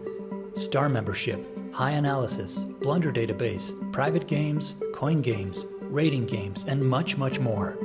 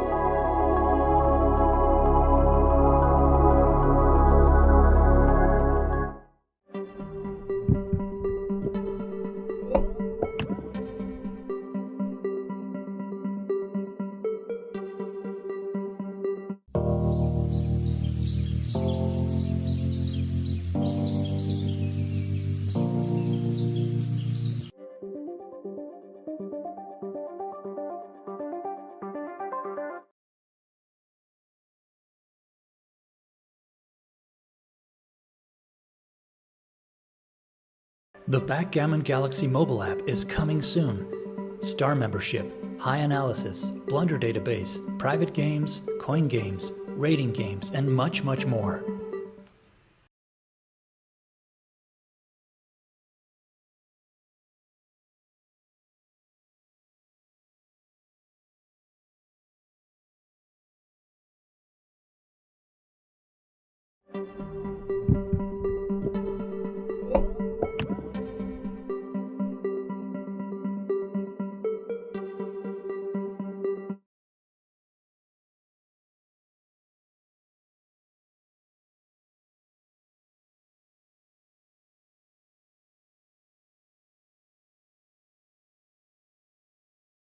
The Backgammon Galaxy mobile app is coming soon. Star membership, high analysis, blunder database, private games, coin games, rating games, and much, much more.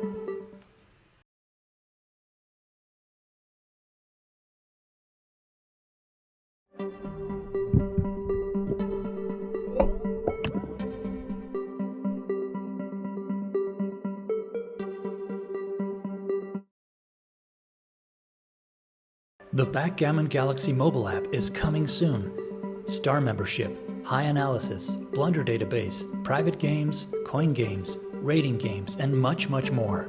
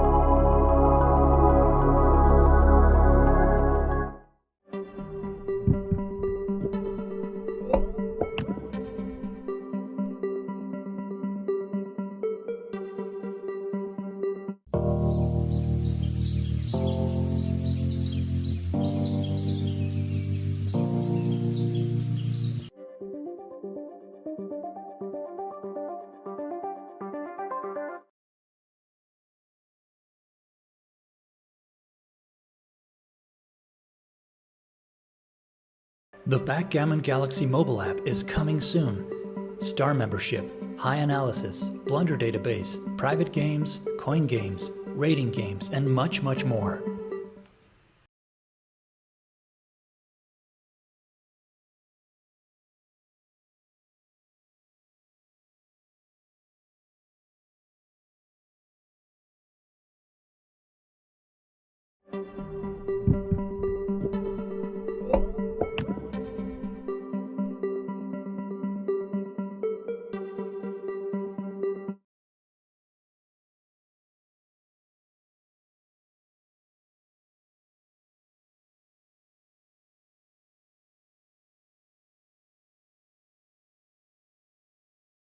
The Backgammon Galaxy mobile app is coming soon. Star membership, high analysis, blunder database, private games, coin games, rating games, and much, much more.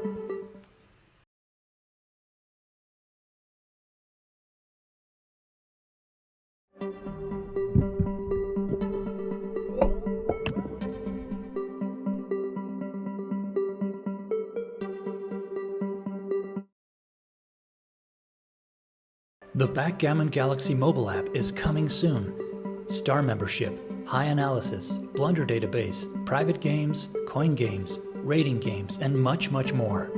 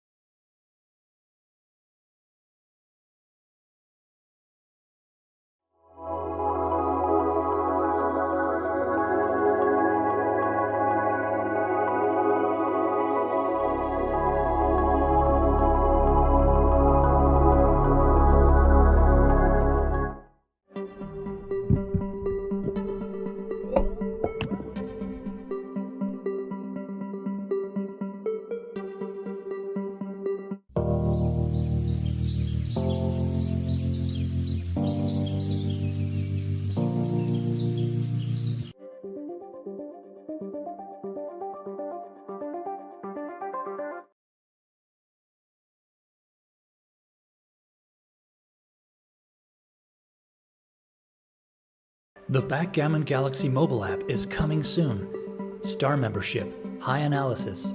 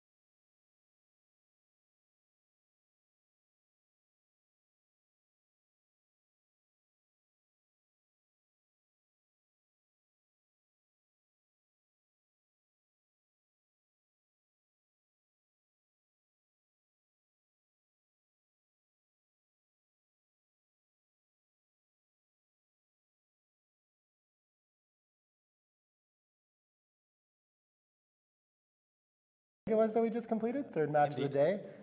Playing against Johnner, I forgot his last name now, but I just learned how to pronounce it.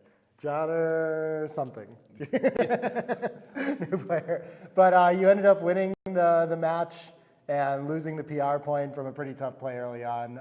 Some oversights in that. But yeah, I don't know. How's the tournament going otherwise so far for you? Well, actually pretty good. I have 2 points now. Of course, I don't know all the PRs yet, but it's going fairly well. I lost in the first round. It was a quite difficult match, but I mean, that's what happens. You know, once in a while, the dice is not giving you easy decisions, and this was quite difficult. Yeah. In the second match, it was more normal. I played against Mark, who gave me a wild card to the tournament, so I was, of course, very happy to play him, and I actually managed to win that match. So that was my first UBC point, so I was very happy about that. Oh, that's super exciting. Yeah, and then going into this match, I mean, I just got some lunch, and I felt ready to play, so. Yeah. Awesome. I heard rumor that you're like a former world champion? It's many years ago. It was back in 2004, so. Nice, okay. Yeah. So a lot happened since, you know. I took a long break, I mean, 10 to 12 years, and now I got back. Okay. And actually, because Mark, he offered me a wildcard to the tournament, I promised him to practice as hard as possible. Apparently, it doesn't count to look at the board, but you know, learning about the game and that kind of stuff, I promised him that I would do as much as I could to be ready for this. And I've spent so much time playing and analyzing, and I think I can see big improvements. Oh, that's really cool. Where do you think you have your game right now? What PR do you expect to average over the weekend? Yeah, I think I would average around 5. Okay. So in a good tournament, I would play a little bit better than 4.75, and in a bad tournament a little bit worse than 5.25. So around that. Pretty solid for someone coming back to the game, especially if you've been like studying for a long time. Yeah, and things like that. That's awesome. Yeah. And these are actually 7-point matches, so there's a lot of match scores involved where you can make huge blunders. Oh yeah. Tricky stuff. Yeah, I'm known to do that. Yeah. Well, pleasure to meet you, and good luck in the rest of the tournament. Yeah, thanks so much, Peter. All right, take it easy. Bye. Bye.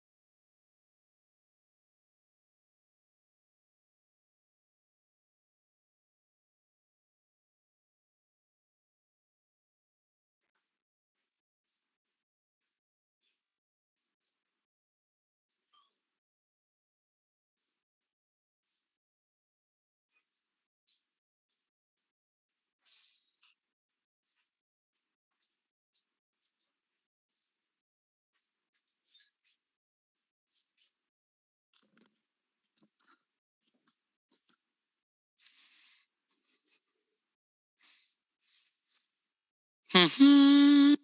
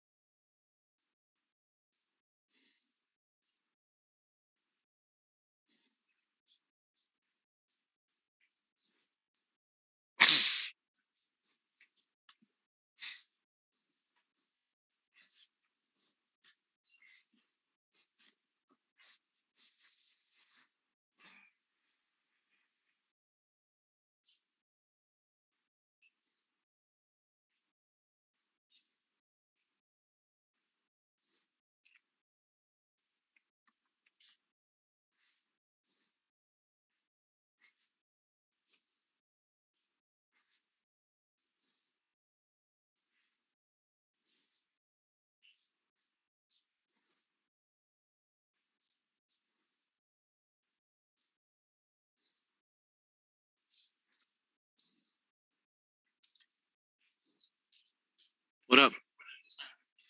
Why he disappeared now? What the?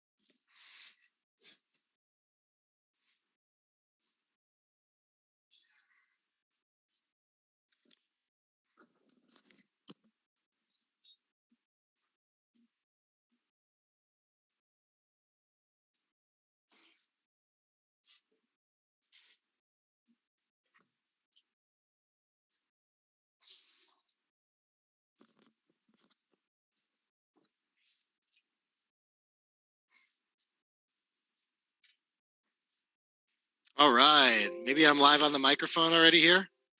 Just haven't been talking to you guys. You can see over the board, we're about to get kicked off with round 4. Tim Cross playing against Aykut Uzel, another of the Turkish top talent here. Haven't seen any matches from him. Not familiar with that name, but so far these Turkish players that I'm not familiar with have been playing really great. The ace hit and he chooses to split with it. Okay, I think it's a little bit pick'em. Fine play there, though, of course. Slightly technically better to bring down and try to build instead. So the 5 hit, he's going to choose to step up with the 2. Yeah, you don't want to create a 6 by playing 2018 or 13 to 11. That makes sense. So lack of options will just advance that back checker. 4, not a lot of good 6s here. I guess the hitting 2s duplicate the anchoring 2s. So 20 to 14 is a temptation for me. Just unstacking is a really strong play too. Okay, the 15. What is this? Doesn't seem to duplicate much at all. All of them very close though. Those can be tricky technical plays for sure. What else do we got here? 6-4 looks like it's just going to make. Okay, it can hit.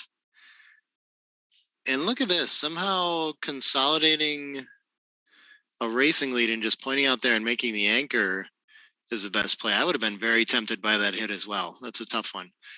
2 down to block the 6s looks great. And then our last 4 should make an anchor, right? I can't believe we haven't done that yet. Yeah, I mean, sometimes you can keep more contact and stay split, but not when we don't have a board yet, I don't think. I think it's pretty good to make that. 4-5, we could just run, and then if for some reason we're not hit on the 10, then we have 0 checkers back, and otherwise we have 1 back, just like if we hadn't run.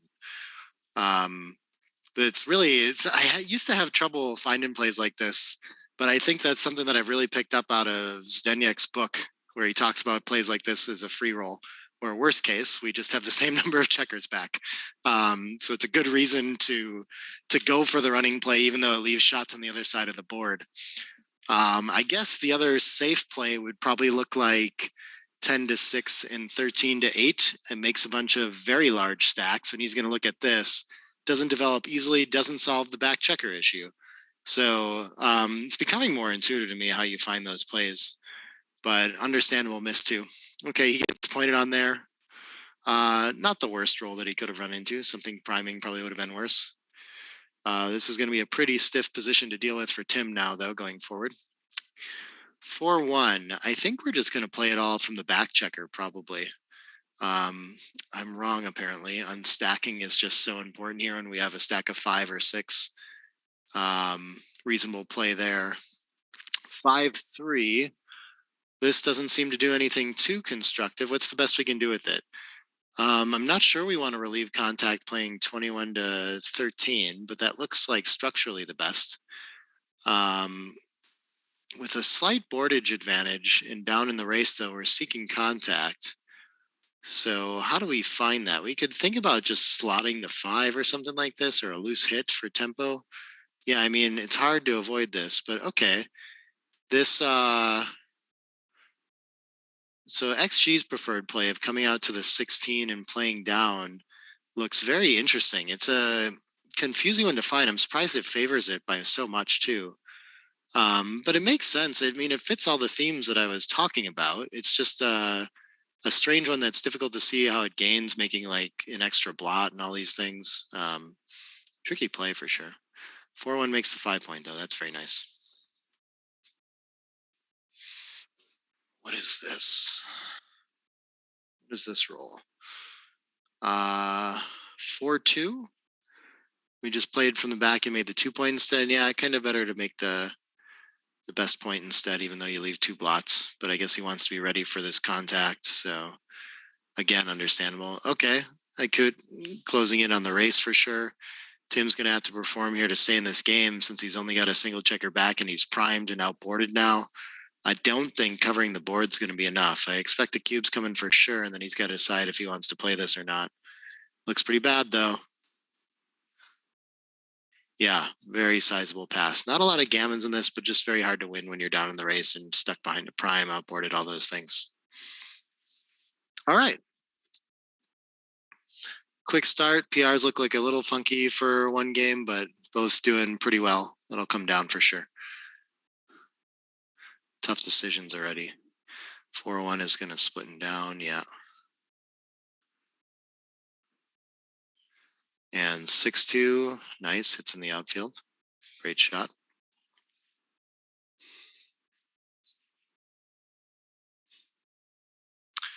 (3-1) is going to enter, and then yeah, I guess we can anchor in front of that sack 6.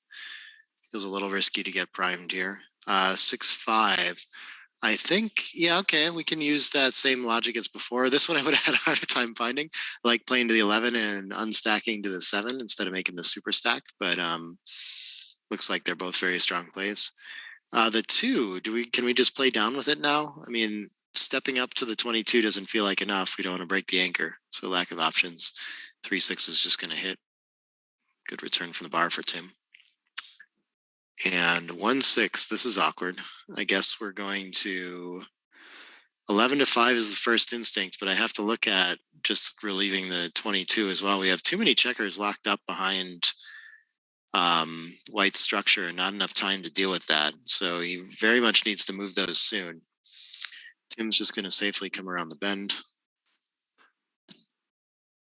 And 4-5 is going to help. Now we get to run off the correct anchor, off the 24 and keep the 22. But for sure, I don't have any space on the front side of my position to do anything else. So you have to reach for a checker back there and get it moving. Not so bad to be hit now either. You just make a better anchor or something like that. What is this, 5-2? Oh, nice. 2 down makes a point. It's a handy little roll. And a 2-6. I think our back checkers are kind of okay where they're at now. So I could play 15 around and slot the 4.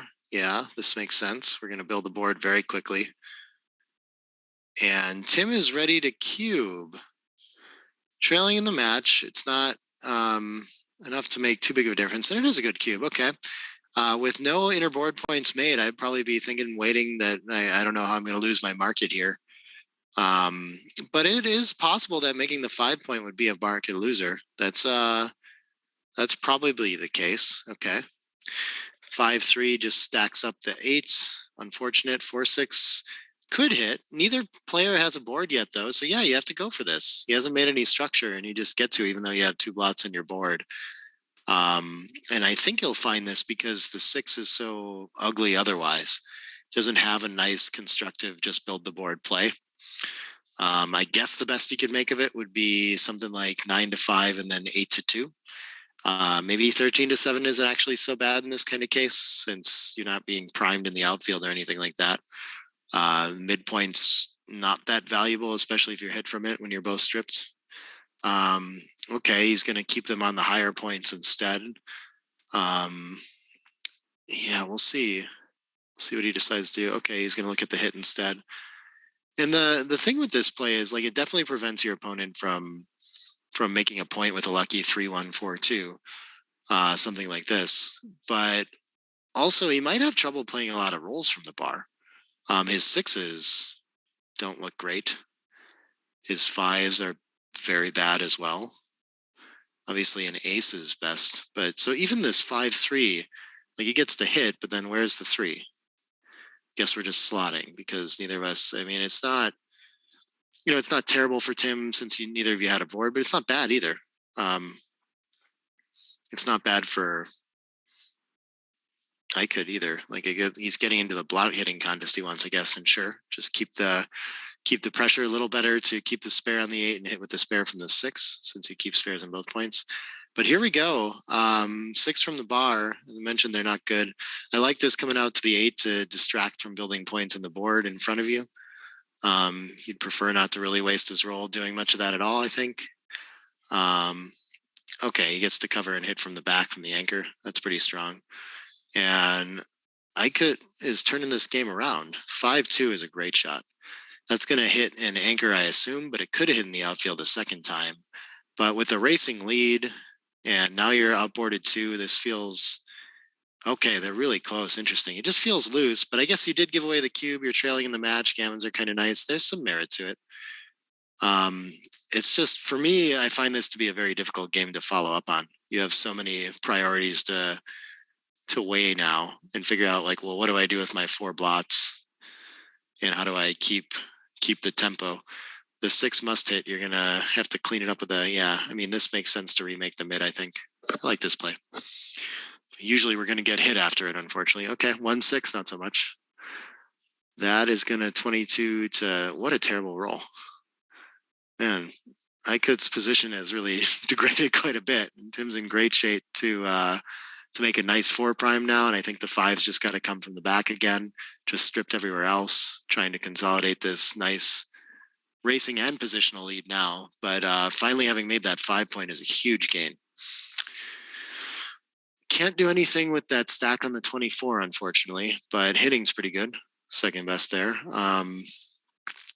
Yeah, this 4 is really tricky. I guess 13-9 for lack of other options. Again, you're not getting primed in the outfield still the case in this game. 2-6. I think I like hitting on the deuce to prevent him from making the 5 points, other kind of constructive things, and we don't want to give up the midpoint.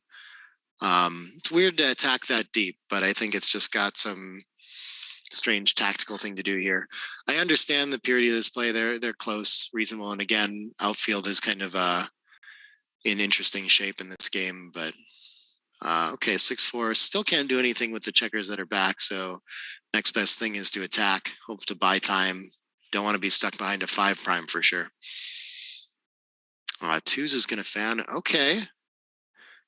So Aykut still has work to do for sure here, but he's creeping up on something. 5-2. I think we have to 24-22 feels mandatory. And look at this, just because you can get it over the prime, you actually play from the 23. And he's going to find this too. Okay. Good play. I would probably just start with 24-22 and not even realize that was an option. Good for him for finding that. Sequencing error on my part. 5-3, I think is just going to hit from the bar. Yeah. And man, any 4-3, 3-2 kind of stuff would be so nice right now. Really needs an advanced anchor to do something with those back checkers. A fan is a disaster. 4 blocks in the outfield now with 4 back already. I wonder if he could be a favorite to win a backgammon yet. I think we do the variant that hits 2 checkers, but we could just hit 1 and go for distribution. Yeah, that's good. Reasonable as well. Oh, wow. That's like sizably off. Okay. I understand the logic of it, I think, but now a little more pressure to do something. Pointing on the 4 is obviously very nice here. Ideal. I think he rolled the roll that does it. 2-1. Yeah, great. And yeah, there's nothing here for Aykut now. Even making the second anchor, just there's not going to be timing for it. Your forward structure is so impure. So this is a pretty desperate situation. See, is a favorite to lose a gammon. That doesn't happen too often. What is this? Is this 3-6? If so, does it? Yeah, I think hitting on the deuce again. Oh, 1-6, 1-6. Okay, he's just gonna play the normal play, but I mean, taking a tempo away is very nice, avoiding having your opponent possibly make that point, and buying yourself time to pick up all of those blots in the outfield seemed kind of like a nice reason to hit on the deuce again. But now, as I mentioned, Aykut has the 2 anchors, which feels like hope usually.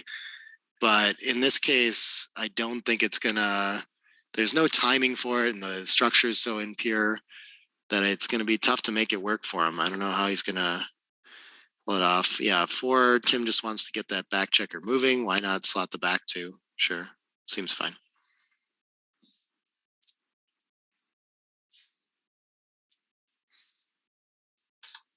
Oh, someone's saying they hear Simon. No, yeah, Simon was on for a little bit. I'm back. This is Nick. Other people see the back game coming. Okay. Catching up on chat. I got behind somehow. Close enough.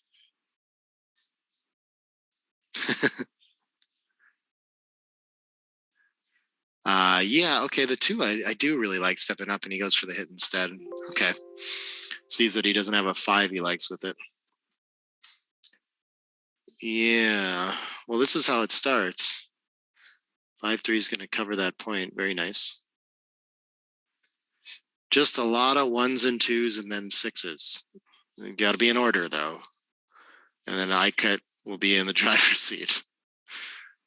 I'm sure crazier has happened. Okay, the deuce is stepping up. Where's the 5? I think, yeah, why do we want another blot hit if we can avoid it? Play into the deuce isn't really much better than the ace, so... Or sorry, other way around. I meant playing to the ace didn't feel like it's size. Okay, but 4-play really does like playing to the ace instead by quite a bit. That's strange. I would probably try to keep a blot out of play. I wouldn't think that I want another sent back necessarily, but could buy us time. All right. And now Tim has to decide if he wants to mess with timing by leaving a blot on the front or just make the 3-point. But he just has no timing anyway, and I think it's better to close that off and not let your opponent potentially make a further advanced anchor. That would be a huge improvement to Aykut's game to make the 22 as opposed to 23 and 24. 6-5, yeah. I think I'm just playing it all from the back. And Aykut would just love to stay on the bar for a few more rolls. Comes in, real problem now. Interesting. Finds this 5-1 play. Probably just play 6-2, but sometimes these like tactical how to destroy your board in poor shape plays can be confusing to me.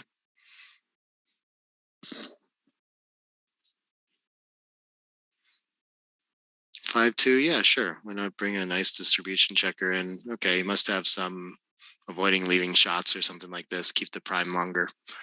6s and 5s are not 5s, 6s are killed.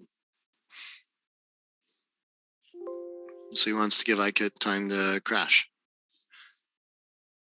Okay. Yeah, you can get in trouble placing him so deep on the prime, though. 4 is going to kill a second checker. Okay. 5-2 should just clear from the rear, I think. I don't think he wants to. Timing situation is fine. Sometimes you think about leaving it out there. So if you're hit on the 6, maybe you can catch that checker later. Make sure that you don't end up allowing your opponent to find timing. I don't think this is one of those positions, though. I think the timing situation's okay already. That maybe it buys him time to just run off the 23 and try to save gammons. I don't think you really gain on being hit on the back in this position. 5. Oh, was it 5-5? I thought it was 5-4. Okay. What do we got? Clear safely from behind. Okay.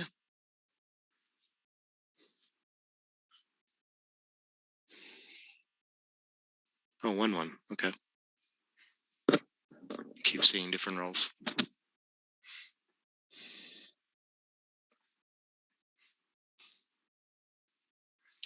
3-1. Pre-clear the back. 6-5. Sooner we can get rid of that point, the better.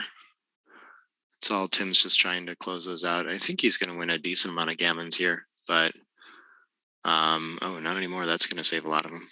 Oh, still a third of the time. Okay. It's very difficult to win this game, though, for Aykut, so just rolling big numbers to get out the gammon is kind of nice here.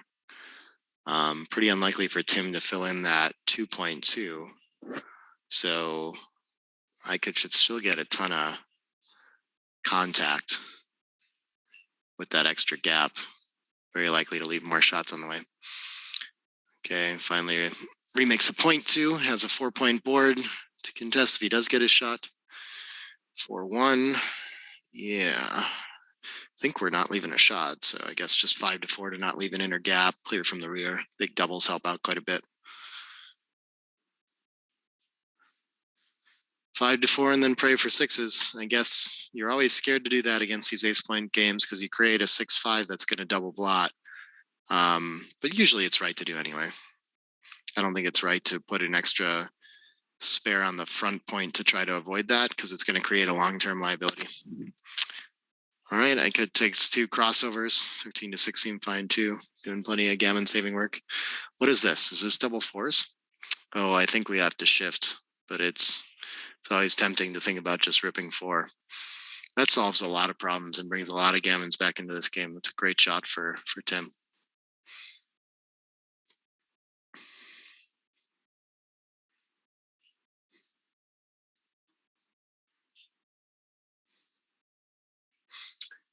4-2, just slots, okay. 6-4, oh, and he found a double shot number. And Aykut's just in time to maybe be able to cover that 6-point if he should get so lucky as to hit it. Does not. And now, yeah, he's just got to run from the back and try to be really stubborn about those gammon saving pips. Only 4-3 is going to point on him without leaving a shot. So I don't think there's as much value to the 4-2 might still point on him. No, 2, and then we can take the 4 off. Okay, there's a safe way. Yeah, 5 to 3, 4 off.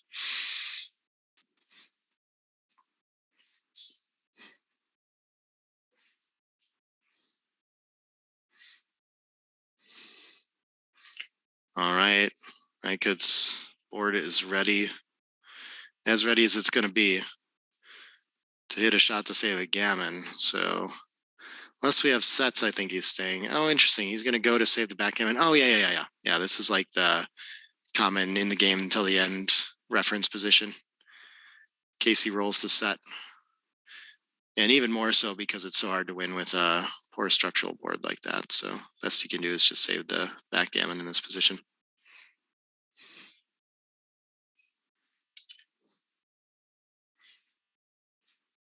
Yeah, people asking where the PRs came from. I actually just talked to Dirk after, I guess his streamed match, he actually won the PR contest.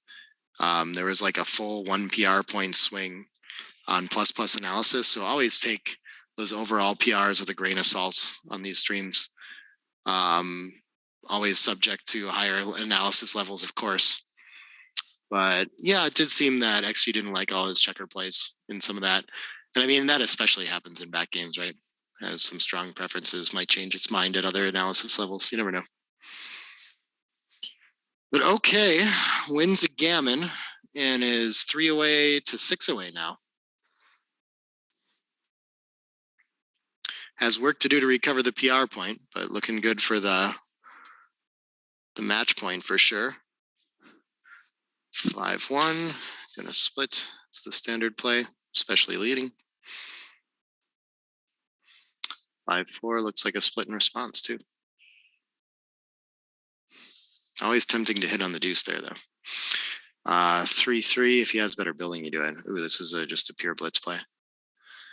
Okay, and this is the kind of start where Tim's likely to never get a cube in. Just be too good all of a sudden, I guess. I don't know. Maybe if he anchors now, I'm crazy. Maybe not. Maybe this is the kind of game where he gets cubes, where he has enough wins and gammons that he can just cash. I don't like any 6, as I could. The 2 tempo, you're not really stopping him from doing anything, so I probably wouldn't find that there, but it's close. It might even be right on higher analysis. Coming out to the bar, of course, is just very scary. I like this around and probably 1 down for distribution. Oh, but actually he's supposed to come into the 5 and not leave the fly shots, I guess. Even though he has a blotting board. Strange. I like his play. 2-6. I think we still have to go for the hit. Even though we have that blotting board. It's not pleasant, but trailing, you can get away with this stuff for sure. When it looks like it'd be a hefty cube incoming at regular score. But this one, he's just kind of got to play it. 3-6. Sure. Keep the pressure on that blot by staying on the 24. No other 6s from the front that you particularly want to play. You're still winning the race, so it's nice to just come around if you can get away with that somehow. He might even distract him from... No, because he has a blotting board, I don't think he's going to find the outfield hit. I think he'll just make the 5. It's always tricky to understand which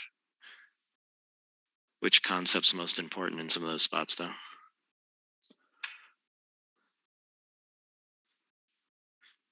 5-1.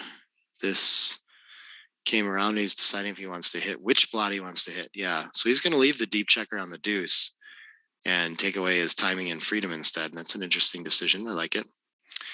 And Tim is well ahead in this one. Okay, and he's going to skip a double pass, which at this score, I do not blame at all. It's much easier to assume that you're never going to be in your market and you're just going to pass straight to too good. So I don't fault holding the cube there for sure. This ace point, this is like a deep enough where you can really think about it though. Okay, and he's just gonna stick with that. But that's one where I can find him sometimes, where your gammons have gone down so much once he makes the ace point, but he rarely wins that game. So it's just pretty low volatility, relatively resolved, and reasonable to cash that even at the score. I didn't see if it was a cash for sure, but ooh, nice shot from the bar. And so when this works, now he could very well be too good.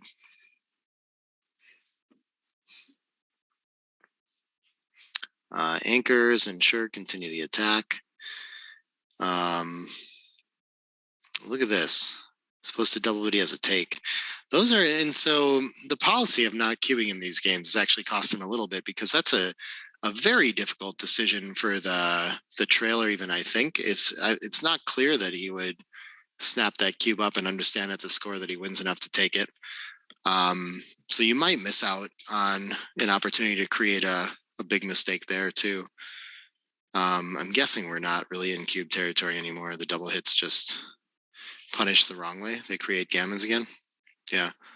So he hits twice, great shot, and now he's almost certainly going to be too good there. Again, a kind of unlucky run with these cubes here. It's very reasonable approach to just never touch it at 3 away.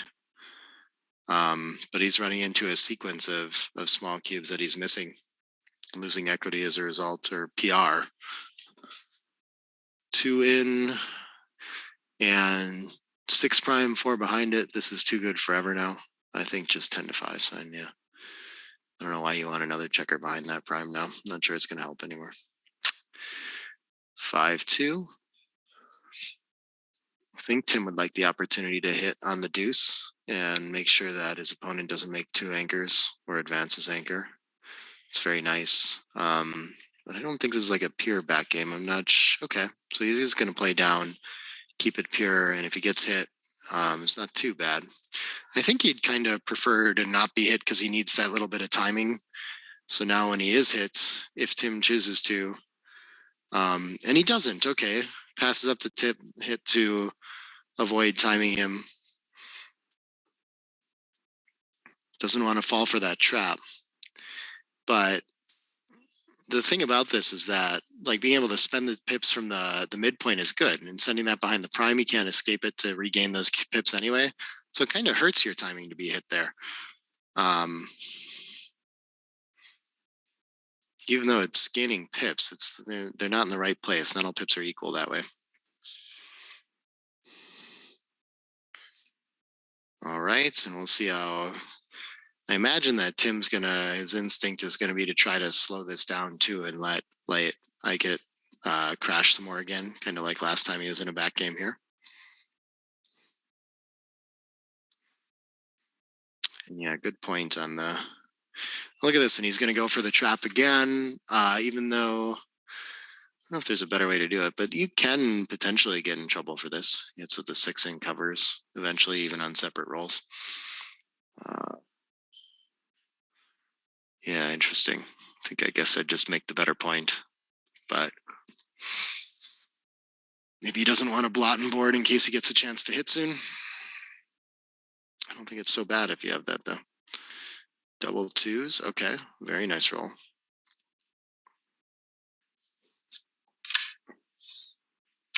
3-2, yeah, we're burying into the ace.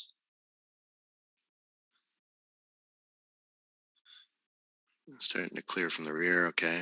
Sure, this seems fine. 4-4, ouch. It's an ugly one. 3 dead checkers again for Aykut. These are some frustrating games to play when you're just constantly 4 checkers behind, kind of closed out, trying to save a gammon. Doesn't feel good. Crashing your board. Is that double 6s? Ooh, what a shot. Well, a BG wins the match. So Aykut's got to be pretty careful about that. There's some tough considerations to have to be dealing with.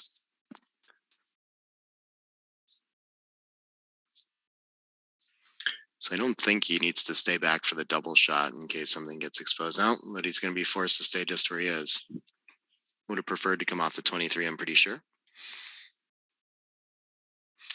5-1 is going to leave a shot. Okay. Yeah, how about not the pure double shot? There's still shot plus 6-1, 5-1, 1-1. And 2-4 is one of the hits. Tough to win from here, but you can save some gammon scrambling around now. And what's the best way to do that is to come off your anchor. I would have kept that longer, I think. My opponent enters. I just kind of, yep.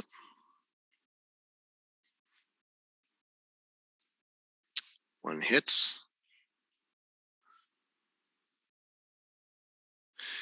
And this will be interesting to see if Tim might find a cube somewhere in this game now. I mean, he's still too good. But I don't think there's a way that he can arrive at a proper cube, really. I think it's just going to be worth continuing to play until all of a sudden one moment he's just not winning anymore. 6-5, yeah, 18-7 is my instinct. I'm just playing from the front and trying to keep maximum contact in the back. It's unfortunate. It's not where you want it exactly. And he finds, okay, this is a reasonable play too, to just play to the 12. I think this probably loses more gammons and such is one of the issues with it. Hey, I got Seb here. How you doing, man? You want to talk about some backgammon for a while? We only got the one. We had an 8 cube first game, so I'm here. Oh, nice. Okay. Wow,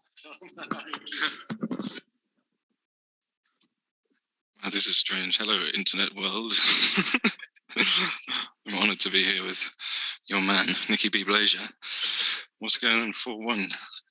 Yeah, Tim's been playing had 4 checkers behind his 6 prime and got hit in the bear off. Now he's apparently come around and playing for the gammon score. Okay. 2-1. How do you make a point here?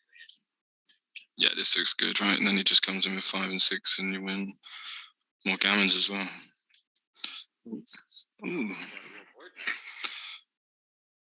Yeah. Not really.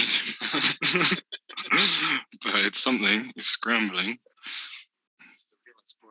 But he has a chance to make a bad decision here, which is unfortunate. Because he could think, like, his position's improved enough. But even if he leaves a shot, gets hit, he's got so many men off, hasn't he? That it's still going to be winning. He's still going to be a big favourite anyway. So we might see that. Yeah, we might see an ace, and then we might see just like a double pass. Oh, it's still slightly too good, it says. Wow. 5-1? 5-1? Oh, it's... Wow, okay. I guess even after 5-1, you're still okay. Well, you can't make a mistake now, so it's a good spot to be in. Do you not have a mic for yourself? What? Do you have another mic? Well, we have this, but it doesn't go through this whole thing. Okay, but they get You sit really close. Well, they want your, sultry, so moist. It's beautiful coming through the waves. They need a break sometimes. Do you? I just like come keep you company. It's so lonely in here. It's so quiet in there. Everyone's playing. It's very serious. It's really serious. It's like loud. Yeah. Okay. So now he's got a cash. You can probably cash now. He's still not big of a favorite, huh? For sure. Oh, he's got the takedown, but he's still 75%, right? He's still 10 men off. This plus is like wildly different. Okay. Yeah, it's a cash. That's what I said.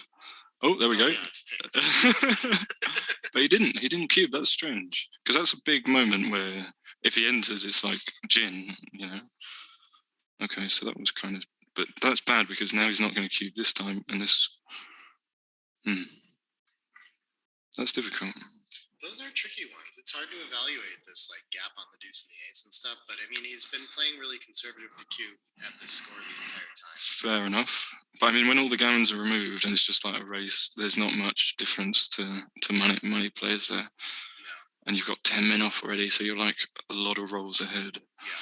Yeah. I mean, he's going to double now, Oh no, did he roll a double? Sorry, I missed that. He's definitely not going to double now. Maybe lose. Yeah, I'm sorry about that. So he's got like 3 roll 3. Okay, so he's kind of slightly... He's going to get cubed. No, he's not going to get cubed though. Well, he should definitely have got cubed there because he's favourite to be off in 3 rolls. Yeah, he's going to get re-cubed. Right, that's very good. The dead cube. Yeah. Now he can't, obviously, because he didn't miss with a 1 or a 2. But if he had rolled a 1 or a 2 on the previous roll, then you could see. And now he got a perfect cube. It's like the most beautiful position. Yeah, thank you. Okay. Boom. That's how you do it. You just lull them in. You just reel them in. You put out the line. You get your 2 points. You get to Cindy. Crawford's on her way. Everybody's happy, right? That's it. That's how it's done. Wow. It's kind of small. It's difficult for you to see the dice, huh? You need like a big projector in here. Oh, cool. You've got like the little stream going on the phone. Yeah, I always keep an eye on the chat, man. You can talk to people if you want. Okay. Hello, everybody. Beautiful. Perfect backgammon weather outside, so. Hello, Christian. Hello, everybody. I'm sorry you have to put up with me momentarily. I only came in here to listen to Nick, but then he just put me on the spot here. So, all right, let's try and focus on the game a little bit. Oh, so they won't be too happy with the current PRs, but now there's no cube involved, should be pretty simple. So the gammon is worth something for the trailer, obviously, saves him a game, which is important, not just like a DMP style that you would have at an odd away post or Crawford score, sorry. So that's definitely going to be a consideration for green here. Is it Aykut? That's what you've been saying? That's how you've been pronouncing it. Okay. Right. Sometimes I read these names and then they're like, oh, my name is, I'm like, okay. The Turkish guys that I don't know have been playing really well so far in all the matches I've watched. I think the other one finished at a 3.3. This guy's playing. Okay. Yeah, I saw everyone was crushing it on the stream. All right, so he's in really good shape here for the win, and obviously got some gammons. So Tim looking to come in and hit, obviously. This might be the first time in the match that he's been in good shape. Yep. It's been a tough one. Okay. Sometimes it just goes like that. And then when he cashed the first game. Well, I actually managed to, that was my first match I won, and it was an 8 cube, and it was ridiculous. Yeah. So if we made any mistakes, it's going to be bad. And I really felt dodgy. I had to play 3 checkers to the ace like early on, which is something I never do. Except for when you do it. I'd almost happily make a mistake then, so it's not my style. I refuse. It does not belong on the ace point, but it was kind of forced. Okay, so this is a nice play. A few options there. Wow, they're all super close. Quite expansive. It's going to lose more gammons, obviously having 4 blocks, but he's going for the advanced anchor. But he's way down in the race. So now he really wants a 1. A 1 would be optimal. Like 1-6 or something. Consolidate. Get the anchor. 35 instead, good enough. Okay, yeah. Happy he's got the guaranteed contact now. Not so easy to bring this home. Clearing the 16 point can be difficult. That's lovely. Just clear the mid. That's kind of 2 things you have to do, really. Clear those 2 points. Okay. Oh, that's interesting. You see 13-6 was up there. So it's like you can't really hit from the strip midpoint. More gammons with the stronger board. That's coming into it. So let's see what he's going to do here with 3s and 5s. Okay, this should just be... Oh, there you go. There's a hitter because of the blotting board. 3s are duplicated. Things are pretty close, like all your... Yeah, look, it's not the it's not the DMP play, but because of the extra gammons, you're getting the extra value. Small difference in winning chances. Oh, that's not the right idea. Only 05 though. Yeah, but that's unnecessary. But what was your thought before the play, before the dice came out, right? Yeah, that's true. I mean, that's how you're going home, but he leaves double shot in the outfield. I mean, it's a natural play. I mean, you can't blame him. He's coming round. He's probably playing it like DMP, not putting too much weight on the gammons. Oh, there we go. But that's kind of forced because you can't let him make the second anchor, and it's just going to be easier to win that way. And look at all the other blots. This is when you're happy that the BG doesn't really mean anything because you're like, they hoover them all up. Oh, Mickey Larson in the chat. Hey, buddy. It's been a while. No, I had a horrible first match. I'm just here to see Istanbul in the town with Nick and, eat some good food. Maybe a belly dancer. Who knows? Okay.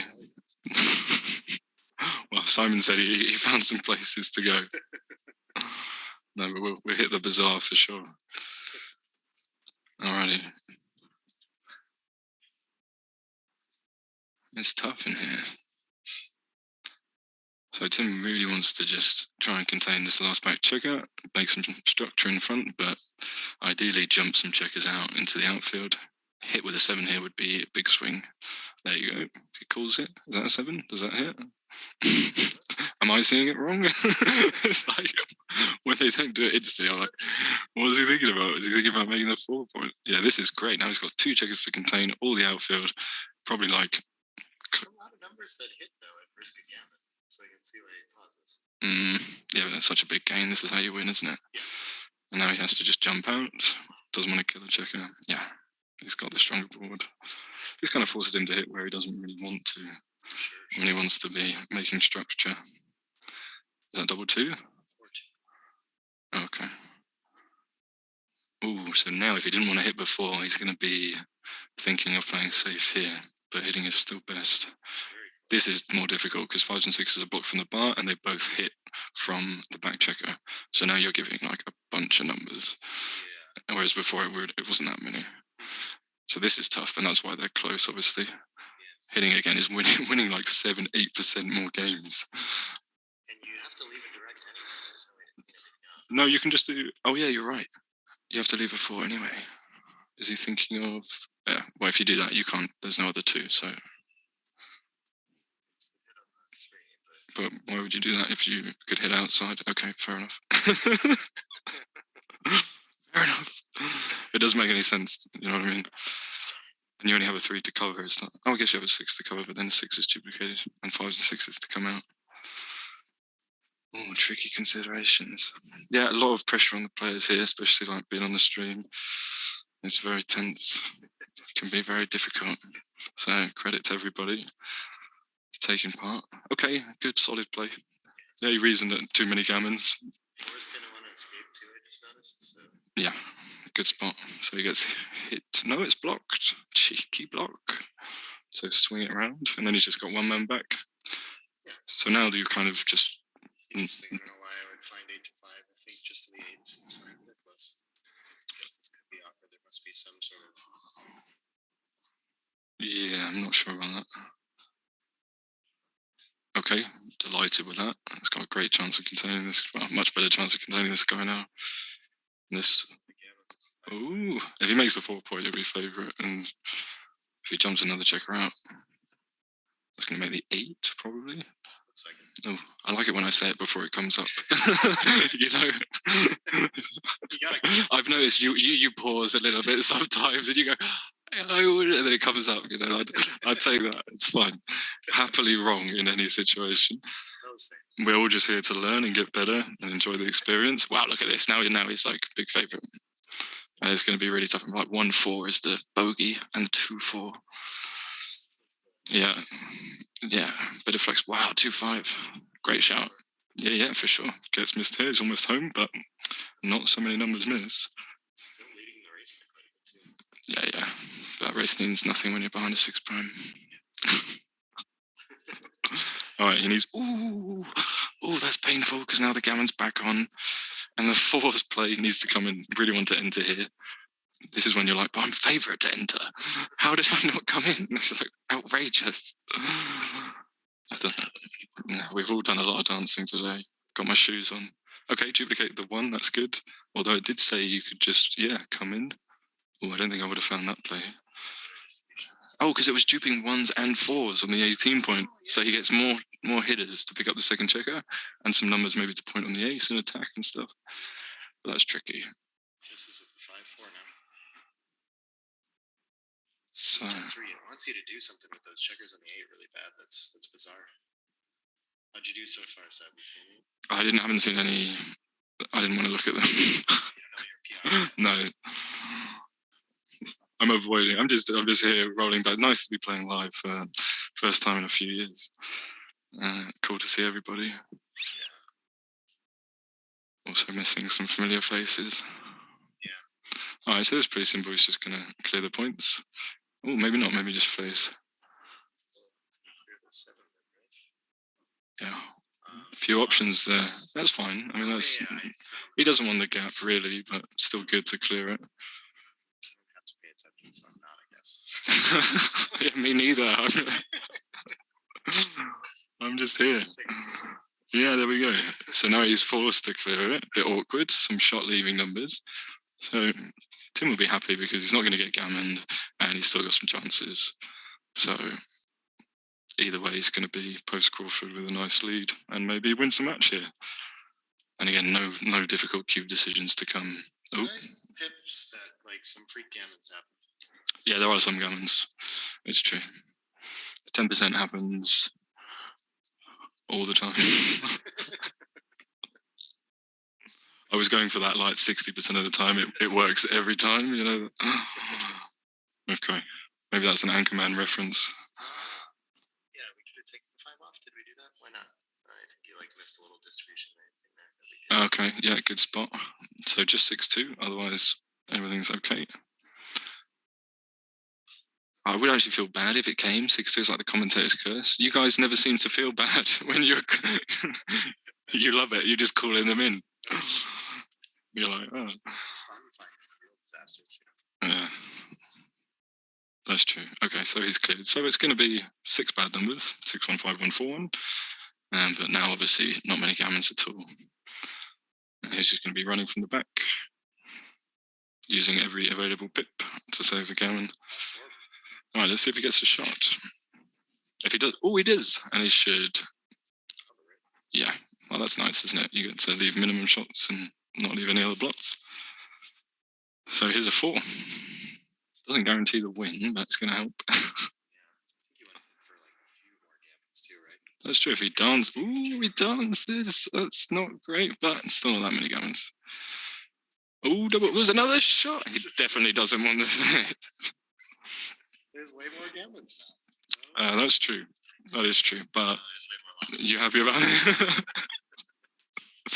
Oh, if you didn't put the checker on the bar, that would be a bit of a blunder. That one. I think these are the kind of things that happen. Try for the commentary on the stream. That's true. Yeah, because we'd like to count them if they stack the checkers. Sometimes it's difficult to see how many are left. Okay, so this is like he's back on containment duty. But he can't do what he wants to do against the 2-point board, which would be slot the 2-point slot and just to instantly make the board, because he's going to be losing more gammons.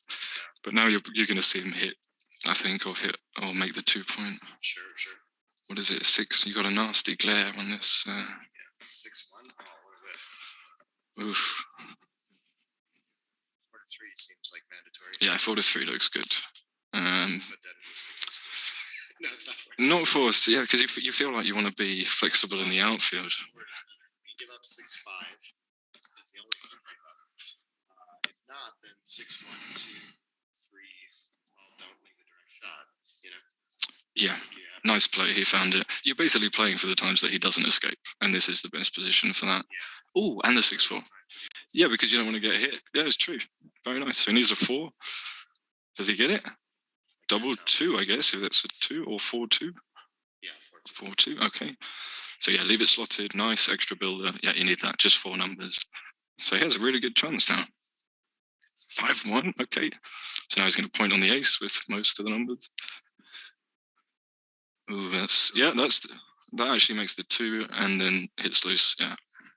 Nice, pure, no gap. So the Sydney, the 1-6, that's it really. Well, any ace could be a little bit troublesome. Oh, the double 1. Okay. So there's only aces and 5s that don't hit back. 6-1. Yeah. 6-3 hits. Okay. He's in great shape. Wait, was it 6-3? I would have thought about hitting the other way. Interesting. Oh yeah, not leaving the double. Yeah, you're probably right. You don't want to leave the 1-6 double hit. Not necessary. So we got it again? Okay. Yeah. He's most of the time he's going to close the board. It'd be kind of difficult. But even once he's closed the board, he's going to have to barrel very aggressively. That's 7 off. So it's like a little. I think he's already 60% with the closing. Yeah, but again, he's going to. As opposed to like being scared that you're going to get hit, you're going to bear off as if you're like gammon go almost against the 2-point board, because you're scared of opening the 6-point early and that he comes in, you lose the race. So you really want to put a checker on the 6-point, so you keep the board closed as long as possible, and take as many checkers off as possible. I think that's our last Trabant rule. Very sound. Both those things are good. Well, let's see. He didn't manage to get a spare on the 6, so he's in danger of opening, but you're right, he's still favourite. Okay, that's kind of a nice roll, 1 man off. So he really doesn't want to see a 6 here. Okay, he's just moving the dice to what he wants. I think that's he's playing his Joker card. That's where you get to decide your roll. It's a new feature here this year.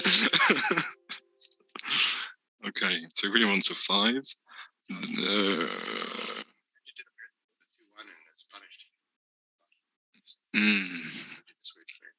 Ooh, okay. So you might have to. Number 2 is a good shot. This one? Yep. Has to. Good play. So 13 numbers and he's a dog. Wow, what a game, just back and forth. So he's coming back in, he's like holding on. Everybody loves the Crawford game. You want to, stretch it out. You want it to last as long as possible, really. Okay, he's back needing a 3. He's hit almost every time he's had to hit. So I imagine we're going to see it. 5-2, fair enough. So it looks like you guys are going post. Save the gammon. That's good. Yeah, he saved the gammon. That's all he would have taken that before at certain moments in this game. So yeah, I think it's almost. Computer's like -1. You have 0%. You're like, come on. Sometimes it says 0 and it's not true. So, all right, ladies and gentlemen, pleasure to be with you shortly. I'm going to leave you with the lovely next player in very capable hands, but I'll be sure to come back and. Well done, sir. No, I'd love to do some more with you. If I'm not playing, I'll come keep you company. If you can Google how to get 2 headsets to show up on Zoom. Oh, I've never even got one headset to work. This is it's a miracle we got this far. But yeah. All right, take it easy, everybody. There's some for you, warming up the earphones for me. He's good, man. What do we got? This is okay. He just automatically sends. Okay. They don't like the trick in Turkey, I've discovered. That's what I've noticed. I guess it makes sure that you don't leak any equity yourself, but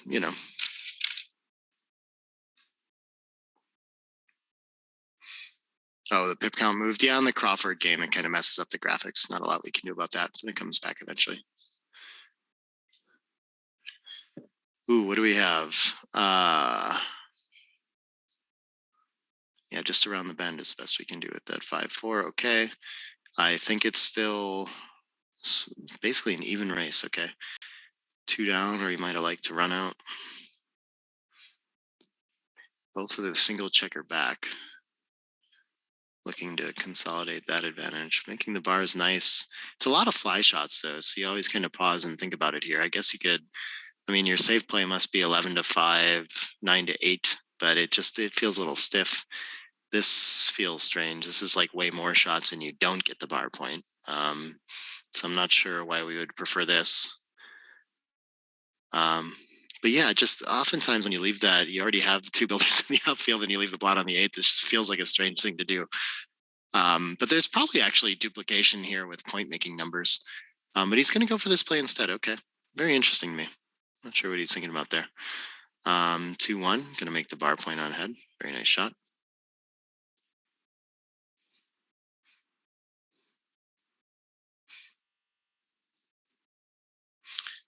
Interesting. I would think to enter high and play 11-9, but this must do more containment.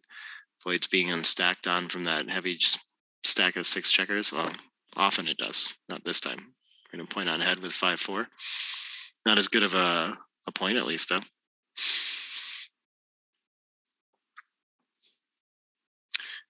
$1-5. It feels like the theme is still to enter deep. What 5 do we like here? Yeah, sure. I can imagine a tempo to avoid letting him make the 5 or 4 point, something like that on nice rolls. 4-3 would have been making a point. Doesn't anymore. Pretty bad roll now. I think he just come out to the bar, maybe? Looks like it duplicates a lot of numbers and distracts from doing other important things, but okay, 7-3 or 7-4, just moving the blot in or slotting a point. Interesting. Not really sure why that's preferable. 4-2. This doesn't do what we wanted it to do. I don't see any good gammon. I guess I'm going to cover the ace, and I guess why not cover the 11 too? I mean, you could play 11-9, but once you have a blot on the ace, a lot of times, especially in this single checker back kind of game, you just want to cover it and turn it into an asset instead of a liability. We are at post Crawford. Oh, you haven't specifically. Okay. Wait, you can't listen into. Oh, can you see chat in the future if you're watching? I don't know how the world works. What do we have now? Okay, he's going to look at other options like hitting. This occurred to me since like he wants to win a gammon and these things. Okay, it's not so far off either, but it looks really loose. Tough to know what the deuce is with it, but I think Tim's got a position where he's tempted into some decisions like that. But yeah, just better off to cover the ace and have all that structure. It's like a priming game for one roll. It's likely to turn into a blitz. I mean, next roll, if he has the ace covered, it's nice to hit on the 4 like that. Just not right now.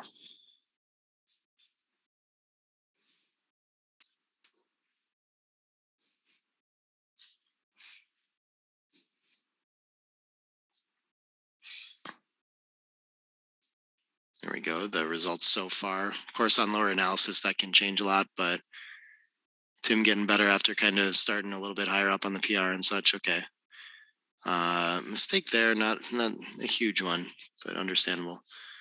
Okay, he's gonna hit and just pop out, hoping to dodge 4 or certain 3 combos. But Aykut hits and covers, great shot. And winning a gammon here is very nice. So he's gonna keep playing aggressively for that. 2-6, what does that do? Does that just pop out too? I don't think we can afford to make another blot. Oh, we can play 8-2, that's safer, okay. Didn't even notice that. Just looks very structurally strange. I'd be inclined to make this play as well.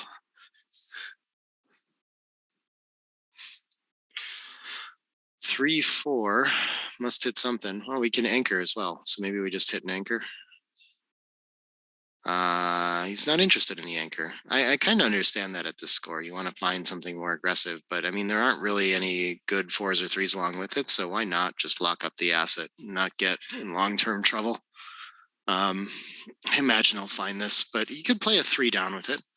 I guess that's the thing too, is I think your alternate 3 is still, or your alternate number is still going to be the 3. So I think you prefer hitting on the bar here to get some diversification of your blots there.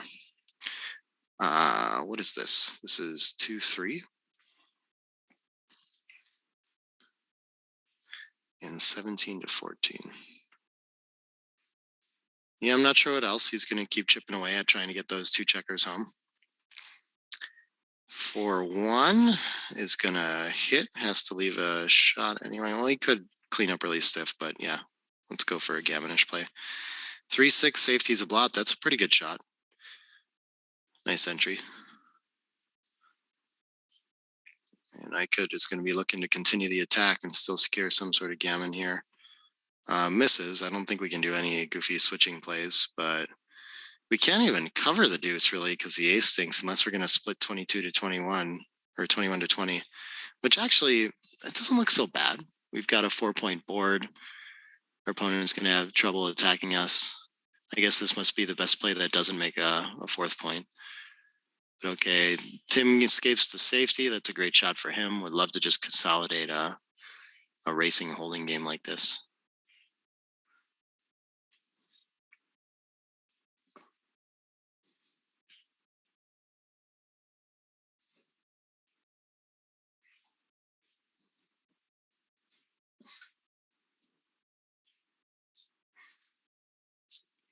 (5-2) is going to make the next best point, and then we don't really want the 9, so sure, just bring that in as a builder. 5-1, put a spare on the 7, get 1 roll closer. 6-5 is going to clear the mid safely now. 3-2 makes the next point, plays into the 6. Okay, this is just going to roll home pretty simple now for the most part. Don't expect any. Ooh, a 3-1's very nice to close that 5 points. 1 more liability in the holding game solved. 5-1. Do we want to leave the ace shot? I think the race is close enough that I don't want to, and I prefer to make the ace like this. Yeah, not really breaking our board too bad yet.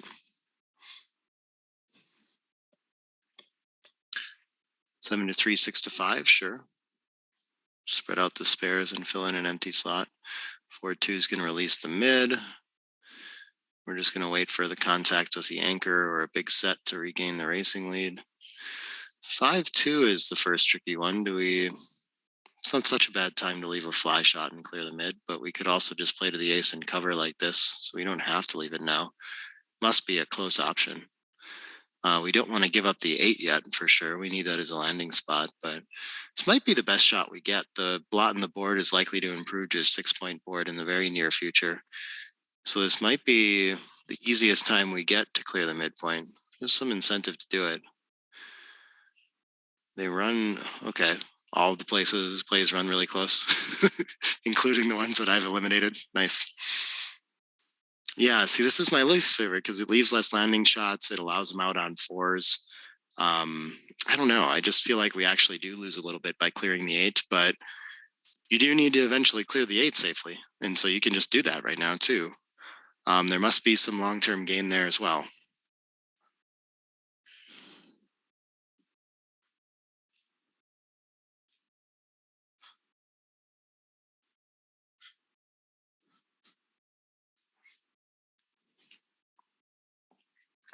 Well, that's interesting. I didn't even notice that the 2 should come down with it, so he could have been hit with that 7. But okay, he does find a way to break the mid. What is this? 3 what? 4-3 is going to come in. Okay. Not a huge racing lead, but this is the kind of, as the leader, the kind of game you want to play. Even if you don't win it, you're not risking losing the extra 2 points to go to Crawford, so it kind of feels like free rolling in a way, you know. 6-2. Oh, this is awkward. Has to break the 7 first. I guess you could play from the 8 and 3-1, but this feels better. But it's going to create a couple more shot levers potentially. 4-3. I'm not sure you wanted to. There's a lot of numbers where if he points on the 4, they're pretty devastating. It's a bummer to get that right there. 4-3 again. He's just going to leave and play the race. Okay. Kind of makes sense. Sometimes you only lose by potentially being pointed on or picking passes and things like that. There is racing equity for sure. What's that? 3-2, I guess, fill in the 4-point.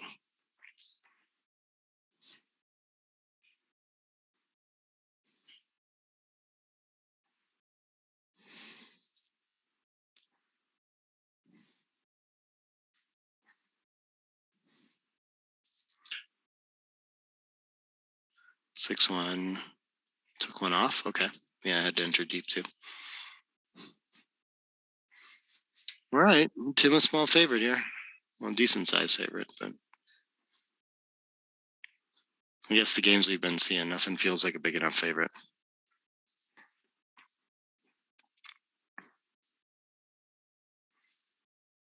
Yeah, one more. The schedule says 9:30, but we've been running behind, of course. We'll try to get that one started on time-ish, though, so people don't have to stay up too late. Okay, 6s to get back in it. Might have another game on this one still. 6-4, that's a nice shot to keep Tim in the lead. Dealing with his high points, okay. Great shot from Aykut again.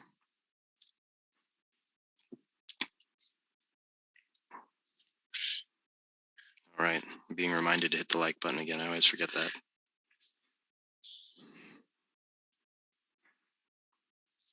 No misses for Tim yet, huh? Is it coming? What was that? 4-3? 5-4? 5-3? I don't know. I can't tell. Machine's choppy. Looks like I could miss something too. Okay. Oh, and that'll do it. Okay. And in the end, a pretty well played match.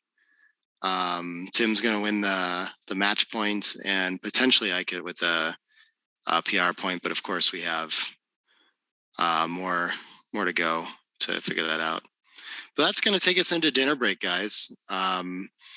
So that's round 4 of today, and we'll have the final round of today's matchups. We started around late today. After dinner, everyone's going to go eat, and we'll come back and play at 9:30 IST is when we're planning. You can go see all the matchups on the Backgammon Galaxy Facebook page now. We don't have results there yet, but you can see all the pairings that are coming, who's highlighted for streaming, all those kinds of things. I finally got that shared over there.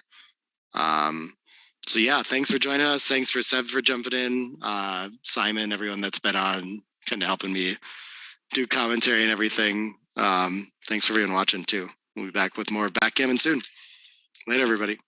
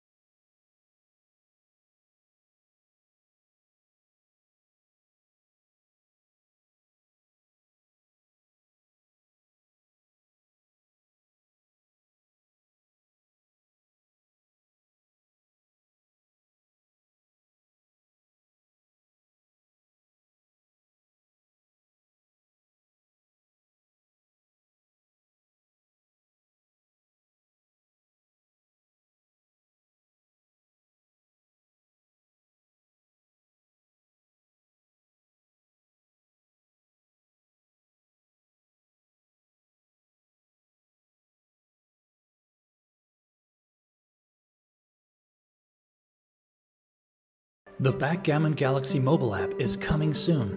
Star membership, high analysis, blunder database, private games, coin games, rating games, and much, much more.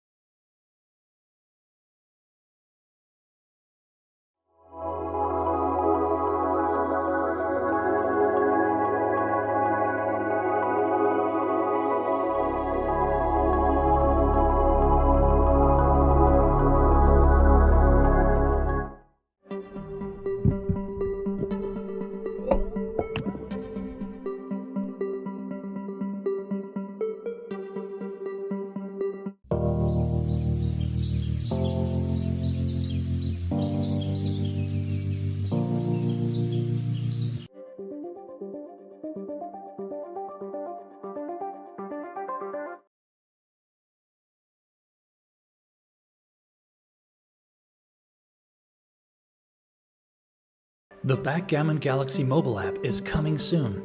Star membership, high analysis, blunder database, private games, coin games, rating games, and much, much more.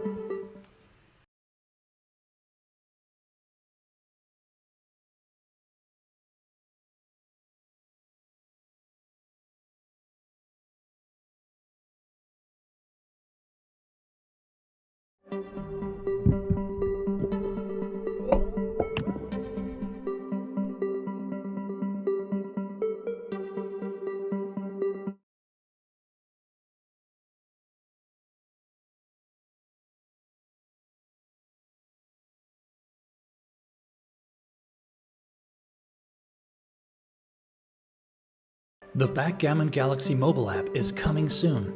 Star membership, high analysis, blunder database, private games, coin games, rating games, and much, much more.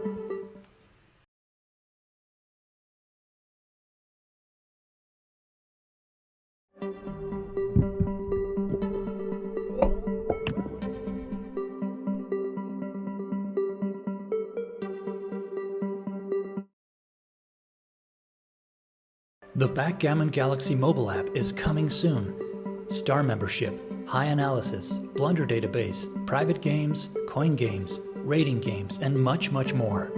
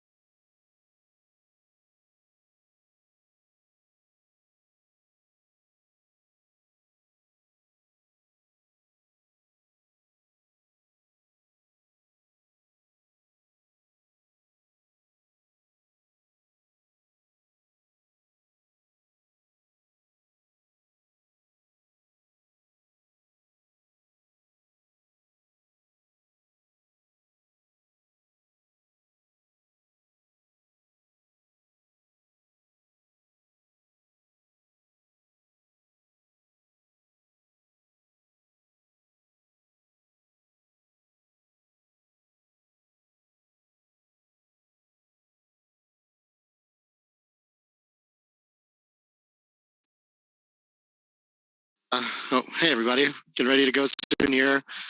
Burak, I guess Çulhaci. I don't know how to say anything. Ozan, Ozgur. Burak I've met and I've seen in the forums online, I think. So that's a familiar name to me. Ozan, I don't know how he plays, but again, we've seen very good results so far from all the Turkish players, top-notch stuff. So excited to see this match for sure. Last match of the night, and then we'll be getting started again at 11 a.m. tomorrow, our time. 9:30 here right now. Oh, sweet! They're both using the cups that they got. I don't know if Backgammon printed them or Mark just had them custom made, but everyone got a UBC cup with their name on it.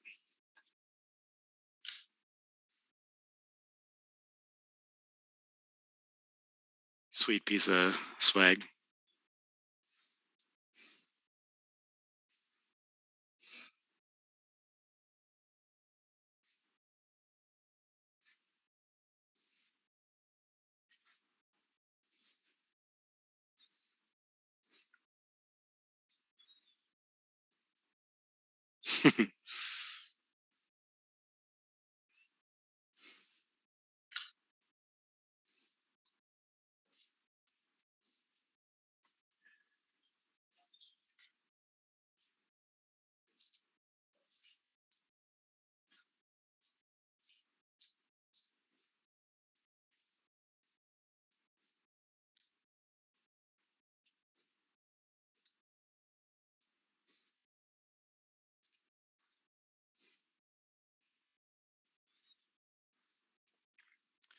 Playing on the new model of the Earthboard, for those of you that haven't seen that. A little bit different hinges, a little bit different wood. Looks really nice in person, showing up nice on the stream here too. The winner of the tournament's going to take one of those home. I guess the runner-up gets one of the, I don't know what to call them boards. I don't know if it's public information yet or something. We got some new boards from Monte Carlo that's still coming up, but someone's going to take a nice little leather thing, branded blue and white, basically. But expected PR level, I'm not sure. I'm pretty sure Burak plays, seen like under 4 kind of results from him, right around that range. And then Ozan, I don't know as well.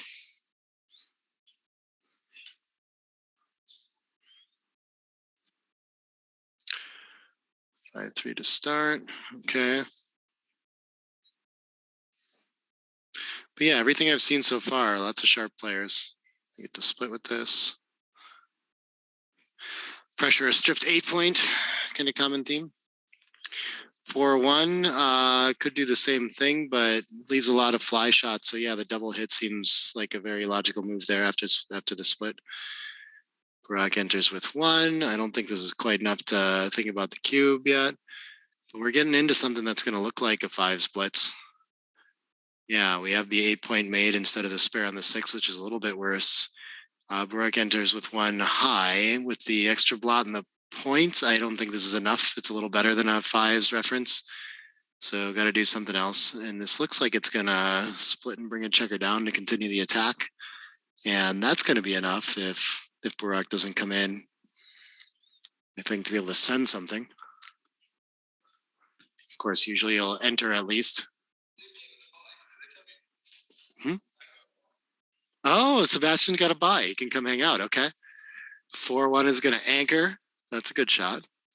We still don't have the... Oh, okay. That sounds good.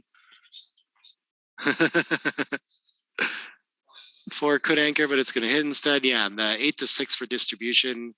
Both places duplicate entering numbers, so good distribution, everything like that. But yeah, you really like to have that spare on the 6. 2-6. Not many options but to play down to the bar point there. And okay, they threw the dice on the ground. That's too bad. I got Sebastian in the background. He might come talk some too. Who won the Tim Cross match and who won the PR? I think, I don't remember anything, man. Yeah, most likely. 6-2, okay. So we get to make the bar behind now too, okay. So this is a sort of mutual holding game. These ones where you end up with a 16 or something like that really confuse the heck out of me sometimes, though. The old 5 splits too, but Ozan has the racing lead, so if he can break contact, he's going to be in very good shape. Not a lot of safe plays available, though. Maybe consider 6-2 for the lack of options, but we could also bring a checker just in front of the anchor, since especially with blots around, he's not going to be super incented to hit and leave his anchor.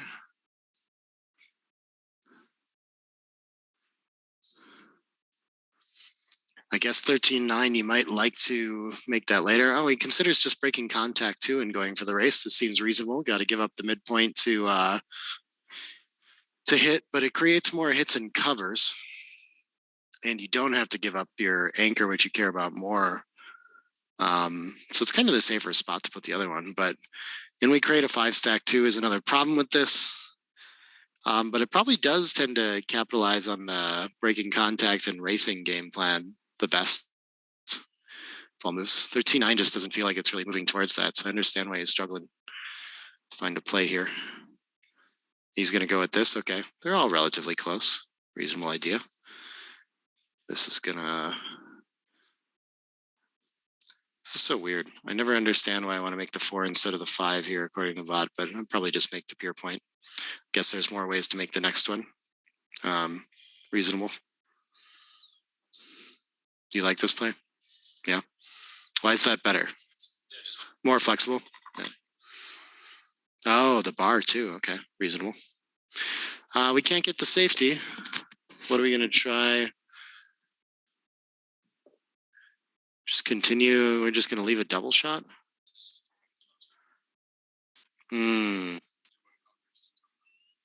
Yeah, interesting.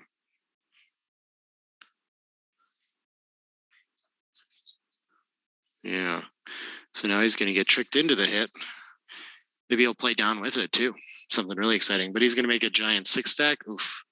It's pretty ugly. When this works, it doesn't work all that well. And Burak is going to think about the cube a little bit. Interesting. Okay. Yeah. He's going to cover first so he doesn't get tempted to hit that blot on the 17. Reasonable. And a fan, what is this? This feels like a pass. Yeah. So he's going to roll on. 2-4 is going to hit. That's a big swing. And now what is this? Racing lead, 2 back. It doesn't feel too good anymore. It is still too good. Got it. I would have a hard time playing on here. Backgammon. I've played before. I know how it works. Okay, double switch. I like this. That's the idea. It's going to keep us most on the blitz and the gammons live. It feels weird when you're playing on too good again. Kind of want to find something that guarantees you can consolidate a win. And of course, you feel under a lot of pressure if he enters.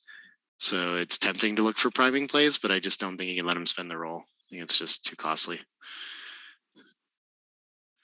This is why I don't like playing on. It's hard. It's just very scary to be in this spot. I'm terrified. Oh, nice. Okay, I'm not scared anymore. Yeah.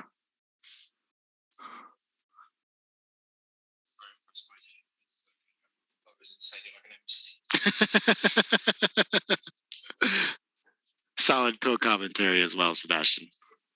You do well. What? I can't believe we didn't figure out the microphone for you. It is, nope. It is plugged in. That is Shirley. And does it just work? No. Yeah, sucks. If you can figure out how to get 2 microphones streaming through Zoom, we might figure that out for tomorrow when you don't have a buy. Oh, neat. Okay, he was on the 7, so he has the option to lift this or leave it to try to make the points. We just don't need to make the point to win in gammon here. Yeah. Yeah. Yeah. Interesting. Okay. So we should still lift it, but I mean, he's certainly not going to find it this time now that it's lifting to the ace. I imagine. Yeah. Well, you do win more gammons when you leave the blot there. I saw it in the numbers. Now he got hit and he has to think again. I mean, this is still too good, right? Okay, fans. Then he makes an anchor and he's very sad. Yeah. I told you that we should have just cashed this.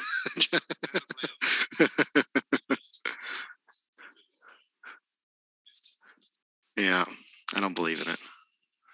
Not good enough. Oh, wow, that is. What is the idea here? These numbers are very strange. Where like wins and gammons, the additions together, it looks like numbers that could be right on a last roll cube, but I don't see a lot of this sort of like last roll market loss. It's just 5 4 4 4 2 4 2 2. Yeah, you're like too good again, huh? Yeah, okay.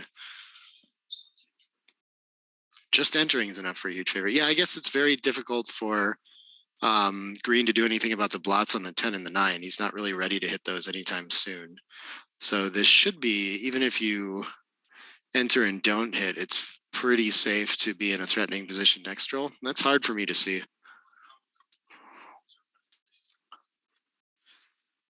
Not very comfortable. I would do that, but I wouldn't play on too good. Yeah, that's the kind of thing I'm afraid of. Oh, people are asking who I'm talking to. Sebastian's off to the side, very quiet like. Sorry, you guys can't hear me saying really intelligent and important things. Yeah, we've got Simon here too. They'll just talk to each other, yeah. Oh, really? Simon's getting to resign in round 5. That's cool. Yeah, that's pretty solid. Ah, okay. No. Is that yours? What if it's P?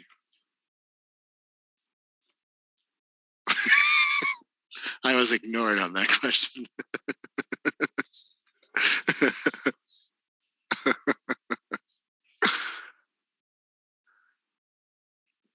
Sometimes when we get deep in the tank on a cube decision like this, I wonder what he's thinking about, like how he's making his decision. If you spent 2 minutes of clock time on this cube action, how would you be deciding? Would you be going through every roll trying to figure it out, or? You also would not do this. I think he's trying to squish a decision out of his forehead now. I see that happening. Yeah, yeah.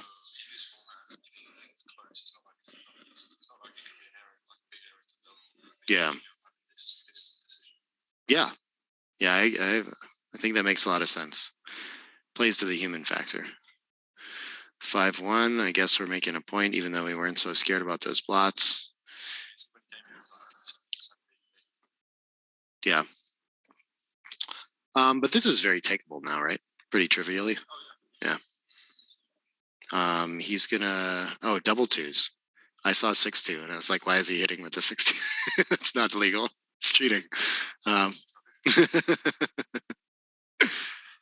So he's gonna, yeah, there's no way to hit the second one. You can't do anything about safetying it. So yeah, I agree that it starts with those two, and then the blocking point makes a lot of sense too. Yeah, I like this play. This has gotten better though. This can't be a cube now, can it? Way less swing. Well, there might actually be more hitters now. What is the number? Yeah, it's gotten closer naturally. Okay. But because we're not on the 4 anymore, we're on like a blocked number, right? So there should be 5-3, 4-3, 2-3, in addition to 2-6 and 4-4. Yeah. Yeah, 5 is pretty strong too. I don't know. I guess we haven't lost our market if we roll a 5. What are you going to play with your 5? You still have to come around. Yeah. Okay, fans. And now Ozan wants to think about, am I the one that has the cube? If he points, he probably does lose his market. Only with a dance, if you enter one that's good enough to play this. That looks scary. Ugh. How about a fan after this? How's that looking? No? Not a double or not a pass? Okay, not a pass. Okay.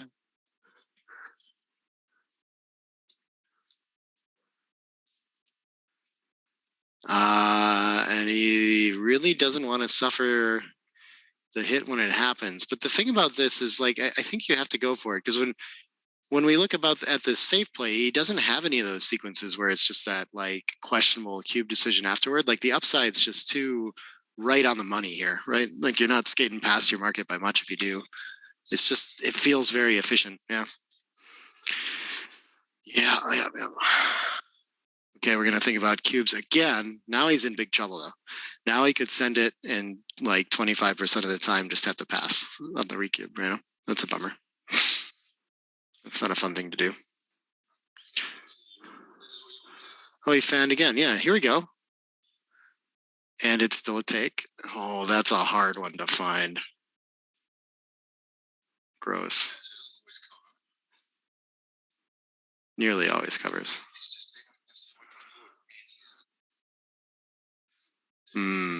Yeah, that's fair. Still got work to do.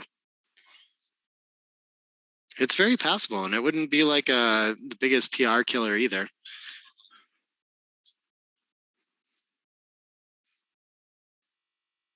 No, I don't want to do that. That's mean.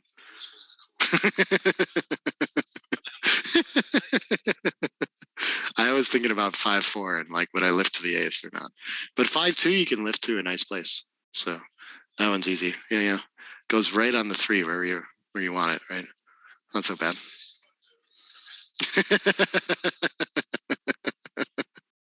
A nice belly dancer.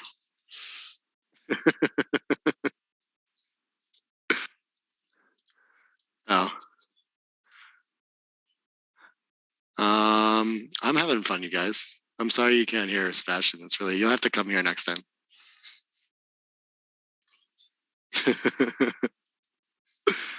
Oh, someone says you're a whisperer though, so they can hear something about you. Oh, yeah. I'm not worried about it. No. We can start shouting under the door, rooting for things. Mark and I were having a fun conversation about that. That I think you should be allowed to be a spectator at Monte Carlo the way you want to, and like shout what you want to happen. And like if they make a wrong play, you should be allowed to boo them and whatever you feel like, you know.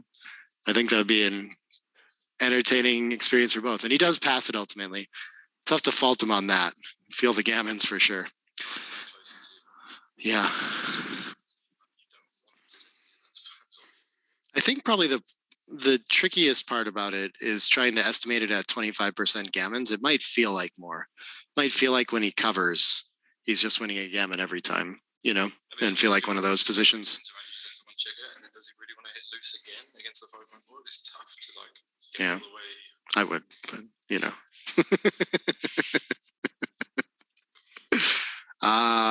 Fight for a point here. Yeah. We get to unstack and hit. Okay.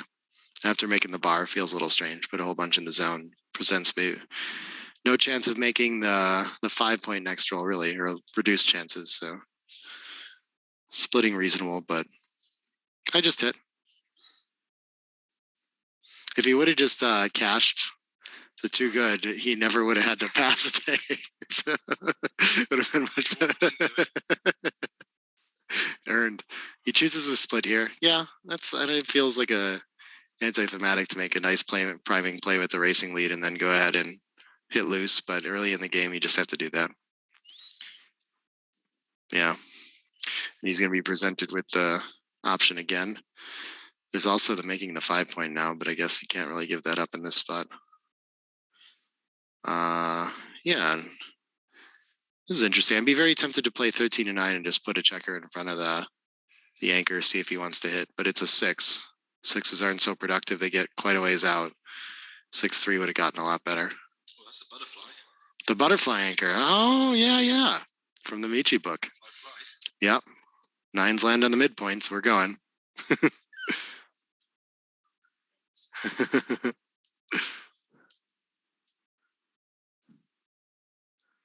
Oh, people looking for rule of thumbs on those? Yeah, that's tough. No, you just have to really understand backgammon is the only option. 6-4 here is, I guess we have an attacking play, but making the bar just looks very attractive. I was looking for play B that he might be considering.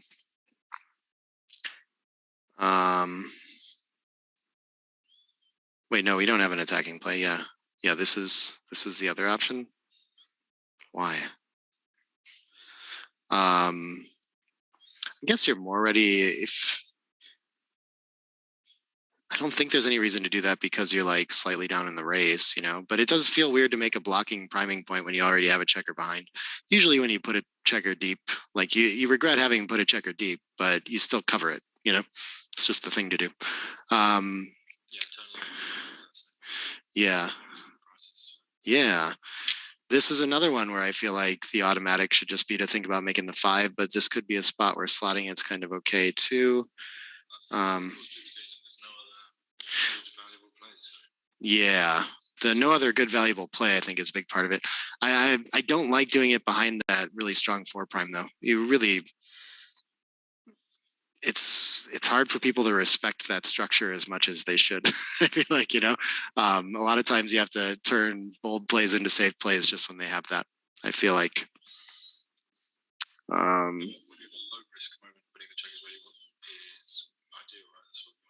Yeah. Yeah. Are we just going to cover the ace now? Yeah.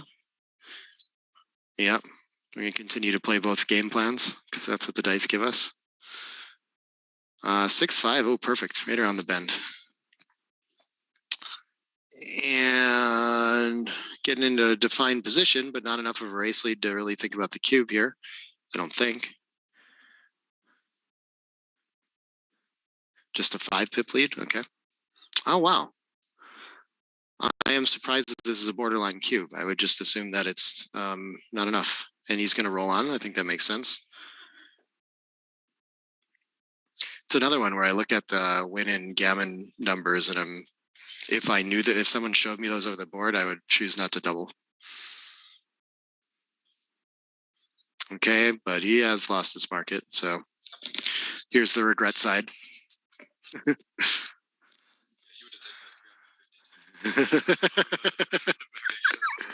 And extras. Yeah.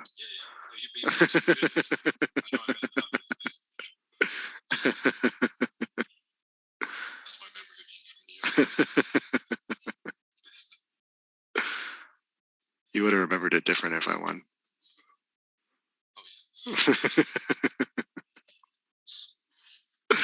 Oh, we got Dimitri in there too. Ryan doesn't like math. Good job. Oh, he likes patterns though.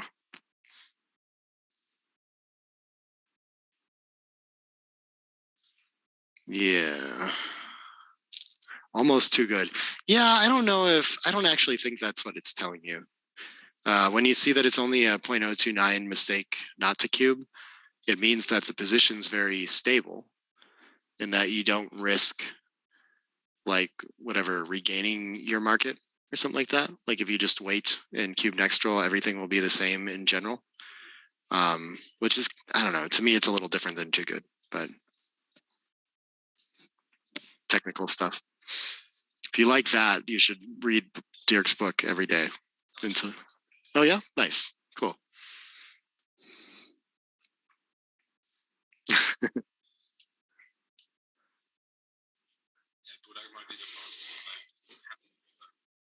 Oh, is he? Oh, I haven't noticed. I got to keep an eye. Nice. Oh, it's hard to see on the streaming computer we've got. I wish I could experience that. Even outboarded here, we got a double hit, right? Everything else just allows white to keep bouncing. 6 away, 6 away. I know nothing about this score. I don't understand how it works. I don't want to be at it. What's the difference, How do you adjust it 6 away, 6 away? Yeah. Maybe Burak will just get in a dominating position and be able to cash. Or never mind, we're gonna make an anchor. We could play one of these where it's not that confusing too. Okay. Ooh, fours.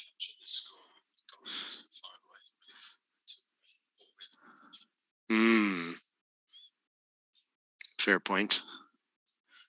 I started thinking about scores more that way since reading Dirk's book.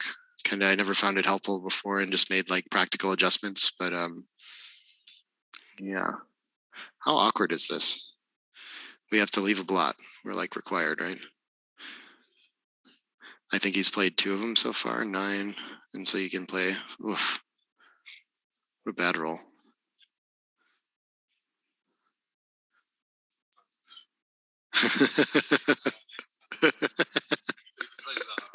The no blot play is interesting, okay? So you haven't buried any checkers with it yet. Yeah, that's how do you play that game?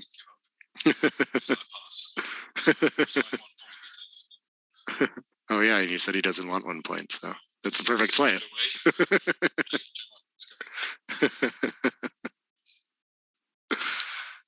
4-3. Oh, sweet. Cover. Easy game. It's nice when you slot the 2 and it works. Yeah, White hasn't been able to move the back checkers at all. That's been a real problem. And yeah, making the 4 prime is going to be pretty strong. Green does still have 3 checkers back to deal with, though. 1 gets up to the edge, and 5, I think, goes to the 3. Feels like I know 9-4. I'm sorry, I keep calling that the 3. But yeah, making the point was an interesting looking play. Yeah, okay, tiny double. You're right. I don't know if I find this. I don't see too many rolls that are going to change things significantly, but you do just have dominating structure. So it's probably more about, I guess, Burak like it could roll something really crappy. We could lose our market that way. More about White's market losers. Yeah. What happens on 5-4? Oh, we just get to vacate the 6 like we wanted to before. That's no big deal. Yeah.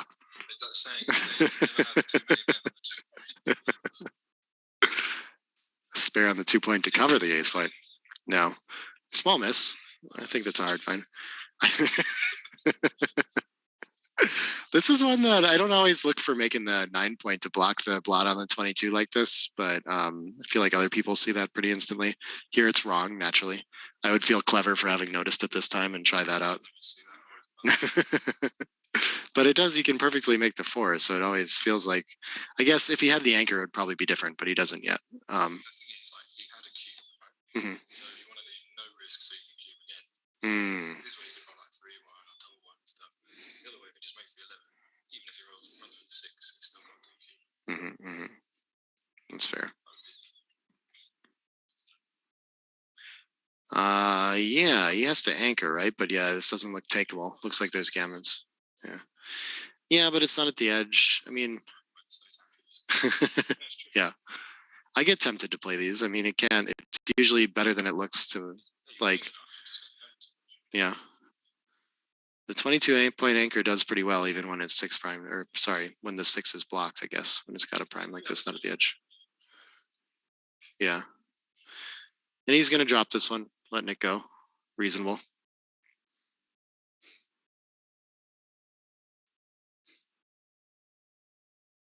Oh, nice. Ryan regrets not quitting school to come to the UBC. Seems reasonable. Blunder. Yeah, blunder indeed.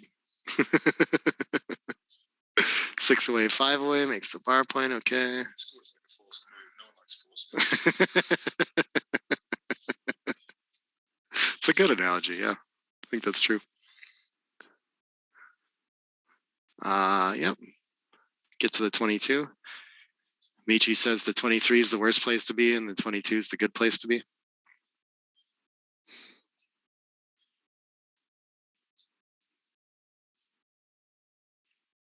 Looks most reasonable in this position. We're running out of time to do anything on the front side. No, I mean, risk something in the race, but playing 13-7 is just overrunning your position a little too much. Oh, it's really close there, but so it's okay. It does set up. You're going to make a 4 prime so often after this, or some valuable point. Feels tempting, but yeah, this just feels like that fits the theme of the position best. Most wins is running, but coming to 7 will be extra gammons. And at the score, this is good. Yeah. Got it. 3-1. Oh, he's got to decide between the anchor. I'm just making the 5 point, but I didn't notice that he could do this as well with 10 in the zone bearing on him. Still, we have to do something to contain that back checker. I think that's a rule of thumb that Michi has, is a like value of making an offensive point goes up here. This almost could be a reference in his most recent book. Yeah. Just like either 5 point is better than either 4 point. Yeah. Something drastic. And if you're unstacking points, then it's more valuable. Yeah. He's got these stacks, like how's he going to make the 5 point? Sure. And it comes out not that big of an error still, though, because the threat is pretty real. Yeah, you could hit late 21. That's like really interesting. Yeah. That's close.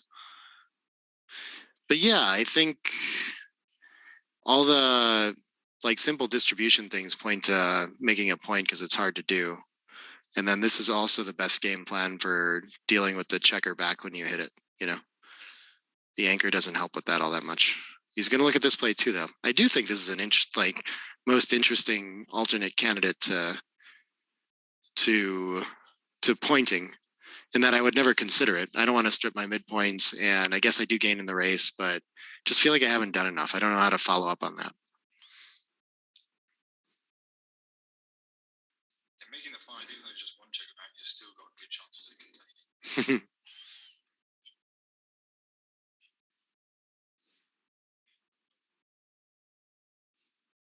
And he goes with the hitting play. Okay. 3-1. What did that just like, oh, enters and shifts. Okay. Yeah, I can't come up to and give him the 6. Okay. 6-4 is going to make a nice point there. 4-2 is, ooh, it could point on head. I think, yeah, because you get to do both, but it's so nice to anchor past the made 4 point, and there's 11 checkers in the zone that like this is more tempting than that equity difference would suggest to me, you know? That's a problem. Being down in the race and anchoring just like this just kind of concedes advantage. Yeah. Actually, it doesn't. He's winning either way. Yeah. Yeah. Because you hit it more than you do for me. Here's what he can do from here.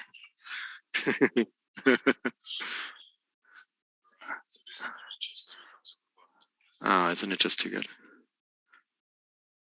No, he's got the 3 and the ace to find a cover. Okay.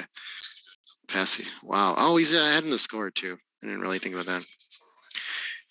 Oh yeah, this whole logic of getting to 3 away isn't worth that much, so you should like be very not inclined to play on too good. See, yeah.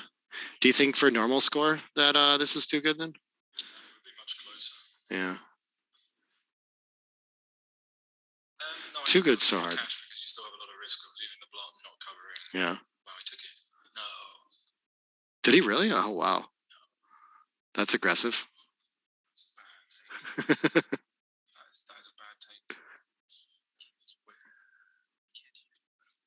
Oh.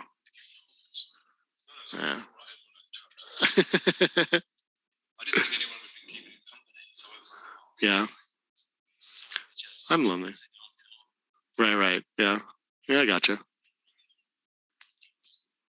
Yeah, I know you guys can't hear Sebastian, but I can. It's comforting to me. So I don't know how you feel about that. He's even looking right at my face and trying to talk into it and stuff. And I don't know. We're doing what we got. Here, I'll trade with him again for a while. Oh, it's much better being in the distance. I'm just trying to give you some downtime. Hello, ladies and gentlemen. He's going to be rewarded for this take. This is a good response. This is like the best you can hope for, and it's still even game.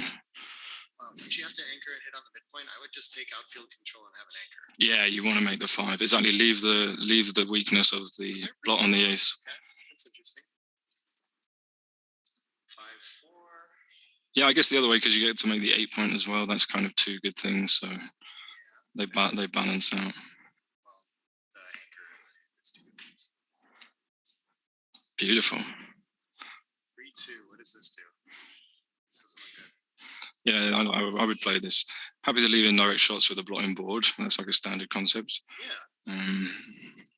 And that is the point you want to make. But 8 to 3 is very reasonable. So he just makes the ace. And now he's hoping to make the 9 or the 10 or the 11. What is this? 5-1. Well, yeah, it's forced. Now he's up against a 4-point board. Just got a safety up. Still cover the outfield. No, don't leave this. What? Why would you leave this? This doesn't gain anything. Okay, gains on 4-3. No, but you can see how like the hits are just game over. I mean, okay. So he should have looked at that a bit longer. If you're leaving risk, you want to make sure you're getting something out of it. Not just for the thrill. What they say. 5-1, very natural. Make use of the dilly builder, slot the 2. I need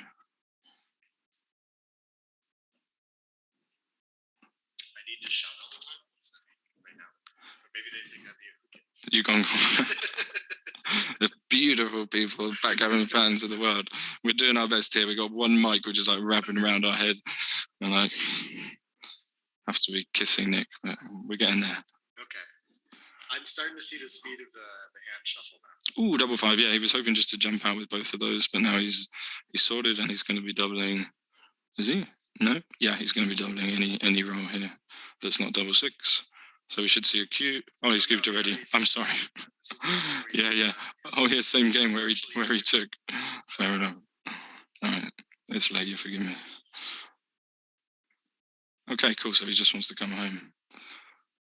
Yeah, it's funny when you make these weird plays just to preserve like the distribution in front of the anchor, and you just give up everything behind.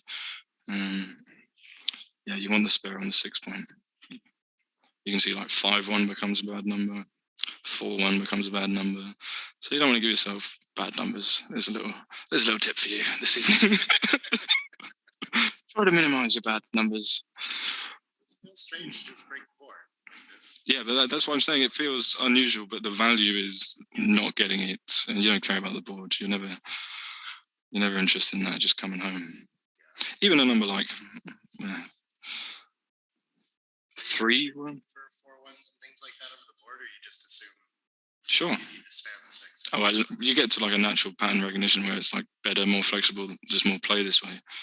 But yeah, we're always looking for clues, and if you can find numbers that you're making good or making bad for you or your opponent, then it's going to help guide you to a better play with more value. I mean, I think you can't. The issue with this play is now we've vacated the 4-point, and that's going to create its own class of bad numbers. You don't have any 3s to play from there anymore. Right, and now you cover with a 6 as well, which is nice. But yeah, a bit awkward. I think he's played it well. So he doesn't want to see an ace or that. But that's forced, so no decision, which is bad beat. Is he going to split? Ooh, he's got a split here, I think, hasn't he? It's like a big split. He like must split. It says, it's double aces. Interesting. So how far why does it want to split to the 18 instead of the 19? Yep. What is the difference between the 4 3s are going to, because 3s would lift otherwise? What up? Yeah.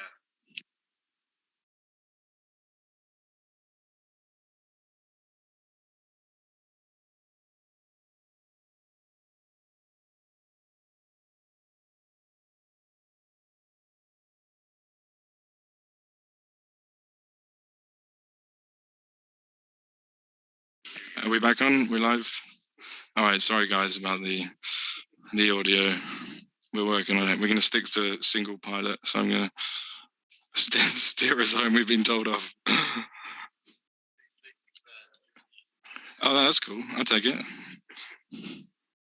Take it on a night out. So he managed to clear, and he's coming home for his little 2 points to get 3 away. But Burak was lucky not to get gammon this game. That was a brave take for sure. Just had too much to do. Even though he turned it around and kind of got a shot at it, it was still difficult even after that. But he's happy he's going to save the gammon. And you get to 4-1, which is a very interesting score. Is there a results page somewhere? Do we know that? No, there isn't. Sorry, but I'm sure there will be appearing soon. Yeah. Anybody else? Nice to see everybody in the chat. Beautiful.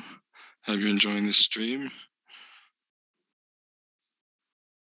So just sort of a formality here. Unless, you never know, I've seen worse. Have I? Yeah, when the guy cheated, he just took them all off. You look back at the board and like, hang on a second. Thought you only had one man off, you've got 10 in your hand. Something's gone on here. All right, fair enough. Unless you want me to do another game and have a break, I'm going to hand back to the master and chief master controller. Leave you guys in the perfect hands of Nick Blazer. Have a good evening, everybody. Thank you very much, Sebastian Wilkinson. That was. I'm telling you guys, you're missing out. We should get to have our conversation and have fun here. He's got really good insight that I get to hear. It's inspiring. 4-1, we're going to double hit here. Even at the 3-way, 6-way score. It's just a thing to do when he opens up the second blot there. Feels less exciting to get the gammons, but okay, nice response.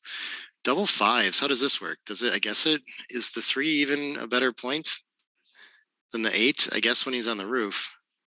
It's a little awkward. I mean, of course, we can't hit with the 7th checker in the zone, so we have to bring one more down. I like that play. 2-6 is going to hit from the bar. Nice shot. This is going to be an aggressive score cube for Burak, of course. So what is the response? But I mean, he hasn't developed at all. Thank you, Sebastian. He's walking away, having his own nice night. Finish out the match with us. We got to get off the 24, and then where else do we go with it? Can we really do this quadruple split? That does, it feels strange. I kind of like fighting for 2 high points like this. But that's interesting. I like that play B. Yeah, this is probably just going to make the high anchor. And I think Green's going to be inclined to come off the 24 when they get a chance. This is a nice 17-point anchor. They keep making these awkward advanced anchor games. Those are tough to figure out. Oh, look at this. I didn't even notice right away that he made the bar point. I was so happy to just have the 21 this far down in the race. But this probably rates to be the best contact available. And we do still have the better board too. So we're not too worried about being blitzed or anything yet. It looks reasonable. Yeah, this is also a play B. 2 down from the midpoint feels reasonable too. Lots of options there. They've had no shortage of options on these plays. This, I think we're just playing safe to the 5. Okay, we're going to hit instead. I can see why you feel incentive to do that to score. Yeah. But we're not clearing the 17 or anything like that yet. It's still nice to have that safety valve.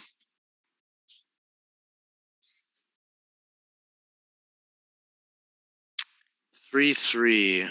What is this? This is going to make the 3-point. And then we could either try to start breaking contact by playing 17 to 14. All the way around now, I want an offensive point. 13 to 10. Okay, now that I see it, I like this because we have that blot on the 4 that we want to cover. Now where you've got a 0.6 away from it.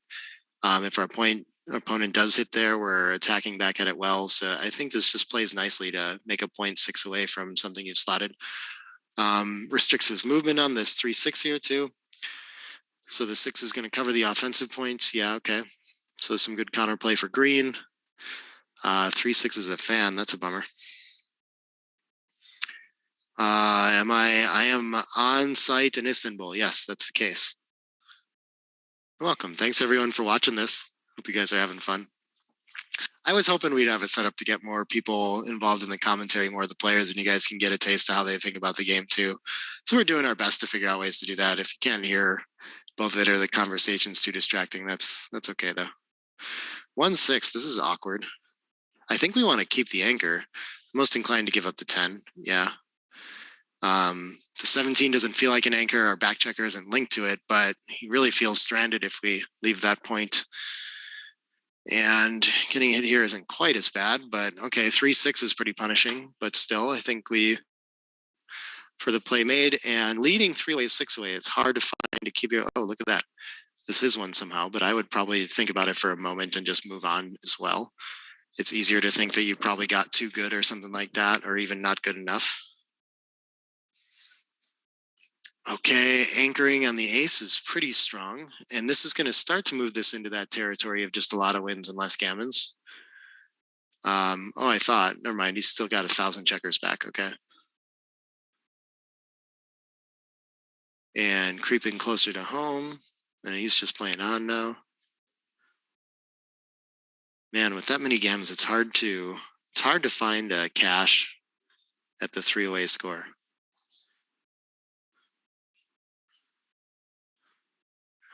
Well, thanks everybody. I've been looking forward to coming to Istanbul to do this for a while too. I think we just have to break the 8. We can, wow.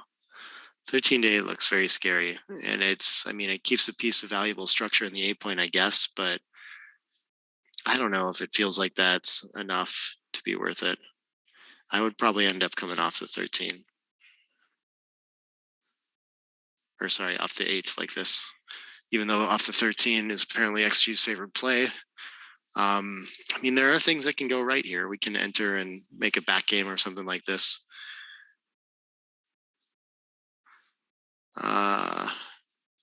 He wants to switch. This feels like a lot of work to fix this again. I almost want to switch 6 to 4 again if I'm going to do this. And I don't think we're gaining a lot. Yeah, this feels like the follow-up if we do that. I don't know. Yeah, but you want to stay back and pressure that blot after he left it. But I think you can just, he must be focused on picking up that other checker. Must be a big part of it why he doesn't want it. Well, now he's going to play past it. So, well, of the switches, this is the best one, it seems like. Generally, you get to remake that too. Again, we're going to be tempted with switches.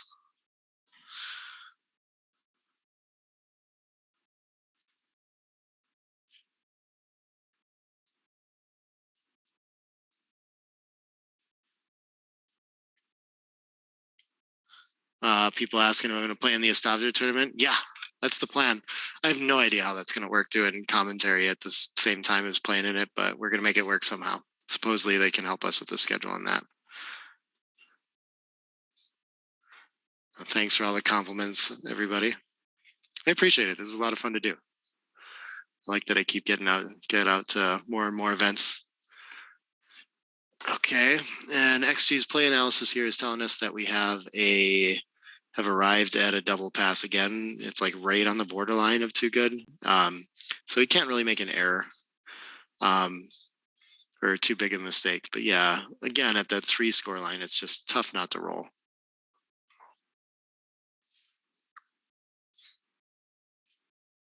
Three, 1. Yeah, I think we just have to clean up. Hopefully we don't have any problems clearing the 10 point now.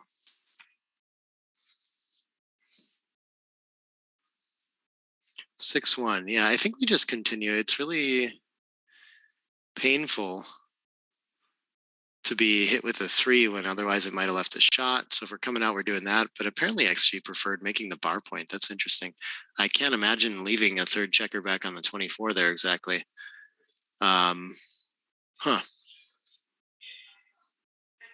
Still too good. Still giving Ozan real problems trying to figure out though.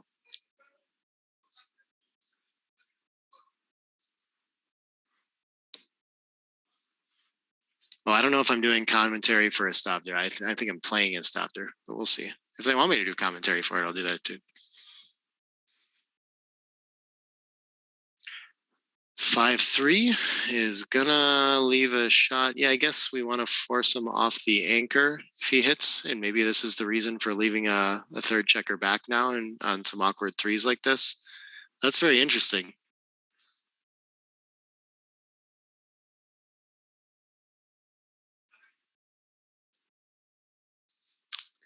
Five-2.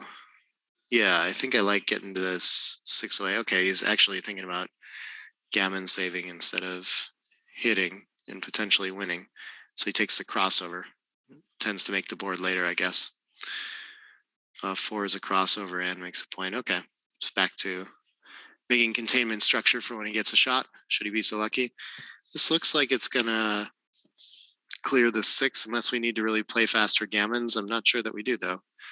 It'd be tough to bring this home if we take this many off. Only wins a tiny bit more gammons, yeah, and just loses too many more games as a result.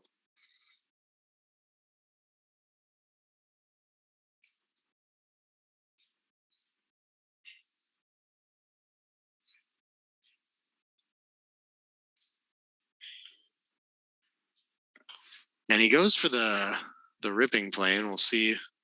Okay, double 6 is going to play nicely after that. And we're likely to a lot of gammons to get to Crawford from here.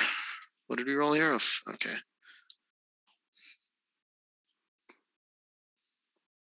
Five, 3, nice and safe.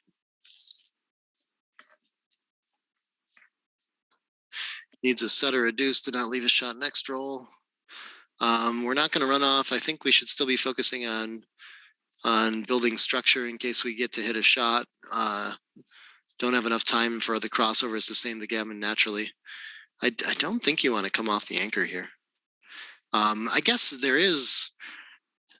I forgot that Backgammon gets him perfectly to the match, so he's probably worried about playing a little more conservatively, getting one checker out of there. But rolls a set, and so the 2-1 either way. You typically stay for the wins. I don't know if this changes at these scores, but I would end up staying even if I had left the last one. Only going to get the single shot. Okay. So no coup classique luck. The double 3s is going to be enough to get off the backgammon without hitting, though. So a little bit of luck in that.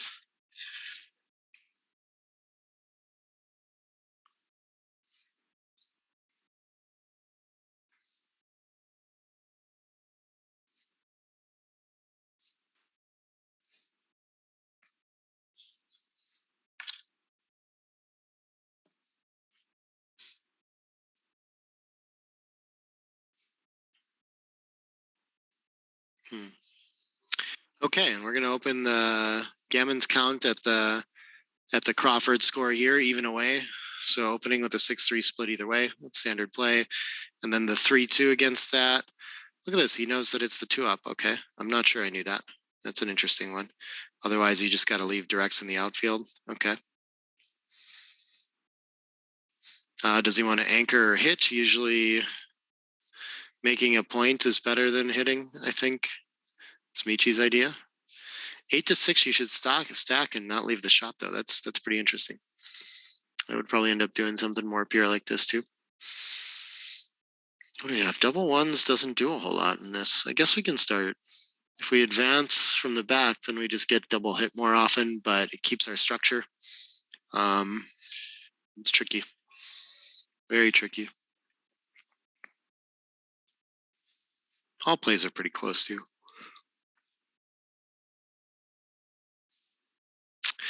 3-2. We would have liked to make the 11 maybe, but don't have many 3s we like after this. So are we just stripping the mid to play down? This feels awkward. I'm not sure. Yeah, I probably would like unstacking 6-3 a little better if I'm going to find a more pure play. Burak is happy to leave a checker in front of the anchor. See if he wants to hit it. This looks like it can make the 10 and the 5. I guess you contain a little more from further back. So 10-8. Okay, that's fine.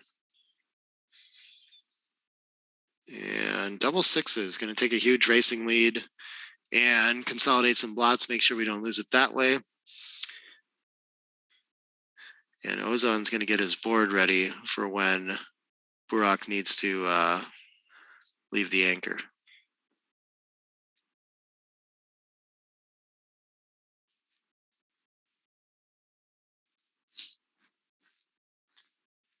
Double 3s. Oh, okay. So something kind of has to go here. What do we want to keep as our blocking points? I think, yeah, you feel like you're containing a little bit with the 11, but the 11 is going to disappear too so quickly that maybe we just buy the time. I think that's probably part of the reasoning there, is that only works for one roll. Next roll is kind of tough. Both players playing very well. 6-2. Yeah, we can't think about leaving the bar point. We want to every roll. Running out of time for it. But okay, our opponent has to do something too. And, ooh, this is tricky. I would think about this running off the anchor play. We have the signal of a blot behind, a deeper point we could come in at for additional contact, and the dead checker on the ace. What speaks against this, though? It must make some rolls work better. 2-1s, 3-1s. And gammon's worthwhile too, so it probably does lose a few more gammons, even though the other plays might win more games in a way that's like countered otherwise. But the blot behind is also a decent reason for just like vacating the 11 in front. It should be hard to hit. Not too many hits and covers. We still have an anchor even when they do. What is this, 2-6, for example? I think we have to try it. I don't see how we're going to get a better opportunity to run off that anchor. But plenty of counterplay for green here, too.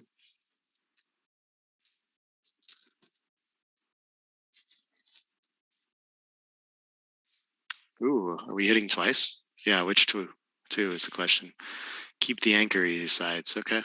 Seems reasonable. Brings an attacker into the zone, even though it's a little deep, too.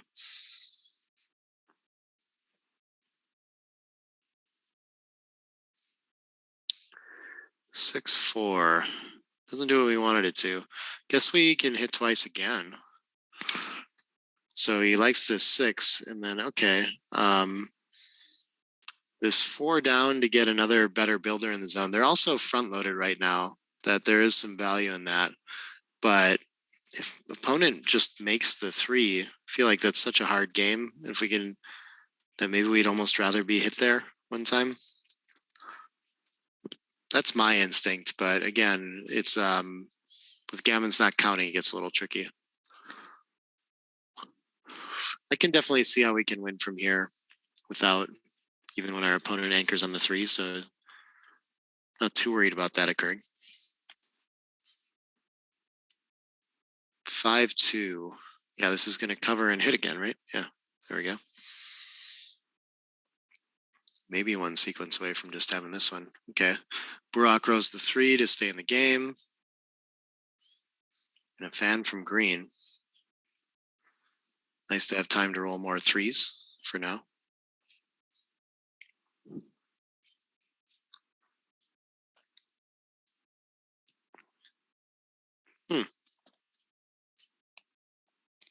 Neither player wants to come in. Okay.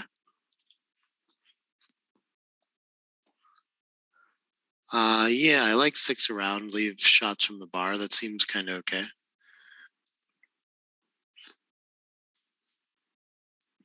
There's no shots there, yeah. So we just get in a position to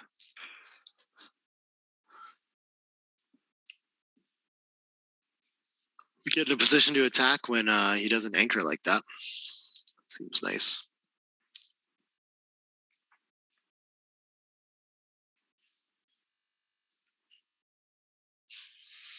Advances to that outfield post on the 15. So with the racing lead now, just kind of making quiet plays to bring the checkers around makes a lot of sense here.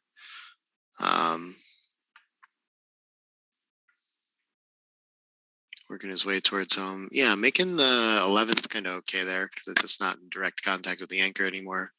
Should be able to clear it pretty easily, leaving fly shots worst case later. Could advance 11 to 10 and still be out of direct range.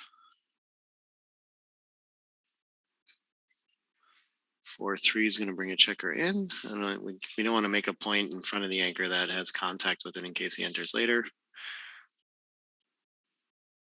6-1. I think maybe that just plays to the 6, but this is fine too. Sure. I think he's finding better plays than I'm seeing. Maybe that's better distribution. Waits double 6 shots or something like this. This one leaves a shot on double 6s. Yeah, sometimes it's too much to pay attention to that though. Now we can get off it if we want. but we don't.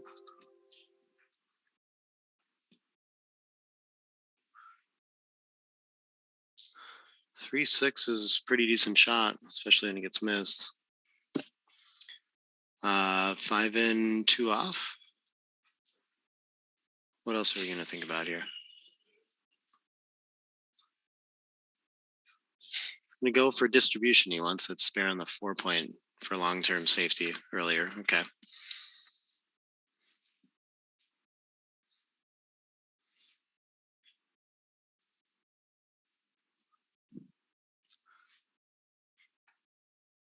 Oh, they're a little deep in the tank on the clock, but I think he's going to be okay.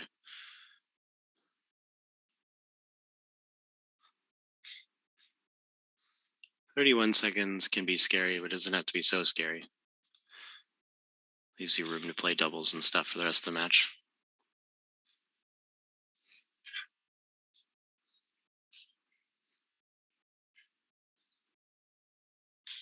All right, one checker's got to leave.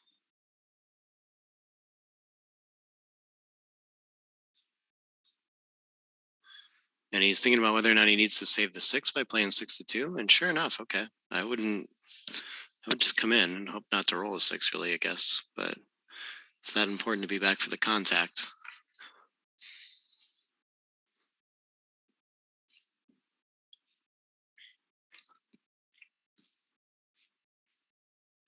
So yeah, staying with that theme, the 5-4 shift makes a lot of sense to me. Oh, 2-1's another way to do it. Okay, maybe a little bit better.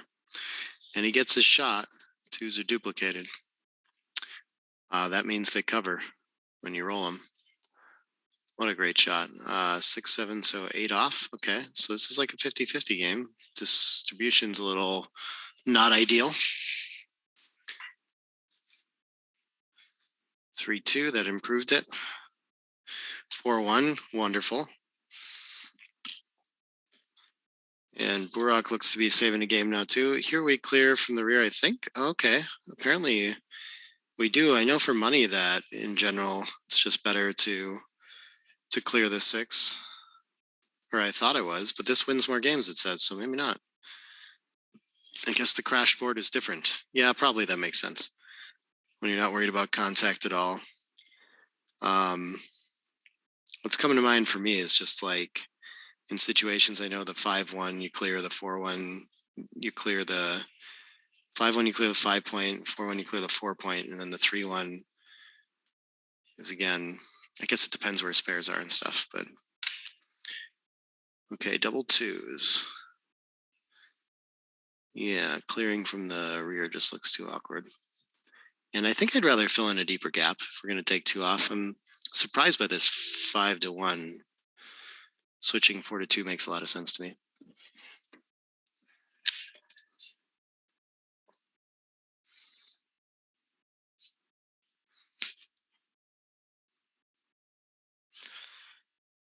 Uh, 5-3.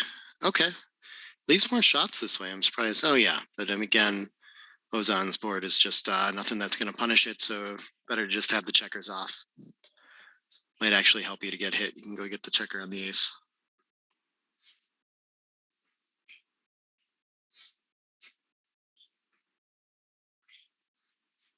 We're likely to go to post Crawford here. They're not away scores, so. So he can wait on the cube. It's not an automatic double. He's making him roll to avoid any yeah, I don't know, easier on transcription or something.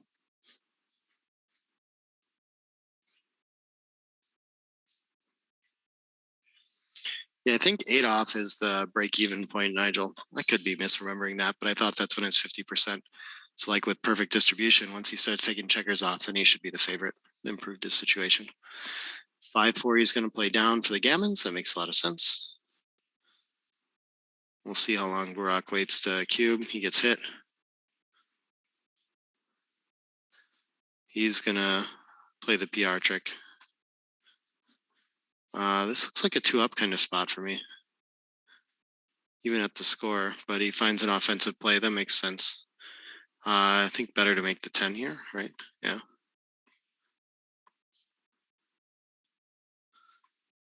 5-2. When you slot the 5 and don't make it, then you make the 3 with a 5-2. Eventually you start to see that pattern. Probably what he's going to do with it. He's going to look at some other options since distribution's really weird. The 3-point isn't the point that we wanted.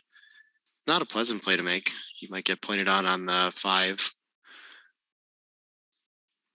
But it's the best you get with that roll. We'll notice in a lot of local players, yeah, a good amount of them.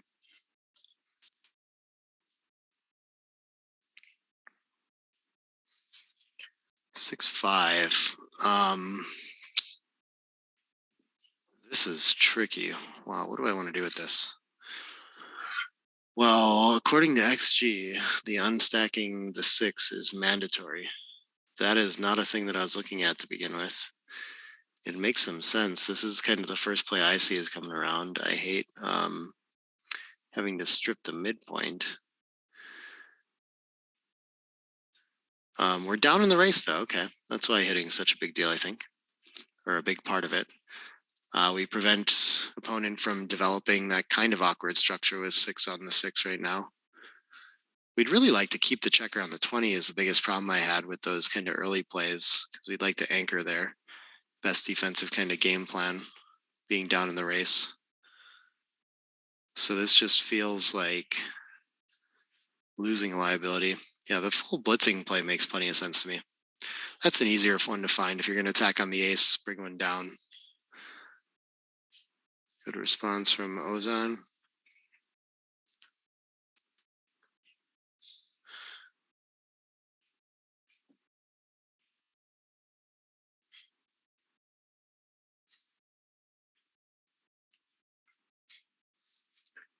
Double ones. Okay, I had to enter first, so he can't just, okay. Can't just make the 4. Could have considered switching, but went for this instead. Reasonable.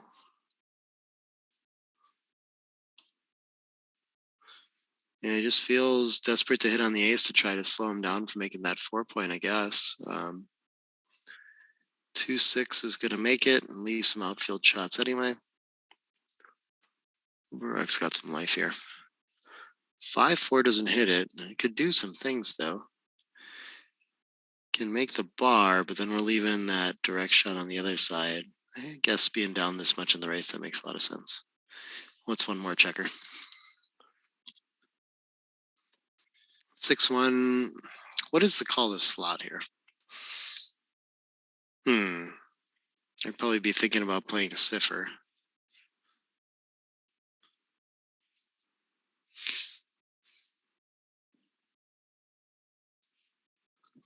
When you're primed like this, sometimes the attack makes sense. When you have 4 checkers back, not so much. So some competing ideas here for sure. I think attacking also gives you the chance to maybe have another roll to pick up the slotted 3-point checker.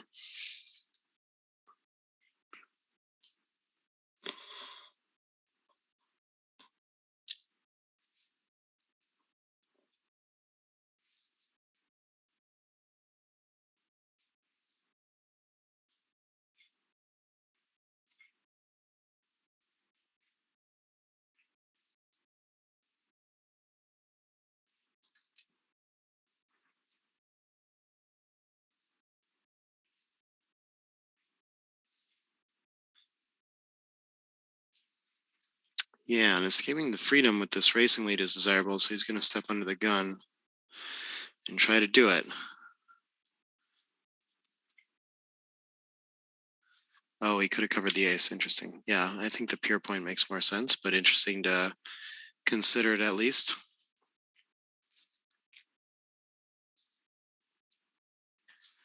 Five, 4. Nothing's particularly pleasant to clear. So, what do we do here?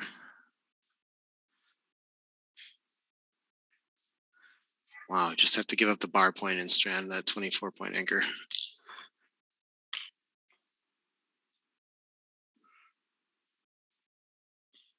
I don't know if I would find that or not. That's just one of those, all those plays are so difficult. None of them seem pleasant. Oh, and now he's wondering if he needs to cube yet. And on the bar, I think this is still a trivial take, barely doing much of anything.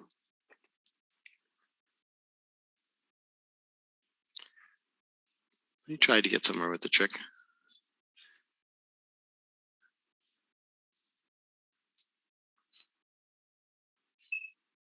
1-5. Is this just going to come out to the bar? Seems like it makes a lot of sense.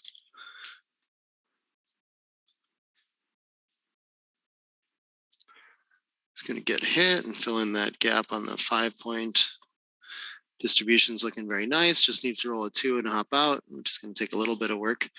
So good prime for white in the way. The 2 is a big start. You'd love to make the deuce point, but I think stepping up is the priority. Make sure you don't get hit with an ace-6 or a 2-5 or something like that from the bar. And the 2-5 comes right away. We could think about lifting 10 to 8, but 6s are duplicated, and we need something to attack with when we're missed. Huge pressure to keep that green blot in place. So much so that 5-2 should just run. Interesting.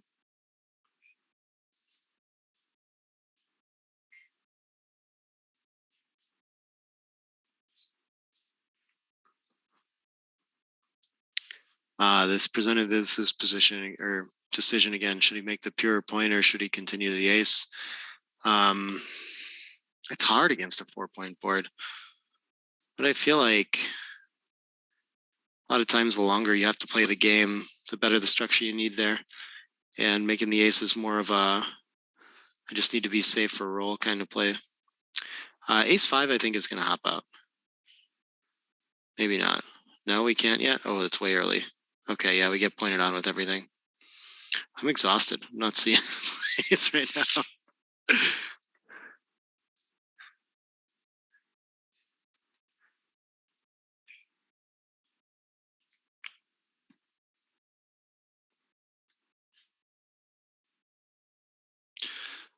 Chooses the hit. Okay. Interesting that it's such a problem to make the bar point instead.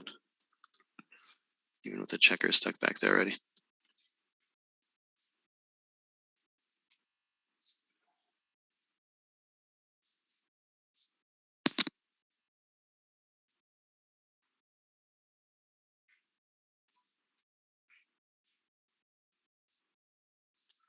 Six to 3 with the 3. Okay, no slot.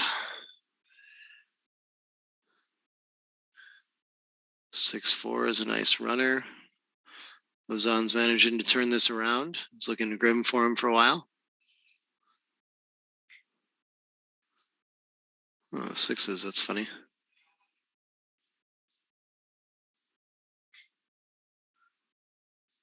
Covers.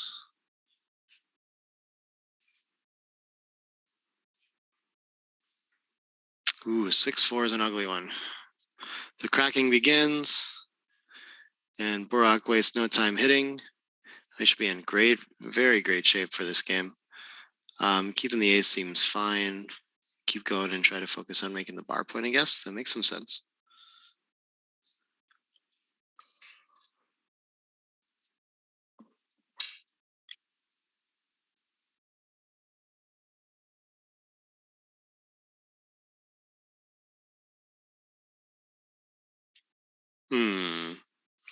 Could just link up the 10 to not have blots in the outfield. I don't see a lot of value in having the bar over the 8-point.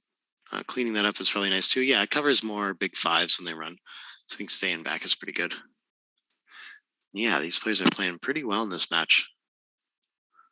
Competitive PR race.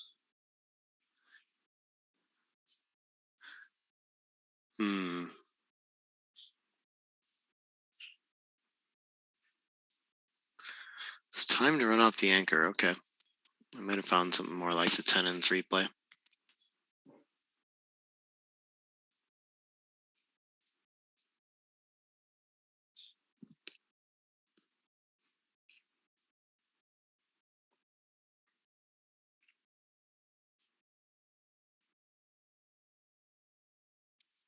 Yeah, Burak's low. I hope he knows how to play under time pressure when he gets there. Oh, his opponent's all the way down to 29 now, too. Could have a lot of fun with this match.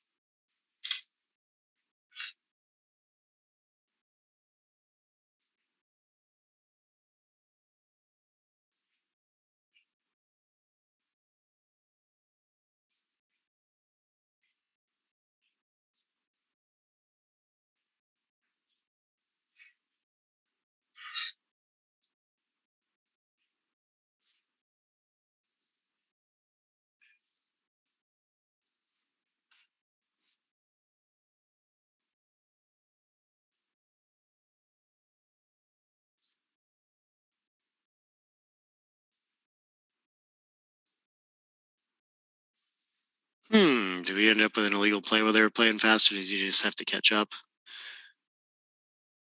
Oh, he saw double ones. 4-1. Got it. We got a fan. Okay.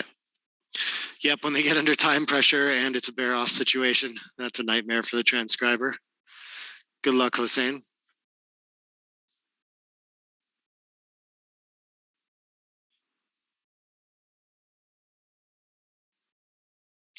And I think just 2 off here is fine. We only leave 6-5, and then it's a few sets the other way, so not even sure it's more rolls. Common structure that you see. This time we need to, I think just 5 off. Yeah. So that you're prepared to clear the 5 from the rear. Fortunately, green just comes in and gets out of the way. A lot easier to manage that game. Cool. We get to play another game with huge time pressure. Could be very fun.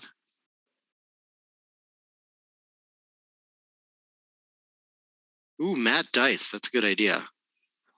I think the issue with the, I don't know, precision dice, I don't know if there's a way to have those also be matte. That's an interesting question. At least the theory back in the day, I guess, was you had to have transparent ones so you could see through it to make sure there's no magnet in there. So it's a bit odd to have non-transparent precision dice. But maybe we're over that since we have them. And then maybe we can have matte dice as a result. And maybe we can see everything on streams. That'd be cool. I'm into it.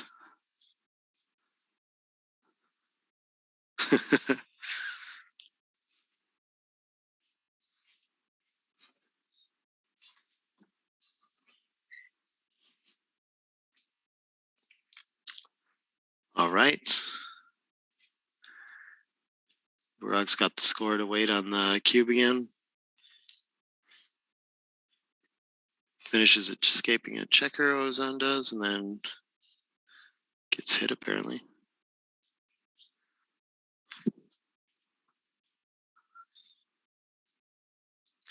Now he thinks he has market losers, so he sends, but this still looks way off. And he sort of, I guess it's closer than I would have thought. Okay, interesting. Yeah, my rule of thumb is just always taking those. I like that solution to dealing with the trick. But it doesn't work so well in a PR contest. And good instincts to want to look at hitting instead, but doesn't have the top time clock to really think about it. And so he's just going to go ahead and make the 5 point. Should enter and make the 8, I do believe. The tempo on the ace seems like overplay.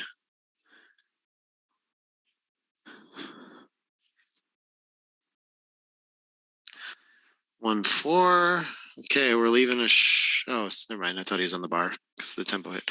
But okay, we get to make the 9 point. It's a very nice asset against that blot on the 22. 5-3 is going to make the next point in order. Great shot.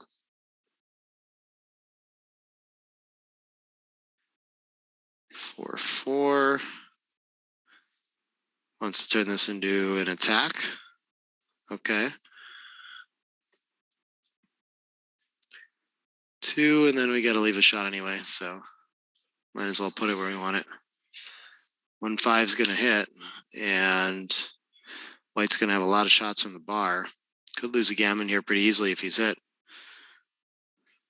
3-1 is going to hit twice. All right, that's a huge roll for Burak.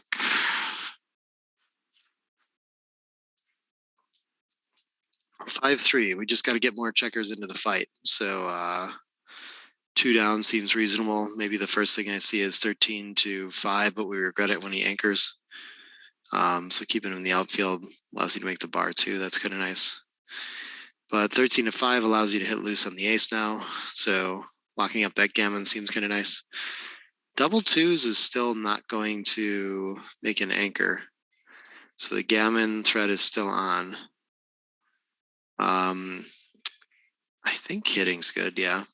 Even though you don't have covers, I don't really see much better of a play. And you do still really want to win a gammon for the match here. 4-2. I don't think we need to do anything too strange here, like switching points. But yeah, bringing something in range to cover seems strong. And XG prefers we make a backdrop point. Okay. 2-1 and anchors. That's supposed to be very strong.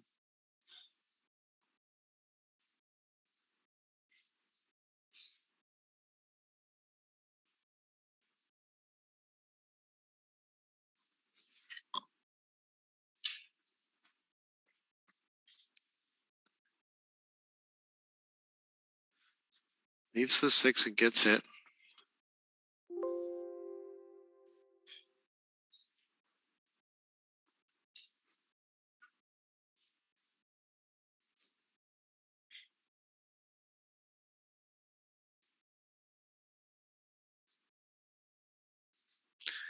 Five, 2. I guess it's just going to safety. It's nice to look for an option to make the 11, but having to bury behind isn't quite worth it. Is this going to break our prime and turn into attack? Yeah, for lack of better options at the very least. 2s is going to hit again, but it's not going to cover the blot on the ace. It's going to hit something else instead. Bring a cover in. That makes sense. And Burak performs, hits on the ace. He's getting back in this game. Maybe he's the one in the driver's seat again now. 9 checkers in the zone and 2 in the mid. I think I still want to hit on the deuce.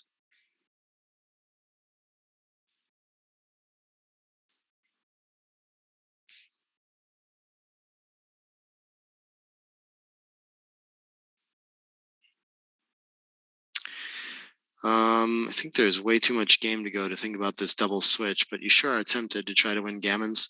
Works better when there's more in the zone and you don't have 4 checkers back. I think if you looked at it long enough and saw that the 8 to deuce reached, that looks like a pretty nice hit to get a 10th checker in the zone. But this is hard to follow up on. You better hit all your shots here. And you better hope that your opponent doesn't hit anymore. But now Burak is in really good shape. That's going to cover, and he's got a direct shooter at the 5 still when his opponent enters there. Just has to hurry up and get those checkers involved in the fight that are way back in his position. Is this 4-2? No, 4-6. Okay. Surprised he didn't find a way to get some other checker in the outfield, threatening to close it. Okay. This time he does get one around to the 8 point. Very nice.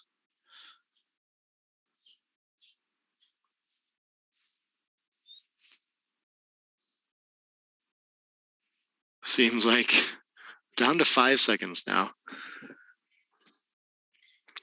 Yeah, that clock is pretty tough. I wonder if how experienced he is playing with that low a time bank. Better have a good speed game. 6-4, I guess I could lift if you wanted. Maybe not. 2 checkers to still bring around. Could enter on the 5 quickly and cause some real problems. I don't know. Yeah, now we're far enough to lift to 3. That's so interesting. Positions are very hard ones.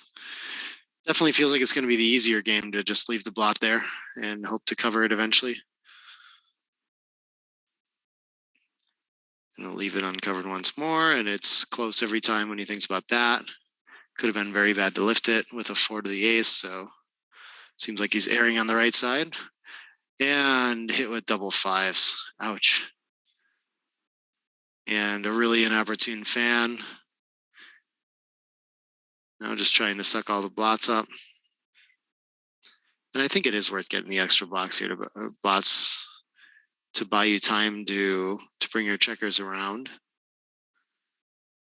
Even though maybe he gets to hold some position for a late game shot a little longer.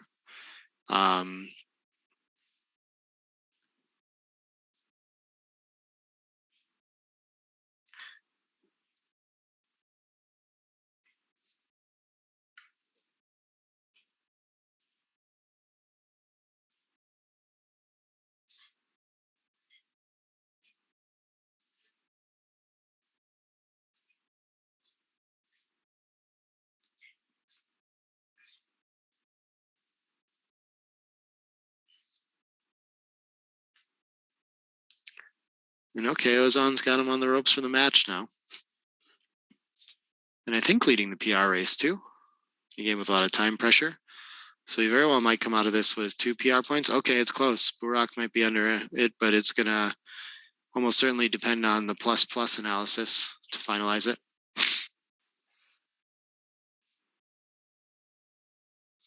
Oh, it's nice when they're under time pressure to get small little transcription catch-ups, you know? More relaxing that way.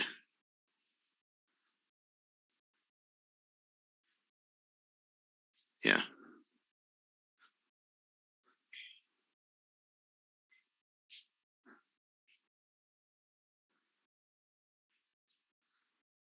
Okay, we're back caught up.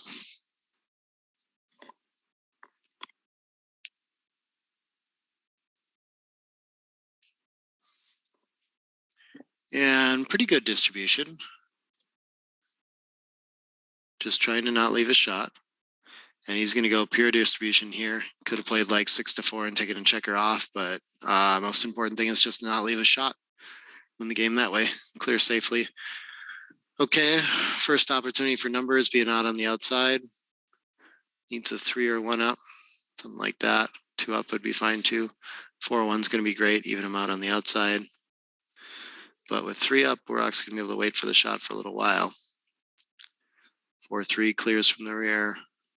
5 enters. Watching out for big doubles now. Okay, enters, and that's going to be the match. Yeah, tough under time pressure. It took a lot of it, but again, this one's going to come down to plus for sure. Learn more from that. Ooh, late night too. Tough playing matches. So we're going to get started again exactly 12 hours from now. I'm not sure how many PR results we'll have in the morning when we come back, but maybe by then we'll at least have match wins. Let me go check the schedule to see what our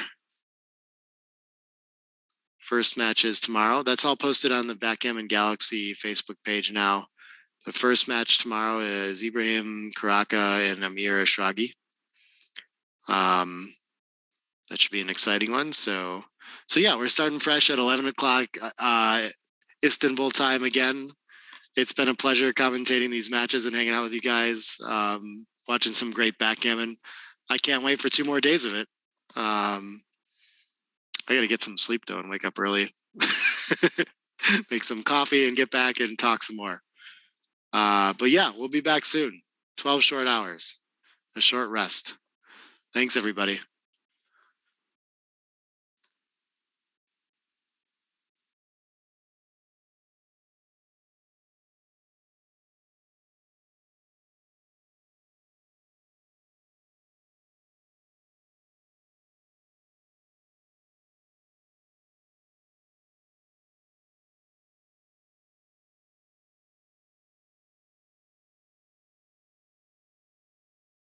The Backgammon Galaxy mobile app is coming soon. Star membership, high analysis, blunder database, private games, coin games, rating games, and much, much more.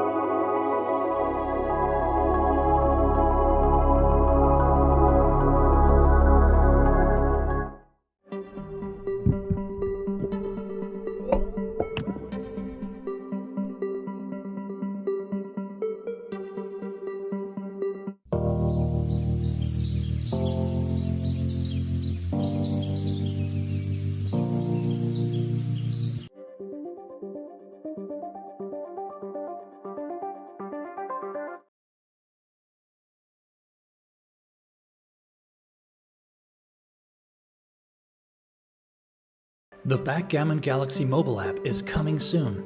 Star membership, high analysis, blunder database, private games, coin games, rating games, and much, much more.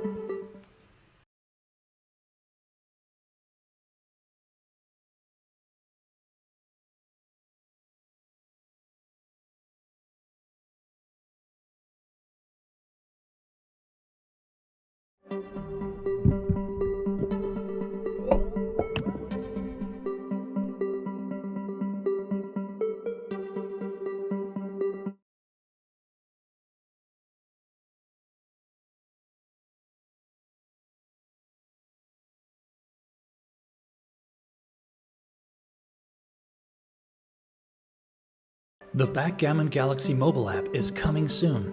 Star membership, high analysis, blunder database, private games, coin games, rating games, and much, much more.